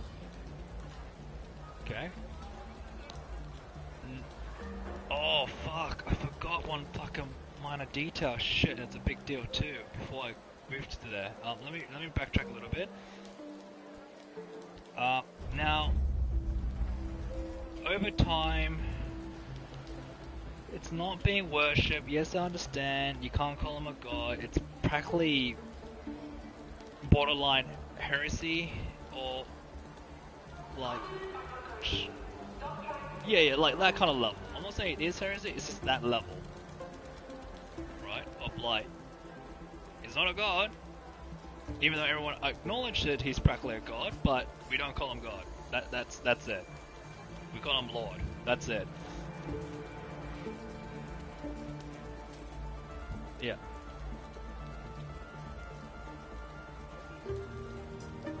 Yeah.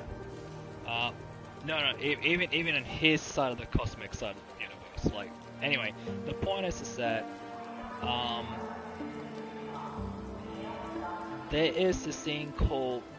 Now I'm gonna start introducing it to you, and I'll explain as it goes. there's this thing called the Relic Fleet.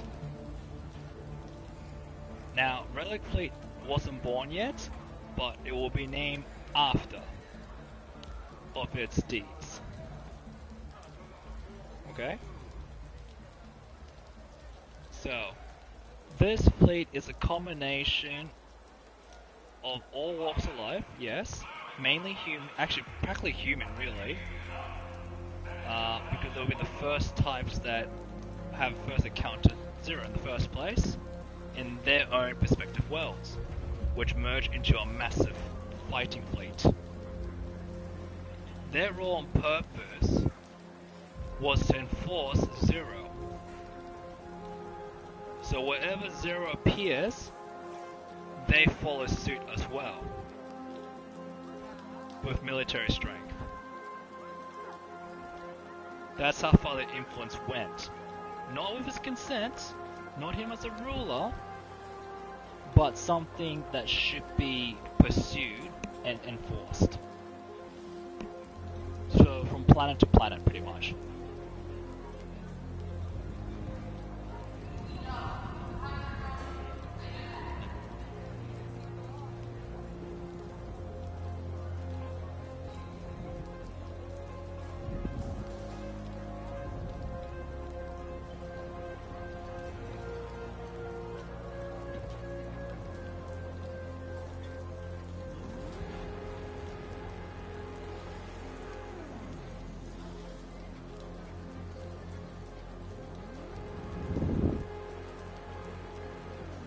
Oh no.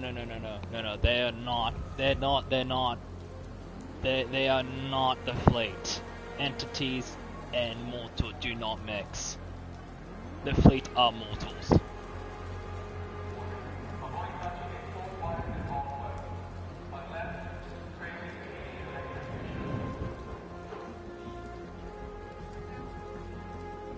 Yep.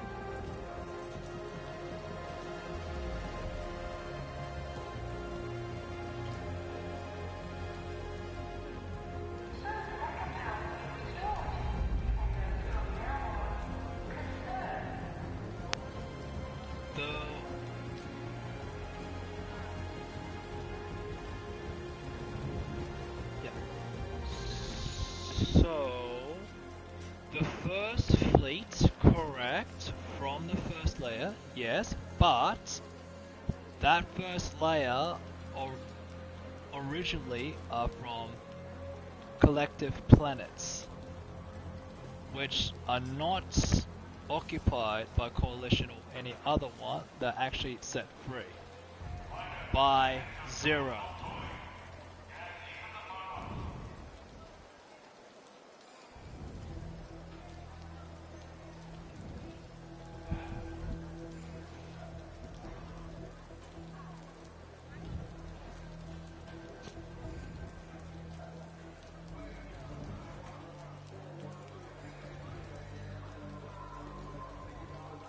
Okay, you gotta keep. Okay, first of all, native and dwellers are not the same.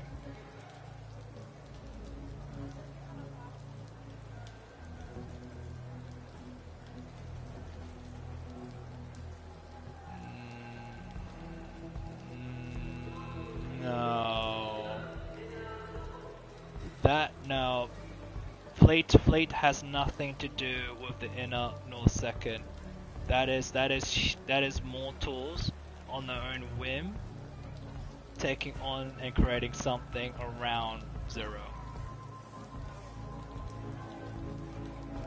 Yeah. Burst and outer. Yeah.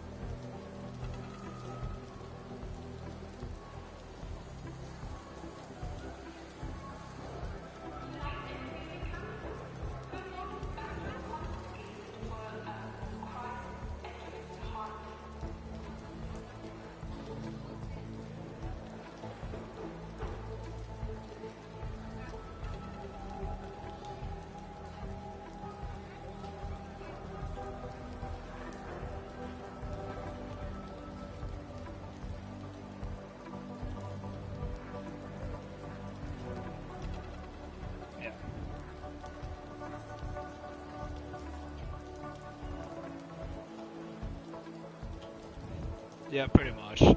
He's constantly have to babysit, but yes.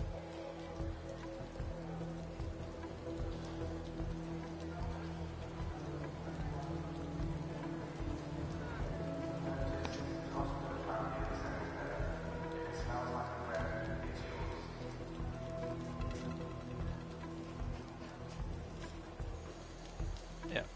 Anyway. So, so at the moment, right?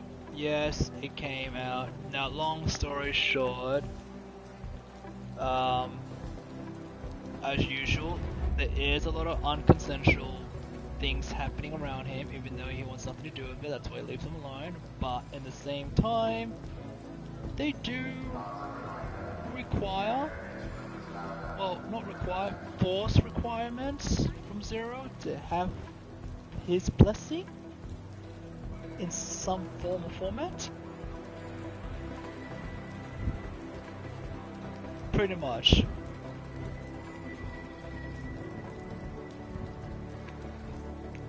Yeah. Yeah.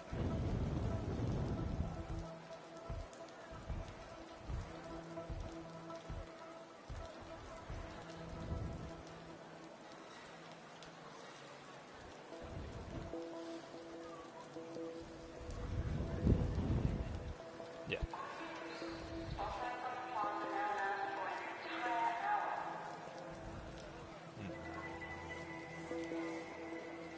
Yes. Yeah. So. No. Yeah.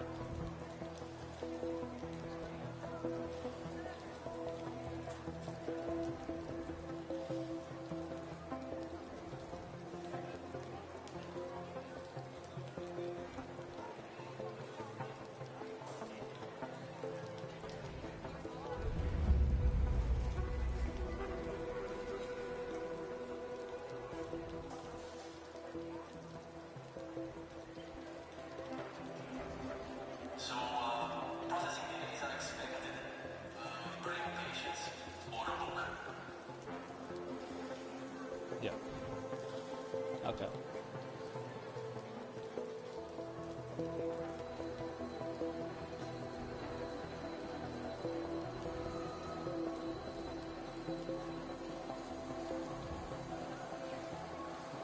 I just went to sleep for maybe like 8,000 years, and now I've got a civilization. Like, what's that about? Yeah.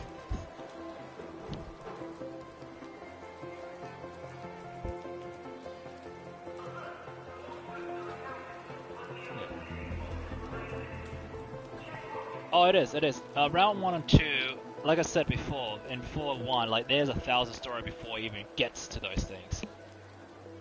Yeah.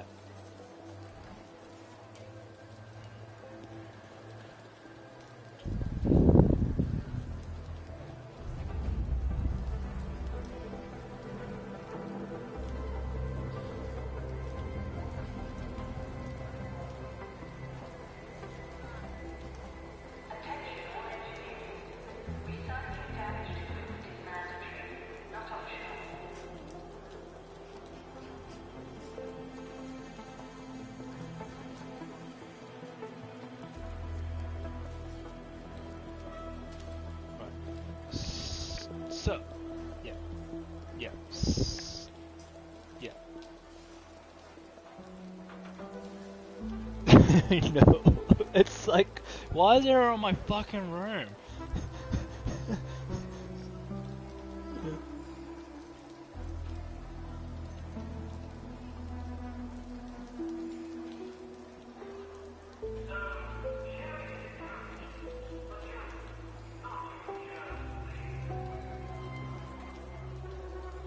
Now, so, yeah, yeah. Oh, did you know that outside influence in this realm is nullified?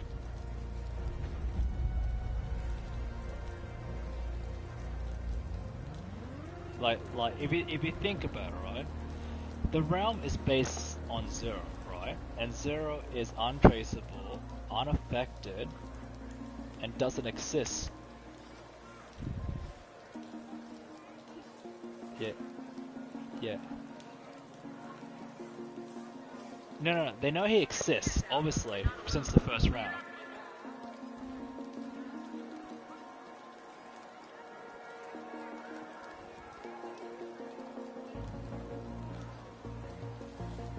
Yeah. Yeah. And not only that, right? Okay, you gotta realize the concept of nothing. Okay, is his plane as well. So, because that means as soon as these dwellers, mortals, enter, like no, hold on. So, no. To put simply, no, hold on. To put simply, as soon as they enter that atmosphere, it's not liberty, it's total freedom. There is no outside source that can latch onto you, like no fate, no destiny, no like curse, no nothing. Like it literally is a territory that even it's a natural. That's the realm's natural feature.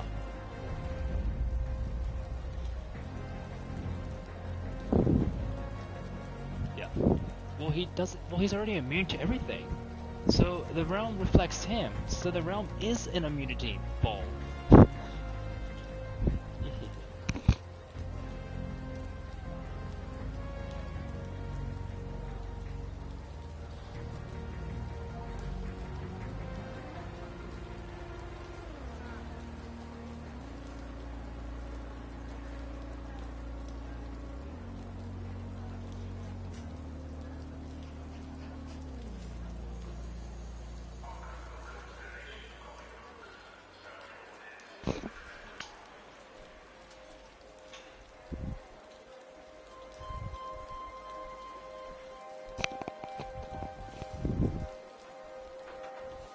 Yeah.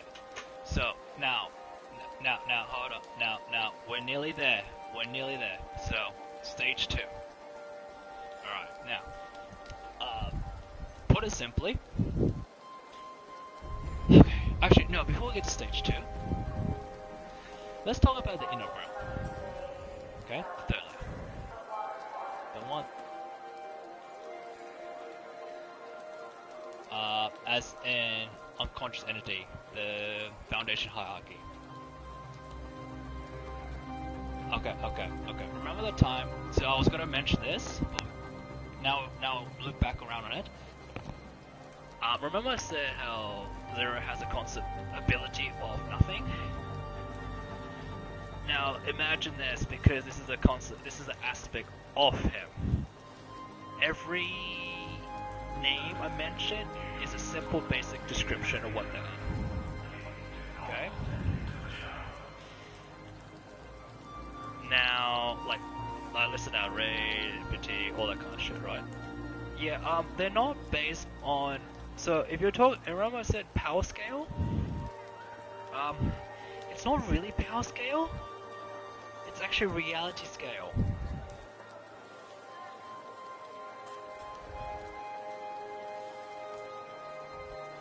Which means that the name helps you identify what you're dealing with in a concept way. So the question is, what is the limit, to put simply? And to put simply in that is that there are Zero's prime moments of those states.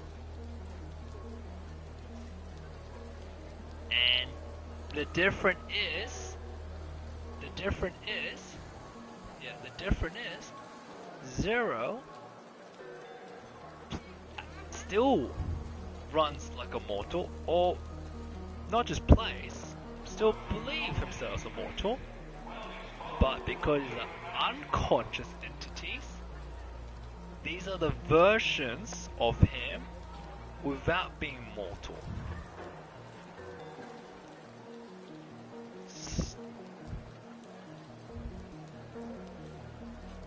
Yeah. So you could call them practically, yeah. We're talking about calamity level unconscious entities, yeah.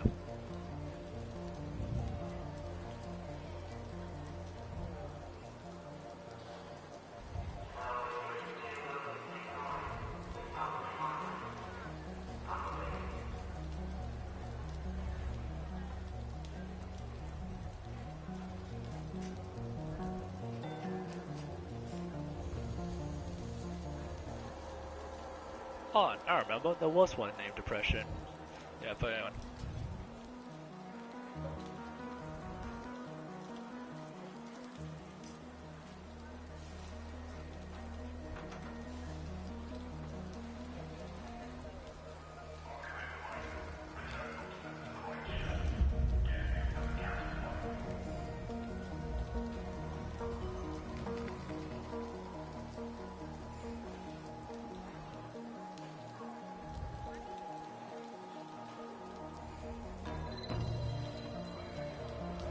Yeah.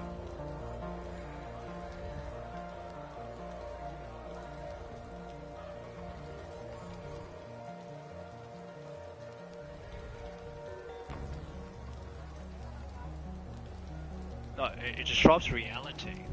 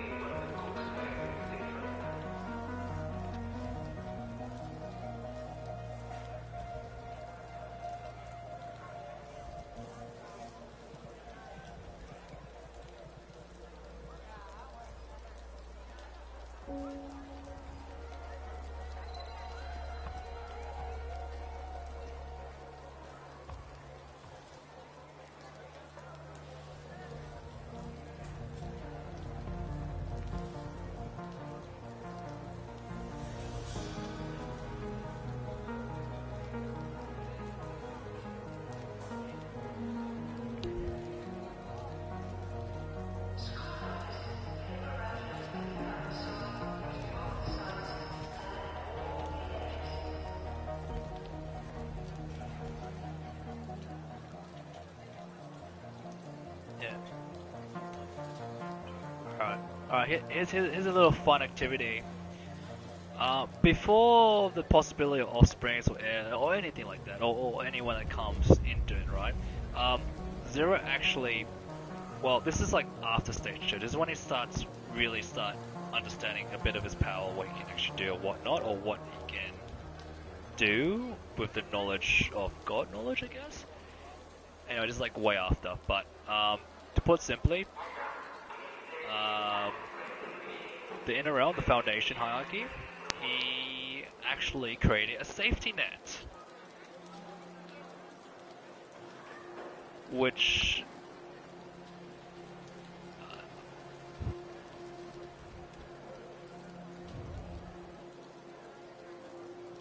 no safety net, no, let me finish. The safety net was a precaution, and someone was retarded enough to even enter it in the first place. Okay. No, this is past. This is past. Right, this is after. But anyway, so I'll tell you what the safety net, how it works. The safety net is because these are reality breakers. Okay? That's why the safety net was permitted, because even though he's against the whole, no, you must be more blah blah, but it's like, no, but these ones, they don't follow such rules. So we need to put a countermeasure on that. Right, they're in their natural state. They're not good or evil, but we have to put a safety net for those who enter. And it's put simple, right? Let's say one person enters, right? And he fights this thing called feral. Now the problem with that is that feral, let's say it kills the person. What the safety net does is that it actually make that person respawn, so the person doesn't actually die. That's the safety net, because even though Zero doesn't want this place breaks reality, so it should have not existed in the first place. Hence why, yeah. So therefore, having a safety net seems to be reasonable, because it's a little bit unfair, and also, like I said, shouldn't even exist in the first place. Therefore, that person should not have to suffer because of that. Now here's the tricky part. Yes, a safety net, but there's a limit.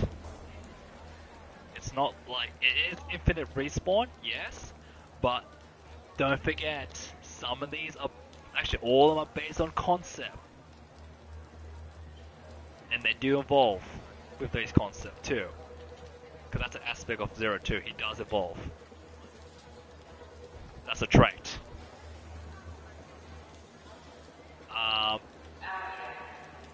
How that works is that, I'll give an example. There's two different types of entity you got to be very scarce about when it comes to the infinite respawn. You got these two that I can list out right now. You got one named Rage, and you got another named Sinister. Those are two different calamities. Yeah. Those are... No, they all are. All of them are. They're all calamity level.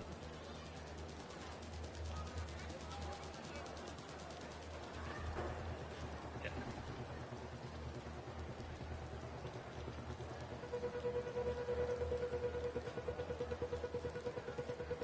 Yeah. Okay, alright. I understand. But I do want to explain this part, because safety nets evolve. Alright, so as I was saying, Rage and Sinister, because they're based on concept, like everyone else, the whole respawn safety net actually probably won't work. Because Rage will do nothing but make sure you're fucking dead. So it will break that barrier of safety net, based on its tendency and concept of strength behind it, which is a reality breaker, which can bypass the safety net naturally. Then you got Sinister, the wicked kind. Rage breaks it, Sinister bypasses it. You get me now? So you gotta be very careful which one you're facing. You need to understand the risk.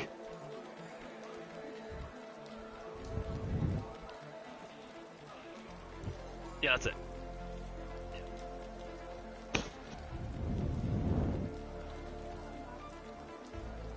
No, Zero is the one that created safety net. It's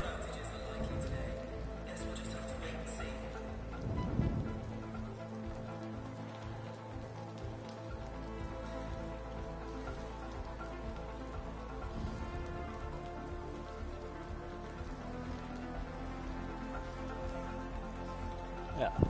Okay. So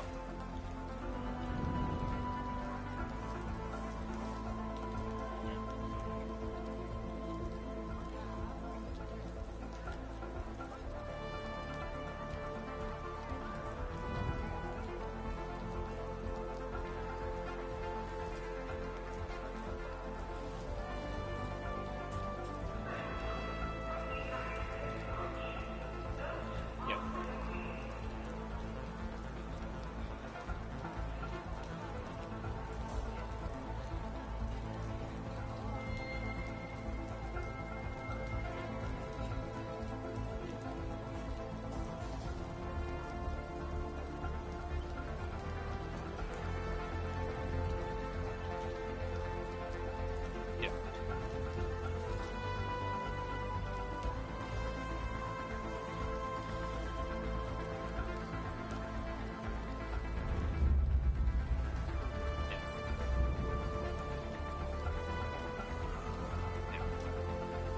So, yeah. I think you gotta. I understand where you're coming from. You've been saying something a lot of, and I do need to correct it. Like, it's been from the very beginning. I didn't correct it before. First of all, like, no insult or anything. Like, I just have to bring it up because I realized I let it go on for too long. First of all, the concept of soul and everything does not exist with Zero. Remember, he's unregistered. The only thing is he manifests that at some point on its own naturally.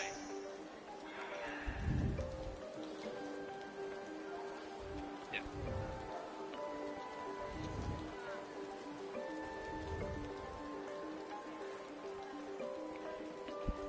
Yeah.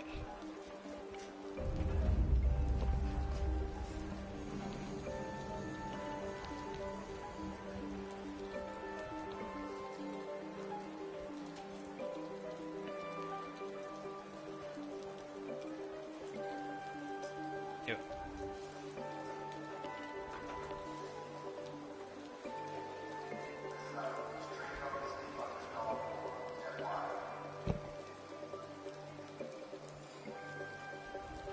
Yeah.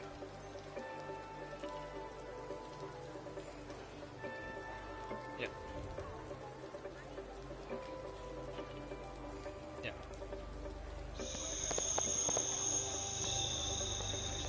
So, right. Gotcha. So, now,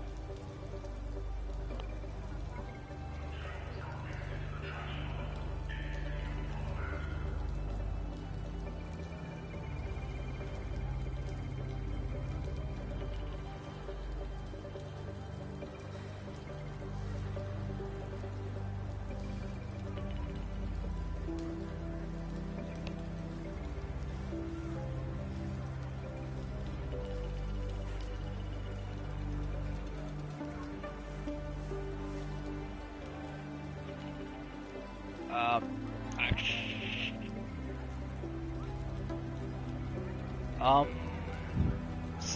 um, probably that won't be right, and that will mess up a lot of writing in the future, which I already established. But yeah. So, yeah, no safety net. Um, that's no. Hold on. That's after, way after. That's why I said that. It will make sense later because eventually he has to acknowledge he's got abilities. Anyway, now, so we'll leave it at that, alright? Safety net stays, but that's a much later thing. Yeah. So, now let's get back. So we got the fleets, the first one, first and only, so far. And now, I haven't written this just yet. I've imagined this multiple times, so I can only summarize it. But I got the ending at least, but I didn't get the duration to make it the fleet's perspective of that war. Which is 1,000 stories, which I only just started to bring up in the future story to mention the past. Alright? So, how it worked, to put simply, is there's a thing called the charge. Alright? Now, I scale it this way.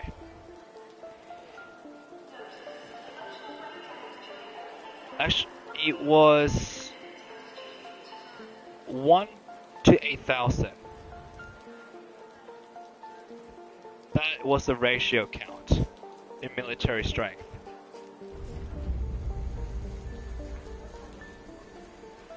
Now, I will break it down. How is this possible?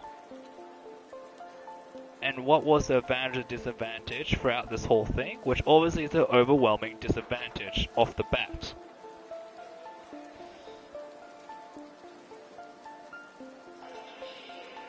put simply, Zero would eventually confront them, but he was also conflicted that he did not like the idea that these fleets would also pursue with him. Like as if there is his personal army. Which it isn't his personal army. This is something else built on his own.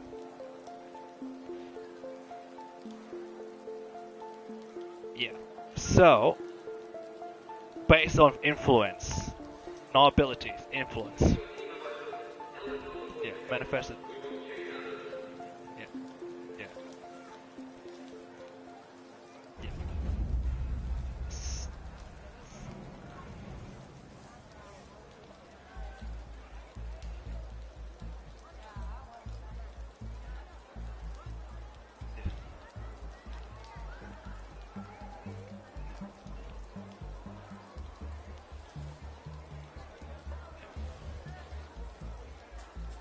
Yeah.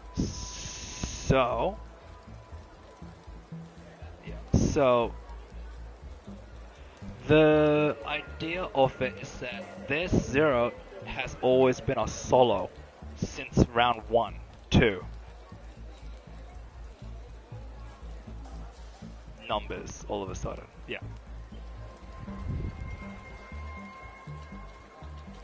Yeah. Now, yeah.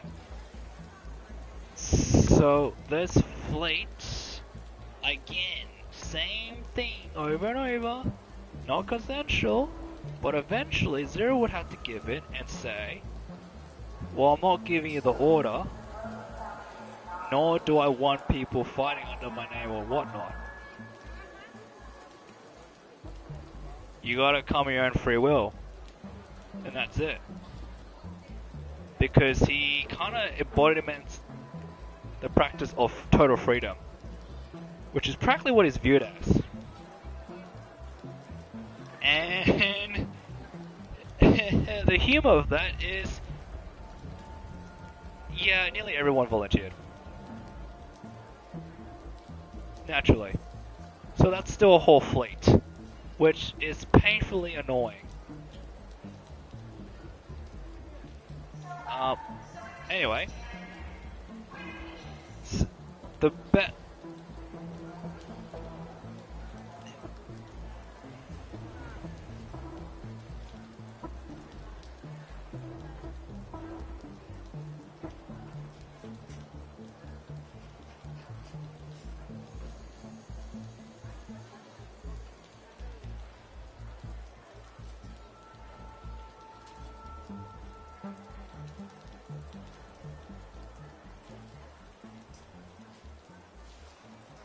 He's never ruled. Never.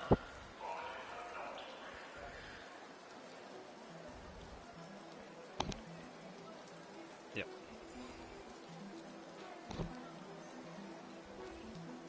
And it will contradict himself if he took command as well.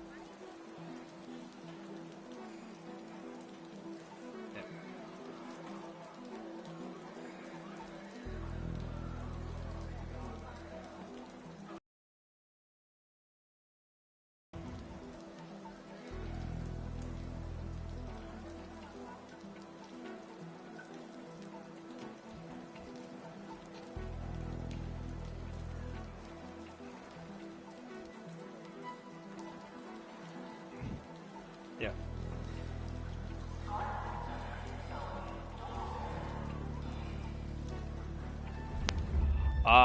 Okay. Alright. There is something involved. Okay, hold on a second. You do realize that... Hold on, no, slow down. Maybe I should add this detail beforehand. Hold on. No, okay, because safety net is separate. That's foundation only. That's only. It's the dwellers, right, on the first layer, would have inherited it anyway, since it is a civilization. You get me now? Yeah. They wouldn't inherit it naturally because they wouldn't been protected by the barrier or the realm's domain, you know? No. Zero doesn't have to be in the realm, whatever. Zero's concept can separate into the realm. Yeah. So anyway, well, it is separate because it wasn't. He didn't do it intentionally. Yeah. Anyway, they would have inherited that. Therefore, they can also be invisible. Now, insane. So they get that kind of perk. Yeah. Oh yeah, yeah, because he would be wondering. No, they're gonna sense it not directly. Is something miss? There was sense. There was. No, hold on. No,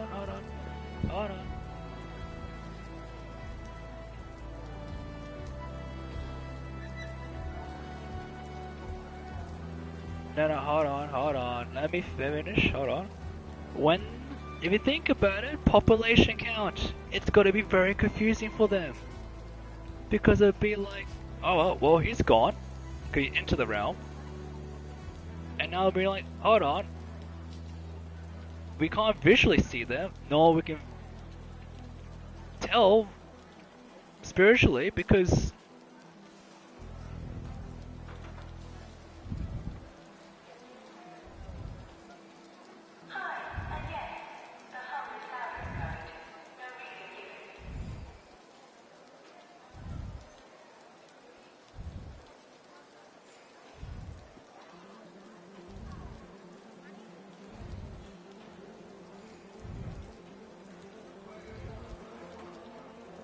what's the tip of this?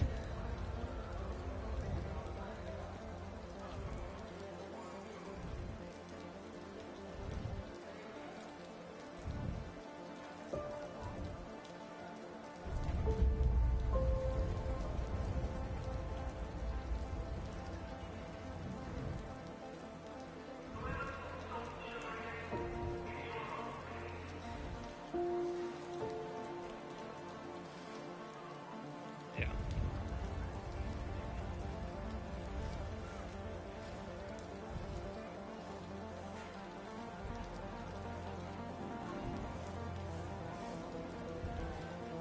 Antithesis.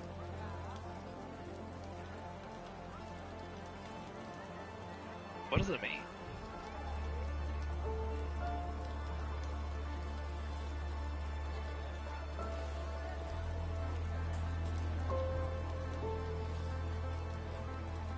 Oh, right. Processing here. Photo board updated. Check carefully.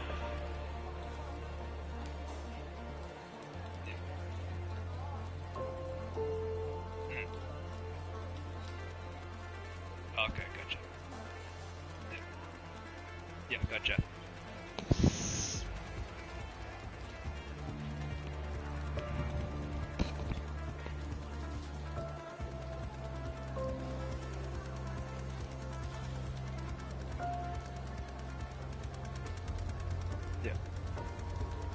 Yeah.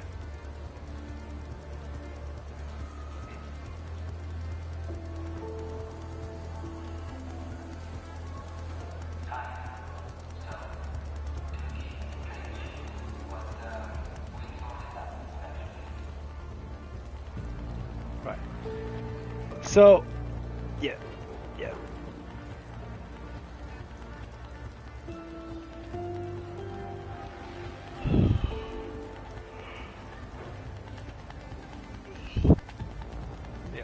So, okay, now, to put simply, you got it right, but they would have sensed it, dude, they would have known ages ago as well. I mean, they didn't leave him alone in the first place, so that's a given. They would have been searching for him to make sure. Yeah.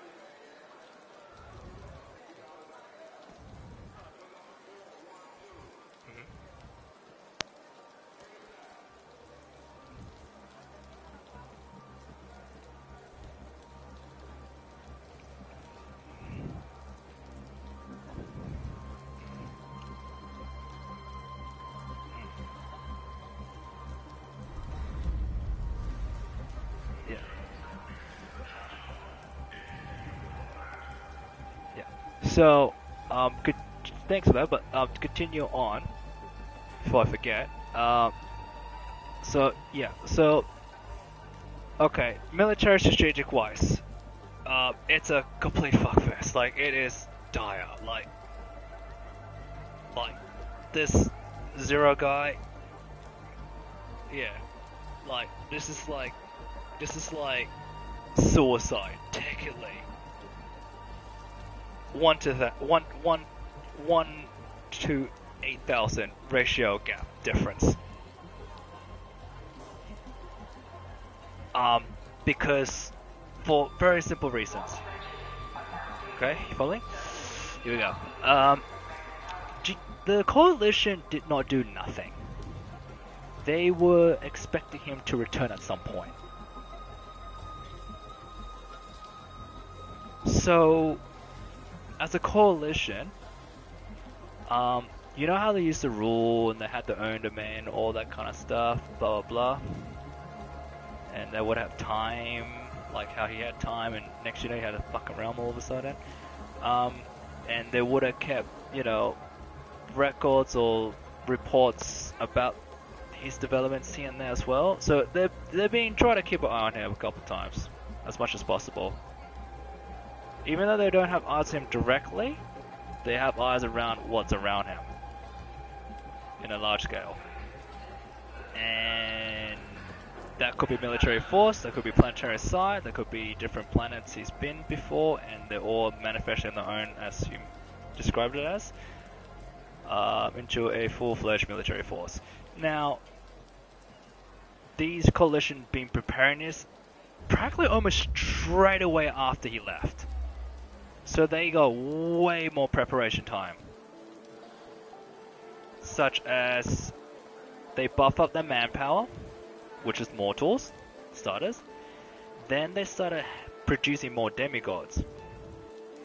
And more demigods after demigods, as in like from the original demigods to now demigods with another demigod, and then produce grandchildren, blah blah, which I'm going to label them as lesser gods. That's what I'm labeling them as.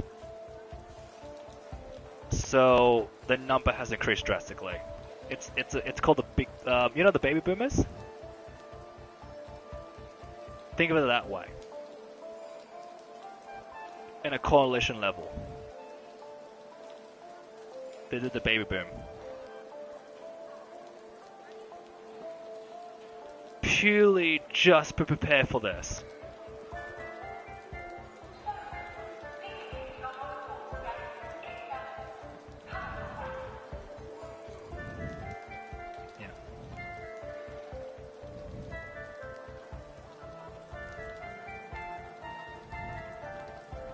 Yeah, go ahead.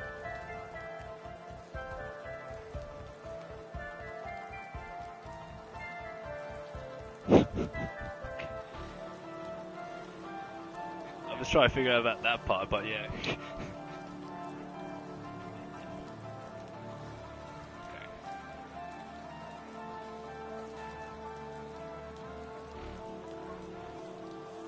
Okay.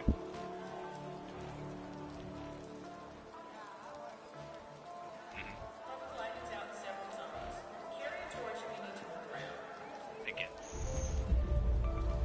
But yeah.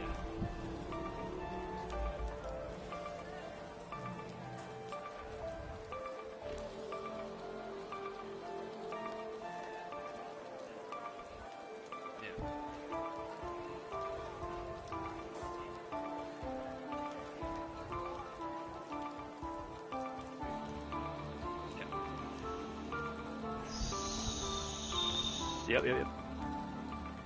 Yep. Yep.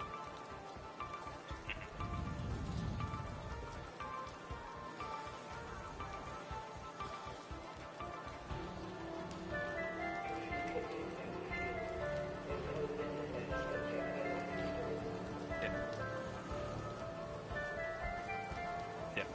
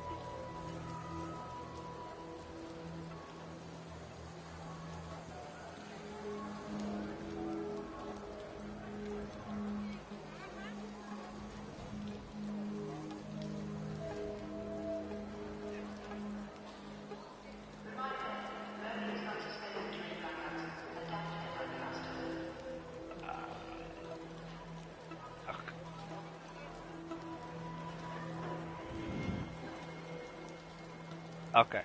So you gotta keep it grounded because technically he is fighting a mortal as a mortal till this day still.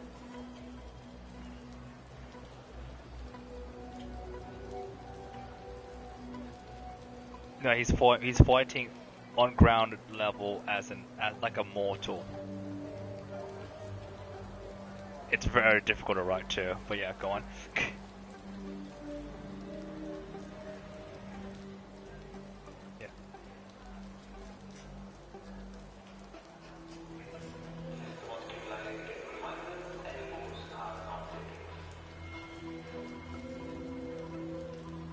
Yeah.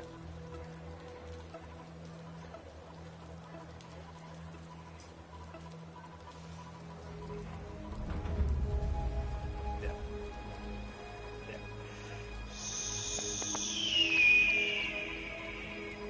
Yeah. Yeah.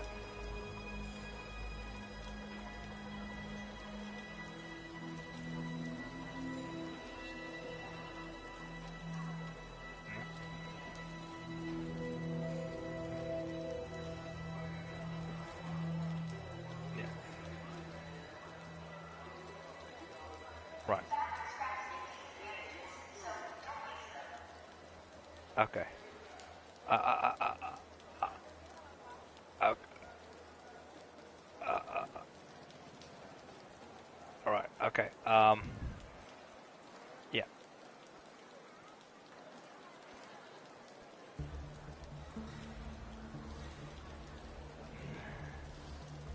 Yeah. Okay. So let's get to the point now. As this was happening, right? Now this is probably now the different is this is a well organized coalition now. Alright? This is well organized now. It's literally now a proper military force now.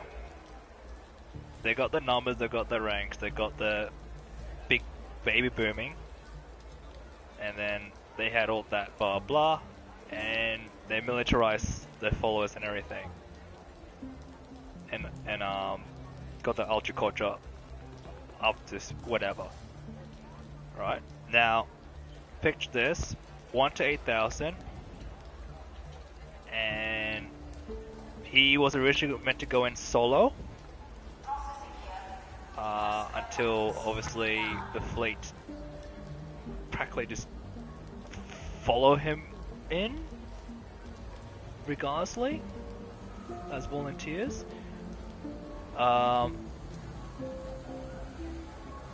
Yeah, gotcha. Yeah, like they want to back up freedom, pretty much. But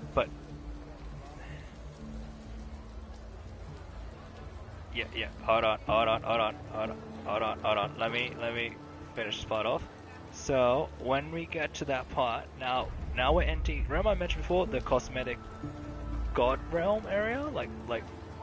Okay, we're now bringing the now Zero is now returning. This time, despite the numbers and the difference, the basic strategy was simple.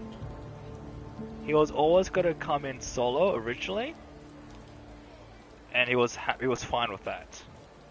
He did not want others to take on his burden, to put simply, because this is like his kind of this is his vendetta.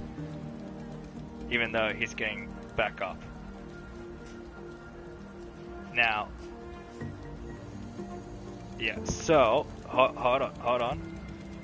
Scratch the safety net. That's way late anyway. Now, so to put simply, the strategy was pretty simple. Their objective from the fleet was to back Zero. Zero's was to try to defeat the coalition by fighting the heads of the coalition, which were the original opponents since stage 1. Right? Now, or round 1, sorry, that's the right word. So what ended up happening is this was the strategy. It wasn't even a strategy, this was always going to happen, but now with a variation of the fleet. What he's done, in his way of fighting, is that as he translucent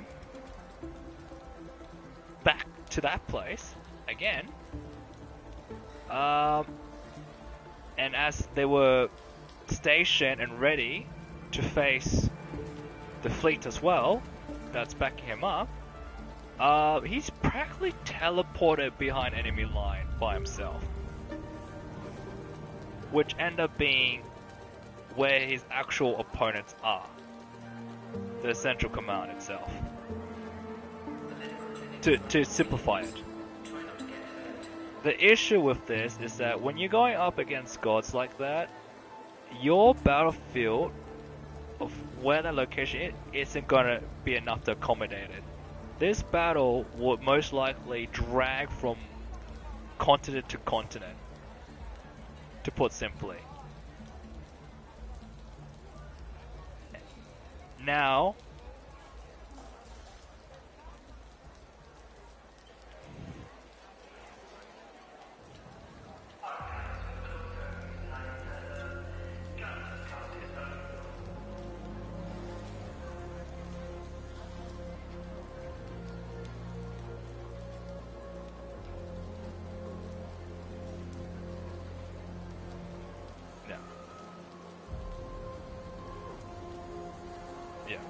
no, it's completely blindsided. He's in there alone.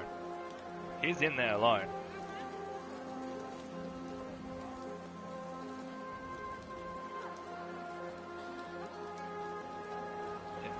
Yeah. Yeah, that's right.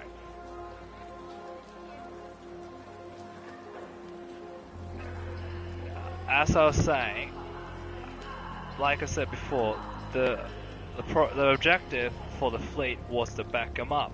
It's hard to do that when the battlefield keeps changing, but thank goodness it remains on the same planet. Thank goodness. Now, because this battle can go on for fucking kilometers, because that's just the way the fight can be dragged on. And I don't mean drag on as in like, that's how long they've been fighting for. No, I mean like, this is like grand scale ability being used, and it's practically a lot of flinging around at this point. You get me now? Yeah. While also performing as mortal. Now, I did forget to mention this. The reason why the first round and the second round, how I even stood a chance, was because there's one minor detail I forgot to mention.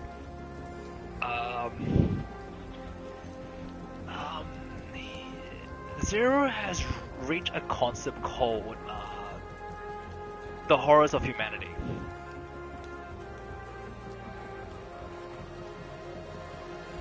So you know how like people fight with honor and all that kind of stuff, and then you know they use magic and god power, blah blah, right?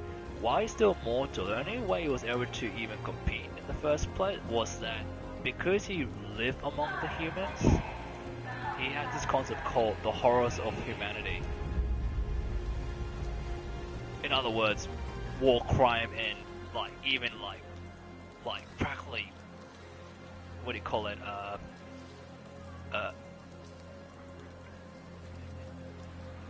Not witchcraft.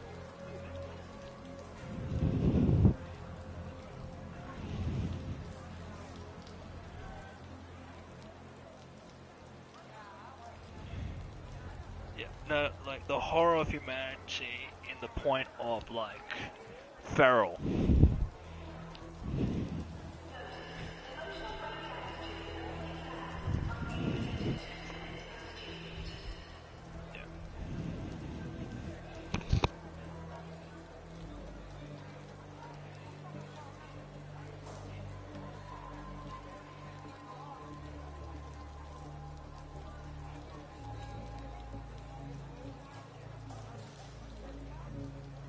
The kind of shit he fought against, but this was probably the most efficient way as a mortal stage to even get close to killing a god, because that's why the first stage they learn from, and the second stage, the strategy has changed drastically. It used to be like full out, like just swing at this guy, just get him.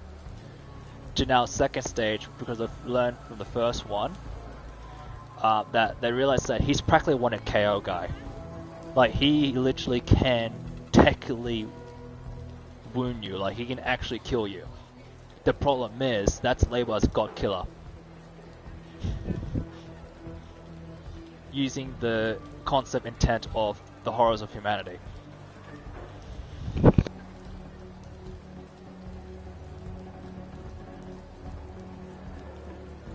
So I'm gonna buff real quick, just play imagination for a bit. So.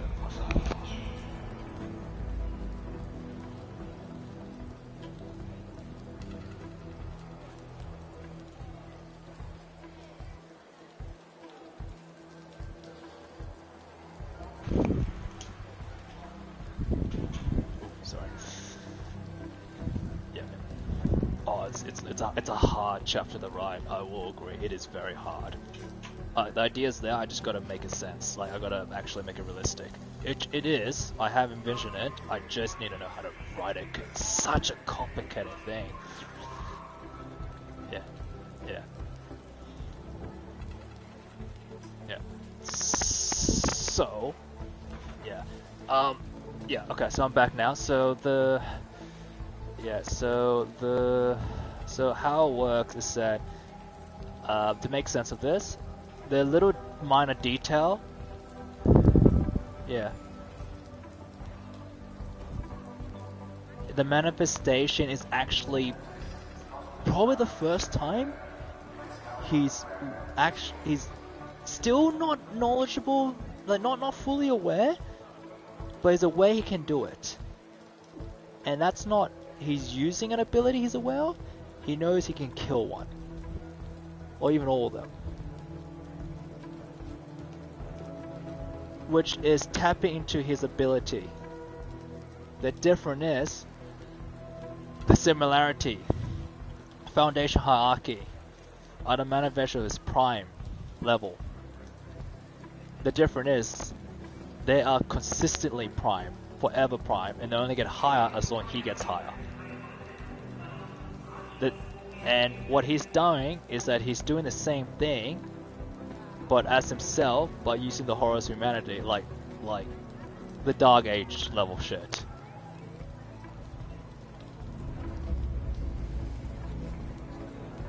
And that emotionally builds up and amplifies it as well.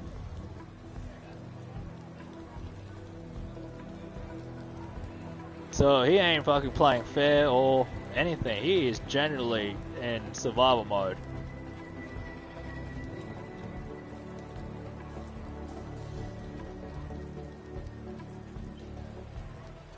So if he's going to try to behead you, he is going to try to behead you. If he's going to try to like cripple you, he is going to try to cripple you. Like there is like no forgiving. Like there is no like mercy. It is pure like malice. Without intent, it is there to purely kill you. It would do anything at its power to eliminate you. And the strategy from... Yeah.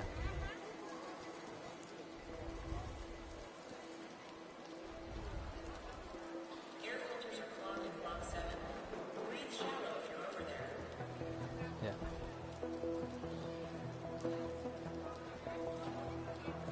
Yeah.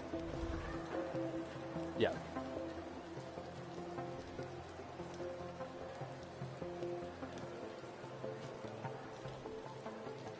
Yeah.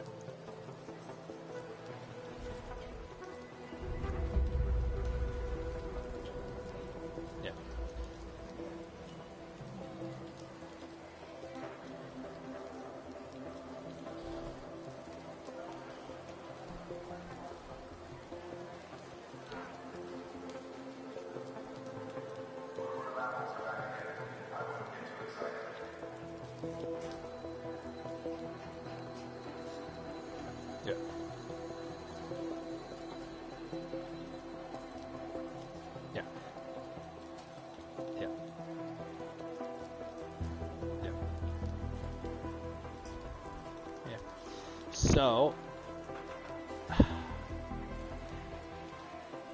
yeah. So what's happening is that the vibe would change drastically. No. No. That's what I'm trying to get to as well. So when he appears behind them, that was just. So it was originally meant to happen, but he would have done it from the front. Why he did it from the back this time? Was because he's now got a fleet he's got to have to consider now, and it's 1 to 8,000.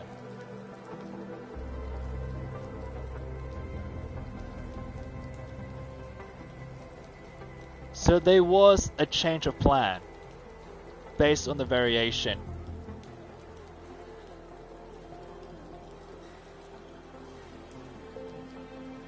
Yeah.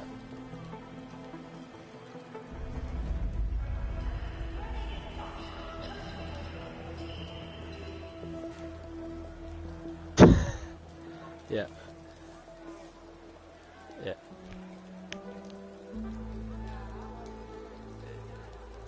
Yeah. Yeah. Right. So, yeah. Yeah.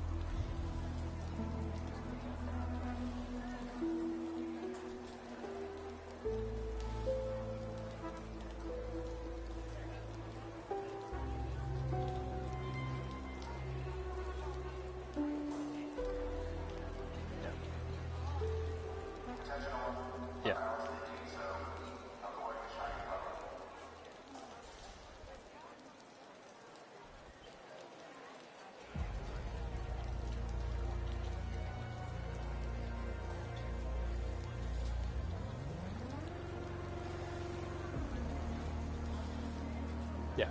Alright. So, as he appeared behind them, it's back to like. See, originally they had plan of him by himself mainly, as an idea to outnumber him and overwhelm him, and probably exhaust him as much as possible.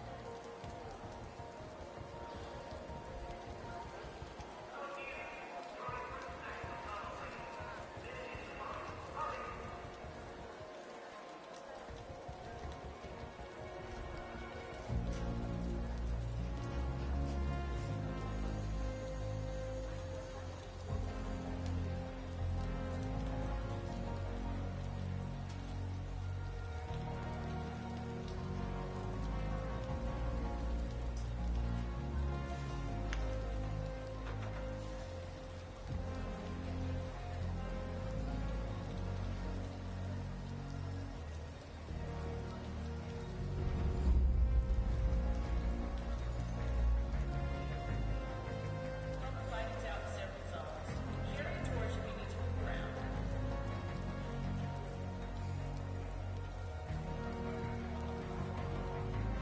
Yeah.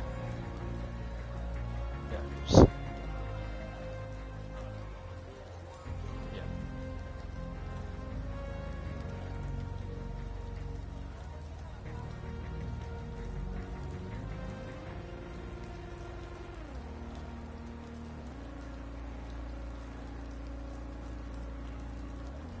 Okay.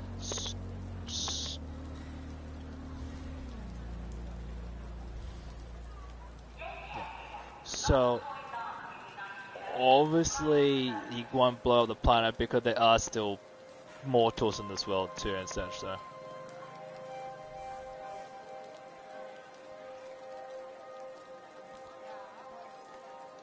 yeah, yeah. Okay. So yeah, because I'll put it simply, and it was a bit of a pure luck moment there. How that ability was to be able to appear behind them. Remember how he left and translucent somewhere else entirely? It's actually not as hard returning to the exact same spot you came from originally. So that's what he did. Now,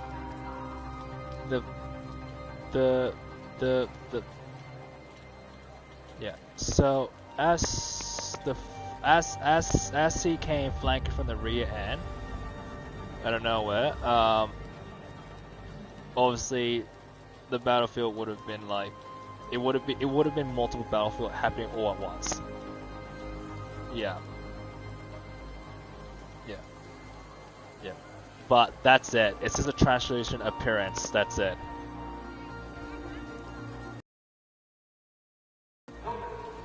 Yeah. So, compared to the first and the second, I'll give you an example. Like I said, the first was like, oh, just swing at him, we'll get him eventually. Then second round is more like, you know how you have like D&D roles, like someone's a mage, someone's a healer.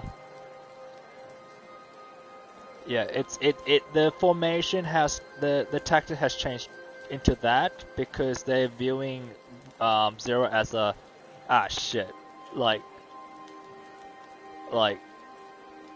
we wanted to wear him down originally. Now it's like literally right here.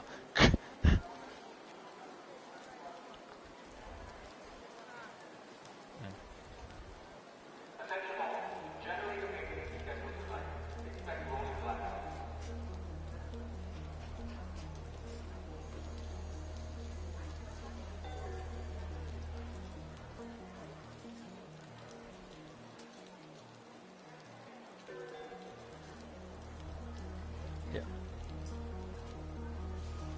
Yeah. Yeah.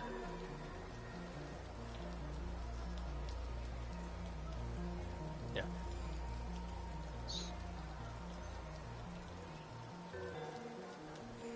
The East Rock recycling station's Yeah. broken. It will be empty at some point.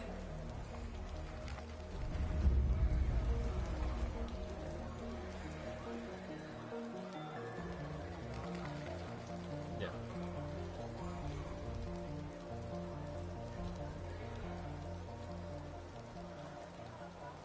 Yeah. Yeah. Yeah.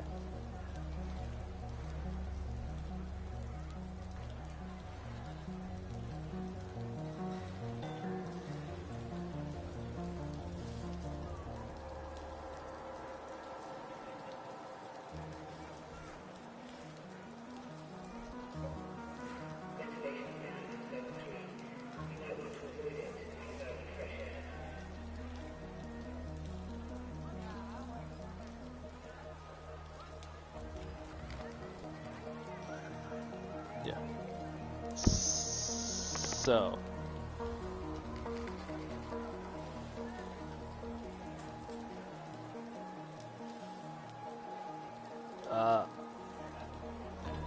Yeah.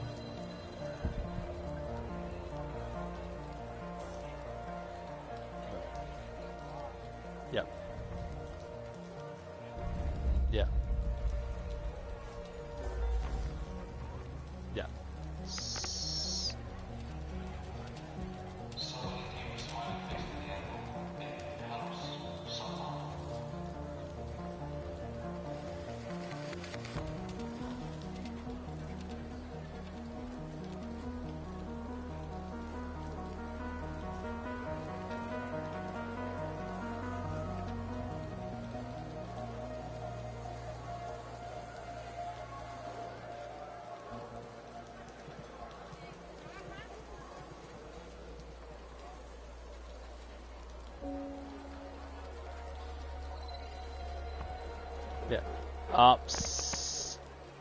So how this works, like, don't forget, even though this fight dragged on, he is constantly fighting the minions and lesser gods and followers. Like, he is, hold on, and we're not, no, hold on. Like, hold on.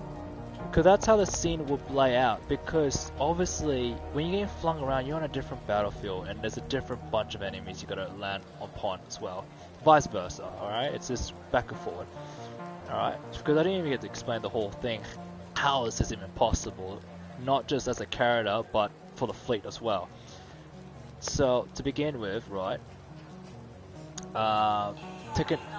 Technology differences. Technology differences. And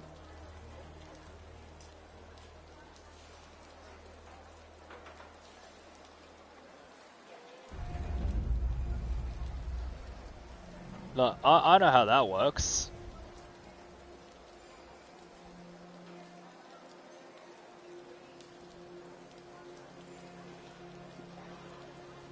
Yeah.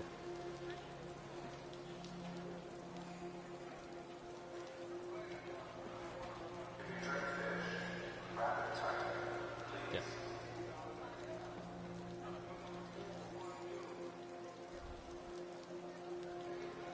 Yeah.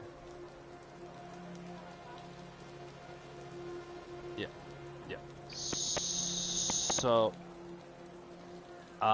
when the zero, so it's all, so, okay, I'll make a straight point because we're dragging this on the same point and we'll move on. So, the whole point is that it's purely Zero against the coalition and its dominions and followers and lesser gods and demigods. Like he's fighting multiple fronts at once. Though his Zero's still targeting the head coalition. It's just sometimes it's like stages occasionally or something he reaches one, blah blah blah. But they all technically treating it like surrounding a wild beast, pretty much. It's like you gotta keep your distance, / you gotta be strategically smart about this because technically this guy can actually end you. See the difference between him and the regulars, like mortals, is that he kills them like mortals too. Which is the confusing part, which is where his actual ability really starts to shine. That's when his ability really does appear, because it turns out he doesn't just do it purely from physical form, like fists and kicks and whatnot. He can also do that to weapons. It can turn into basic weapons, making gods die like basic mortals. Anyway, moving on from that point, that is a drag-out fight. Not a drag-out, like just consistently fighting. Sudden death mode, pretty much.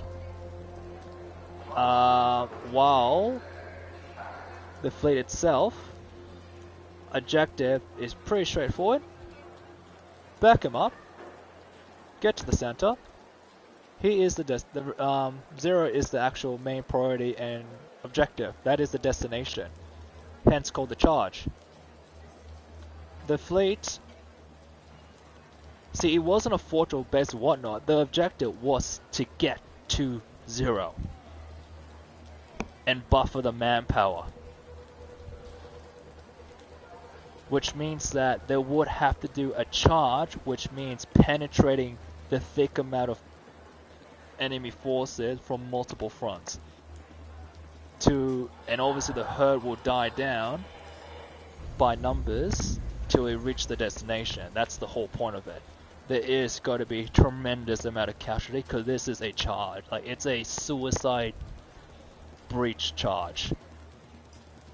Pretty much the whole planet itself is a fortress. This fortress of bodies that have to penetrate through. Now, technology advantage difference. They do have modern era weaponry and stuff like that, the fleet. The coalition is still stuck in those days of medieval borderline, and because these are gods and they rely on their powers, not technology. You get me? Therefore, fleet did have their own form of jets and aircrafts and stuff like that, and naval ship. And there's a lot of sacrificial plays as well involved.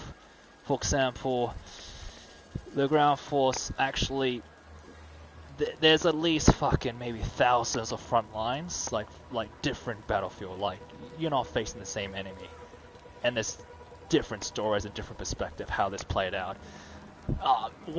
Many fail, many succeed, but fail later on because it is a massive charge push. It's big, but you're constantly being surrounded. So the whole purpose of this is momentum.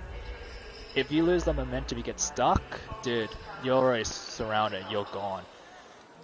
That's why it's considered suicide. It's already overwhelming. They have to keep moving.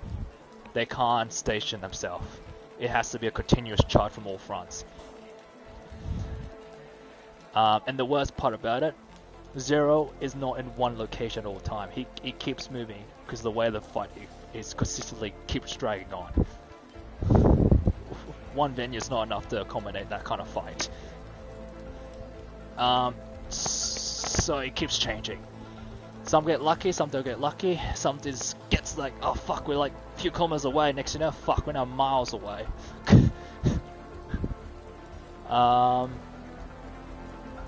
Yes, so this is the charge. This is heading towards the end.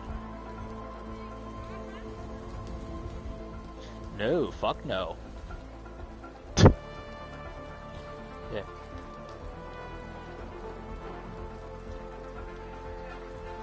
No, we got so many more after this. But this is like the big chunk of the history. This is like the most important part of the history that lays out the rest of the story. Alright? Because you got tanks, you got cavalry, like you got a mix of eras, honestly, man, in this fleet. People who never knew what a fucking aircraft was, riding cavalry, and wondering what the fuck is that? And you're riding, oh, okay, well that's helping us, blowing them up. Kind of clearing away at this point. That kind of thing. And then you get aircrafts, because this is a space fleet, by the way, literally dropping in Navy ships on the oceans of the planet because the ground force couldn't simply just go around the ocean, had to kind of go through it, like a big massive lake area, and they thought it's probably better to make an opening and cross it. And to do that, to make sure it happened, because don't forget, it's not just like medieval stuff, they got dragon shit you gotta fight against. And they're mystical creatures and everything. So it's not our units that's in the airborne, they got theirs too. Just more organic. It's full on, flat out war, man.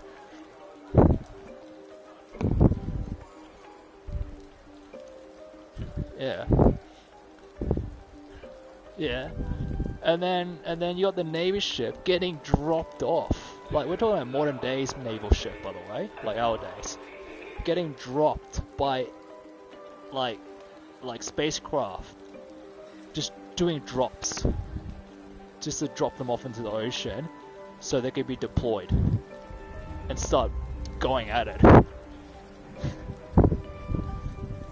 And obviously they don't all survive because don't forget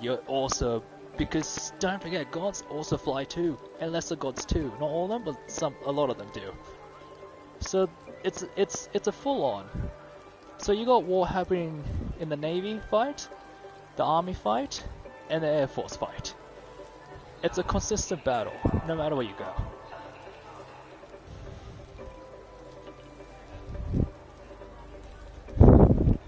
Yeah, there's some like artilleries here and there occasionally, but unfortunately they have to keep moving. And it's like I said, oh that's right, it's not even blitzkriegs, because blitzkriegs you do fast move and push, right?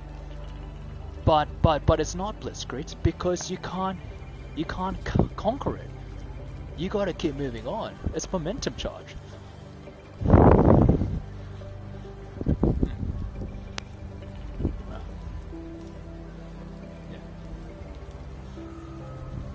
It's not Blitzkrieg. It's ridiculous. It's something else.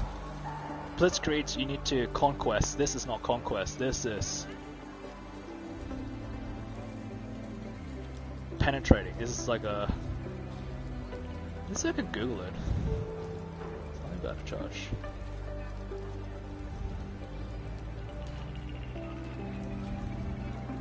Yeah, but I'm trying to find something easy too. I just called it charge for simplicity, but it's like I haven't gotten in the detail to make it realistically possible. I mean, I do, but I haven't written it down fully yet. This is like, that's why I held this one off a bit longer, because it's not that simple. Yeah. Anyway, oh that's right, I remember now. Yeah, it was so bad. I remember I created a scene so bad that the Navy had their own little infantry deployment ship and everything, and they had their own, like, you know, tanks and all that. Like, you know how it works, right? Like D-Day, but modern, right? As that was happening, they would get their troops, get their crafts, right? Okay, and what would happen is they had the engineered regiment as well, getting the bridge ready and everything, and getting their own little deployment little ships just to escort the army across. What they didn't know is that by the time they finally did, not everyone makes it, but by the time they did, because, you know, fucking dragon and fucking gods flying around just blasting shit from the sky, the reason why they went through is so they can skip the whole enemy ground forces.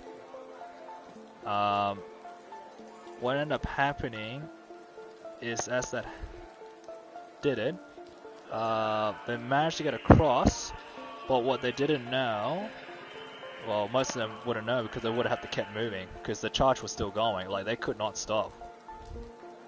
The ones in the Navy ship, there was a little hint from one of the cavalrymen, like technology base. Notice how the Navy fleetmans literally empty out the whole entire reserves, like supplies and nutrition, like the whole entire logistic of it, and they empty out all the vehicles and everything.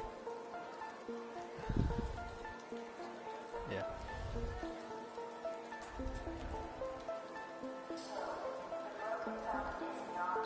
Yeah. Yeah. No, but this was a little different. No, you're on the right point, but I'll explain what that means based on that scene. Yeah, but, well, yeah. Because that Navy deployment gave them a nutrition boost, because that mixed army there all of a sudden is actually considered more promising than all the other fronts. So they decided to give them the boost to go deeper into enemy territory. Now,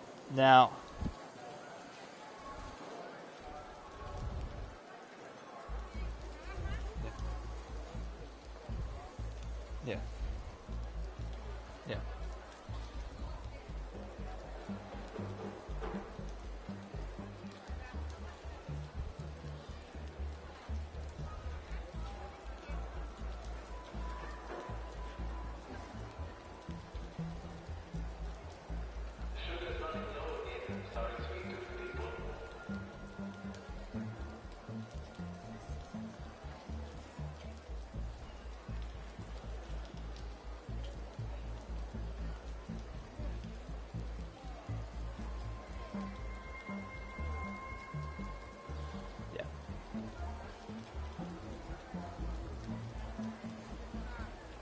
yeah,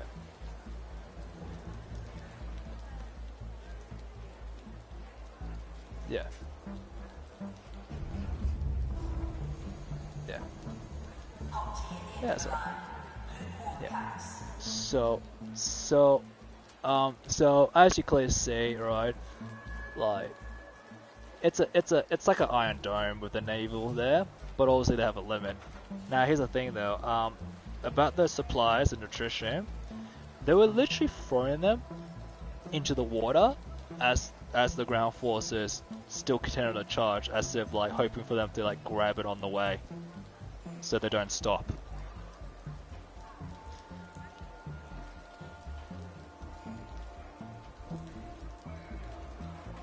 Yeah, like there's some ammunition, some arrows there, some extra swords in case I don't know, fuck someone lost one or broke one or whatnot, that kind of thing. It's a mix of errors. Anyway, as that was happening, by the time I'm gonna put the cavalry guy again as just to be the audience perspective and through his eyes, as the Navy men's with the rifles and everything of the Navy fleet had their own vehicle with tanks. They all were deployed. So the whole entire Navy fleet, the whole entire arsenal and resupplies and everything was emptied out, which was very bizarre. And the manpower for those ships were practically emptied out almost completely, which was very questionable. Until they realized that it turns out they were not coming. They were going to stay there. They will not join them. Because that is as far as it can go. They came there to resupply, increase their manpower again, and delay as much as possible. Which means that you got creatures, mystical beach, serpent, all kinds of shit, right?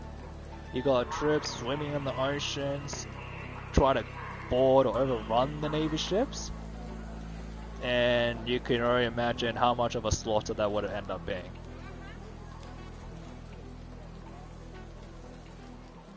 Yeah.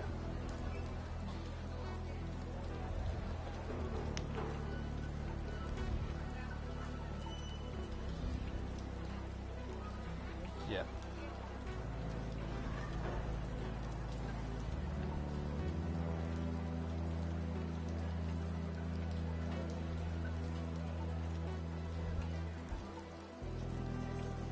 Yeah.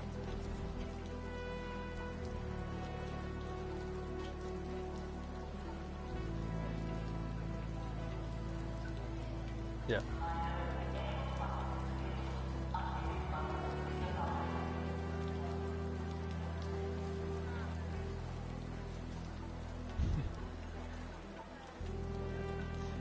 No, that's what I mean. It can be realistic. I just gotta write it correctly to see how that came to be. Yo, Ah, someone's here. Lord Hollow. Give me 2 seconds. Someone's here. Give me. Hey man, how you doing? Sorry about that. I'm with someone at the moment. I should have locked the party. My bad. How you doing? Hello?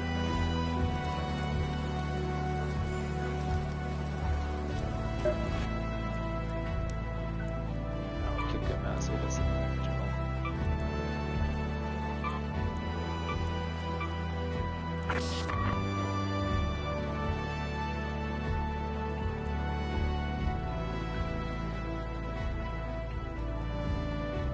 Oh shit.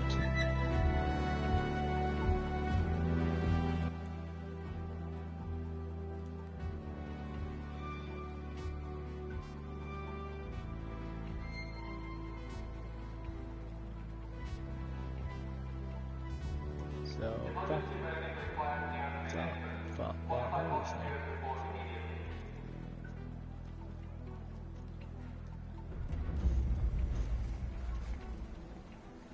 Hello, how you doing? Yeah, sorry, I was saying, so yeah, the whole entire naval arsenal would have been emptied out, including its armor and shit, because they were also being deployed to join with this one of the successful charges so far. That's actually getting closer. That's one of them. there's many others, and half of them you don't even know. There's like no one knows what's happening in everyone's front at the moment, either they're winning or losing. And by winning, I mean like if they're succeeding in their push.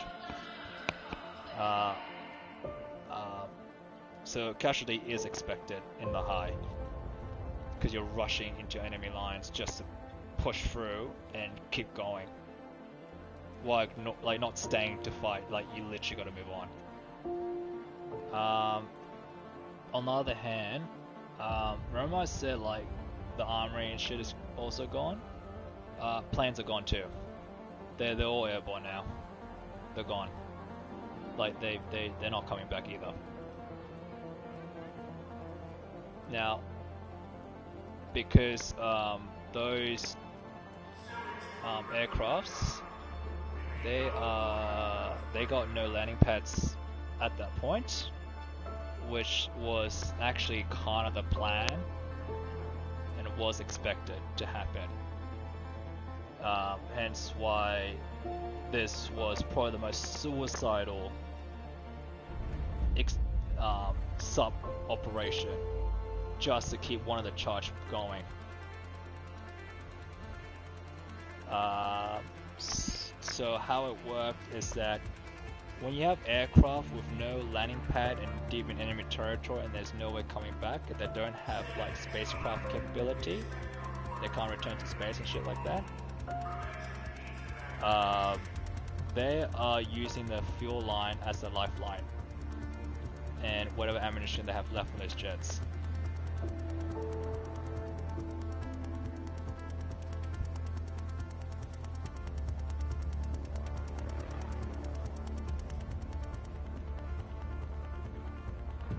Oh no, this is the same one. This is from the naval, and when they emptied out everything,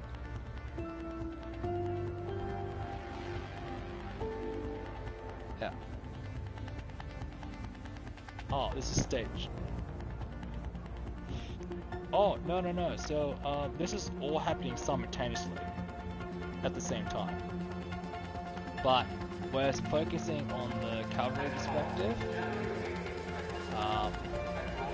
That they got backup from the naval, realizing there was a sacrificial operation to keep their ground force from continuing to charge, while supplying them and increase the manpower from the naval ships by using their armory to join the ranks of the charge, while also empty out all the aircrafts or airborne to also do air supports for them as well. But because this is enemy ground and there's no landing pad, and this world of enemy territory has no concept of this technology or aircraft, there is no landing. They are purely relying on fuel as a lifeline and whatever ammunition and capable explosion they got left. They're limited that way.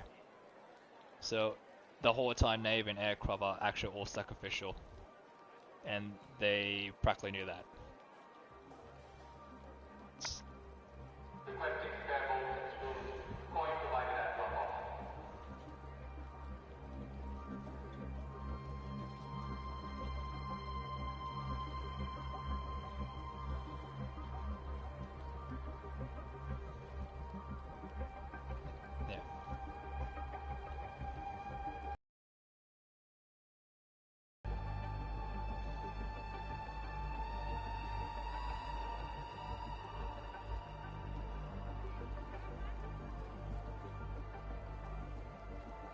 Oh, curious, yeah. Curious, yeah, they're called curious.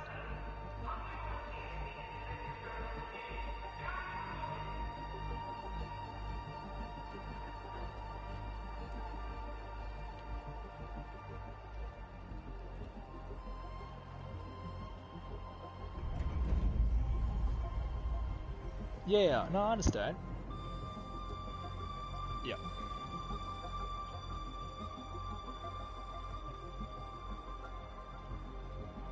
Yeah, I understand what you're saying. Yeah. Yeah. You're going to understand that this is... So, remember how the push has to keep moving? And you notice how the Navy is only... practically is aware it is going to be sacrificed for that push to keep going. And increase its challenge by increasing its manpower, by deploying its own ground forces within the naval. Right? The armoring ship and the vehicle. These naval ships will not last forever and they will run out and they will literally practically be down to the last man. Just a delay. Yeah, they're going to be overwhelmed. That enemy behind them that just put, like, practically cut right through are going to catch up. And it's got to overwhelm the naval first before it starts reaching the charge that were after originally. Which means that includes naval, that includes carrier, that includes everything. That whole little ocean area, or the big lake, is dead waters. And it's not going anywhere. It is isolated. It was suicide from the beginning with.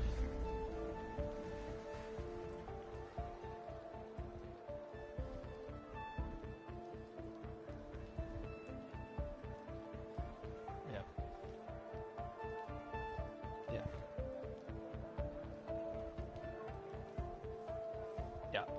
Yeah. Yeah. Yeah. So the point of this is that I understand the aircraft, but even the aircraft's got to be run over. That's what I mean. Like the ones that are airborne now, like there would have been a call signal saying like, "All aircraft return. Do make sure you make your last refill, because there is no returning."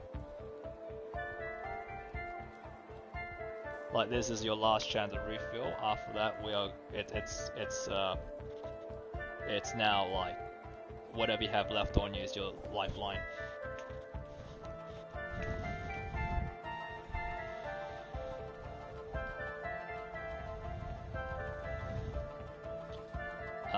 For instance, right? Okay, so that was one perspective, okay, of the fronts. Let's just look at before that whole thing happened, because I was trying to make sense of this before as well. When this modern military was pushing, right? They had their own tanks and, you know, LOVs and shit like that. There's also the medieval side, which is the cavalry that I mentioned, as we got to see it from his eyes.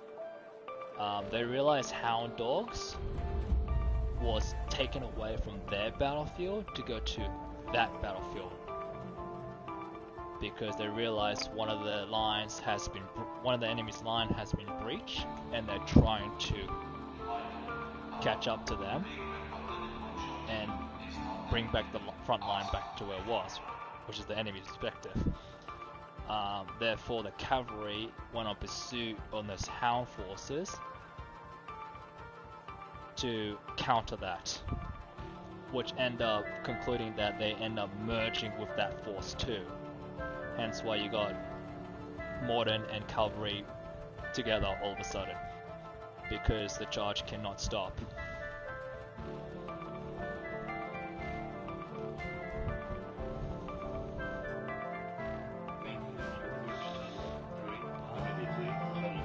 I do like the M1 the grandfather M1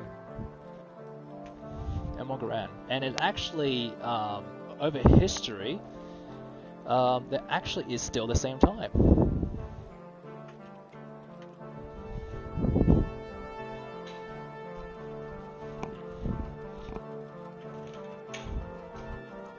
Well, I'll give it 2 seconds.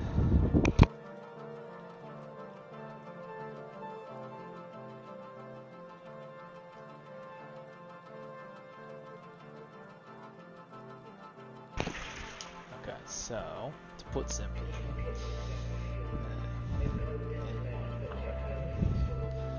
grandfather and its family tree afterward. which ended up being a sniper rifle. Anyway, the other one is I love the Falcon.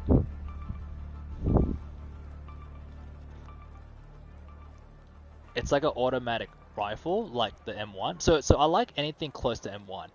Falcon is like the same, except worse. For example, each time it's hit, so unlike the M1, you know how it works. But with the Falcon, what it does and how dangerous it is that when he hits a limb, it doesn't go through the limb, it actually blasts the limb off. Yeah, there goes your whole torso. Like, yo, it's that, like, oh, there's so many. Yeah, pretty much. Yeah. Yeah, so, like, you're getting the picture already, eh?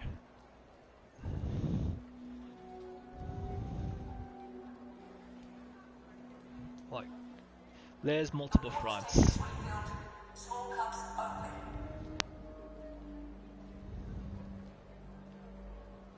Practically how World War worked, like, multiple fronts.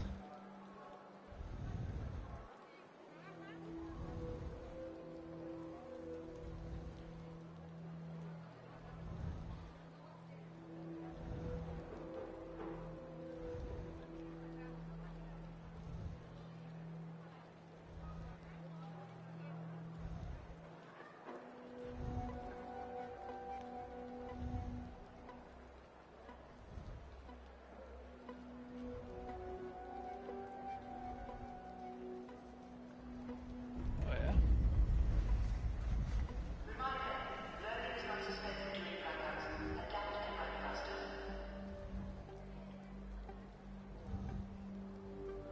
What's it called? 44 what again?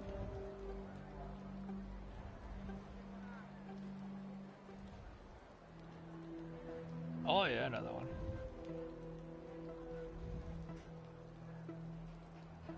Oh.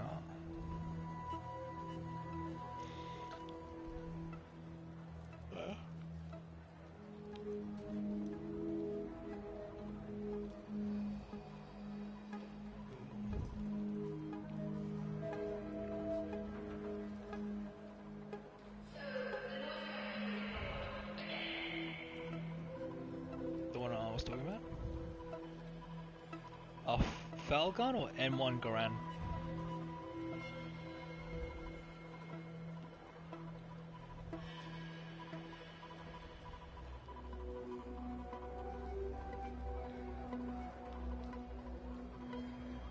Yeah.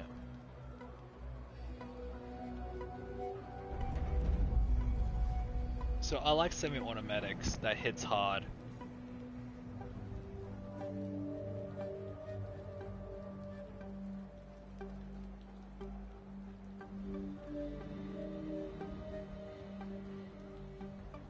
Falcon.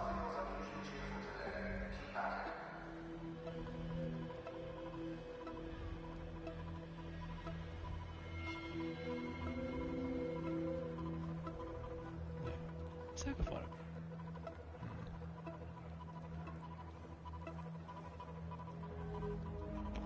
Oh, really? Okay.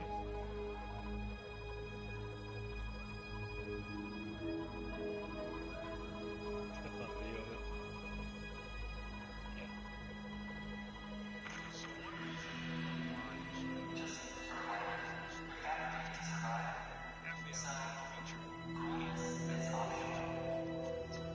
Beginning with the Congo crisis in Katanga with the mercenaries or the Belgian forces. Yeah, FAL. F-A-L. Yeah.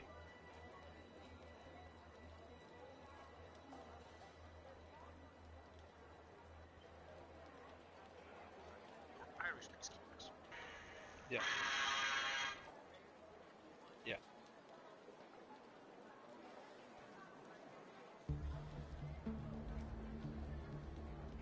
No, fine. I'm wide awake, man.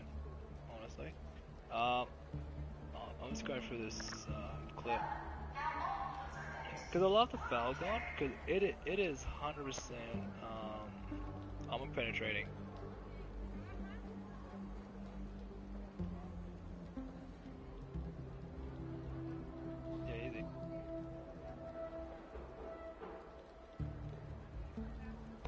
all good. Yeah. It's got to be hard to make this militarily realistic because I've only just started thinking about it.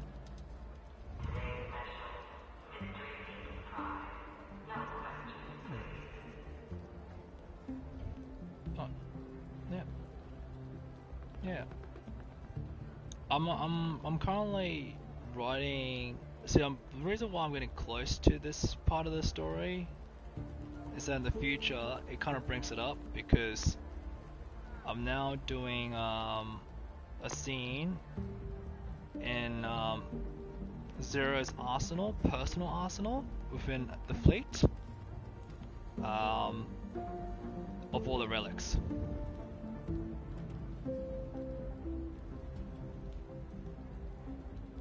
Orientation briefing begins every hour. Yeah.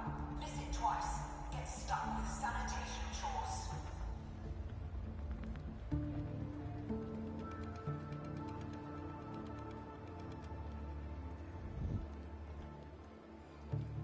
No, I got that. It's just for fun.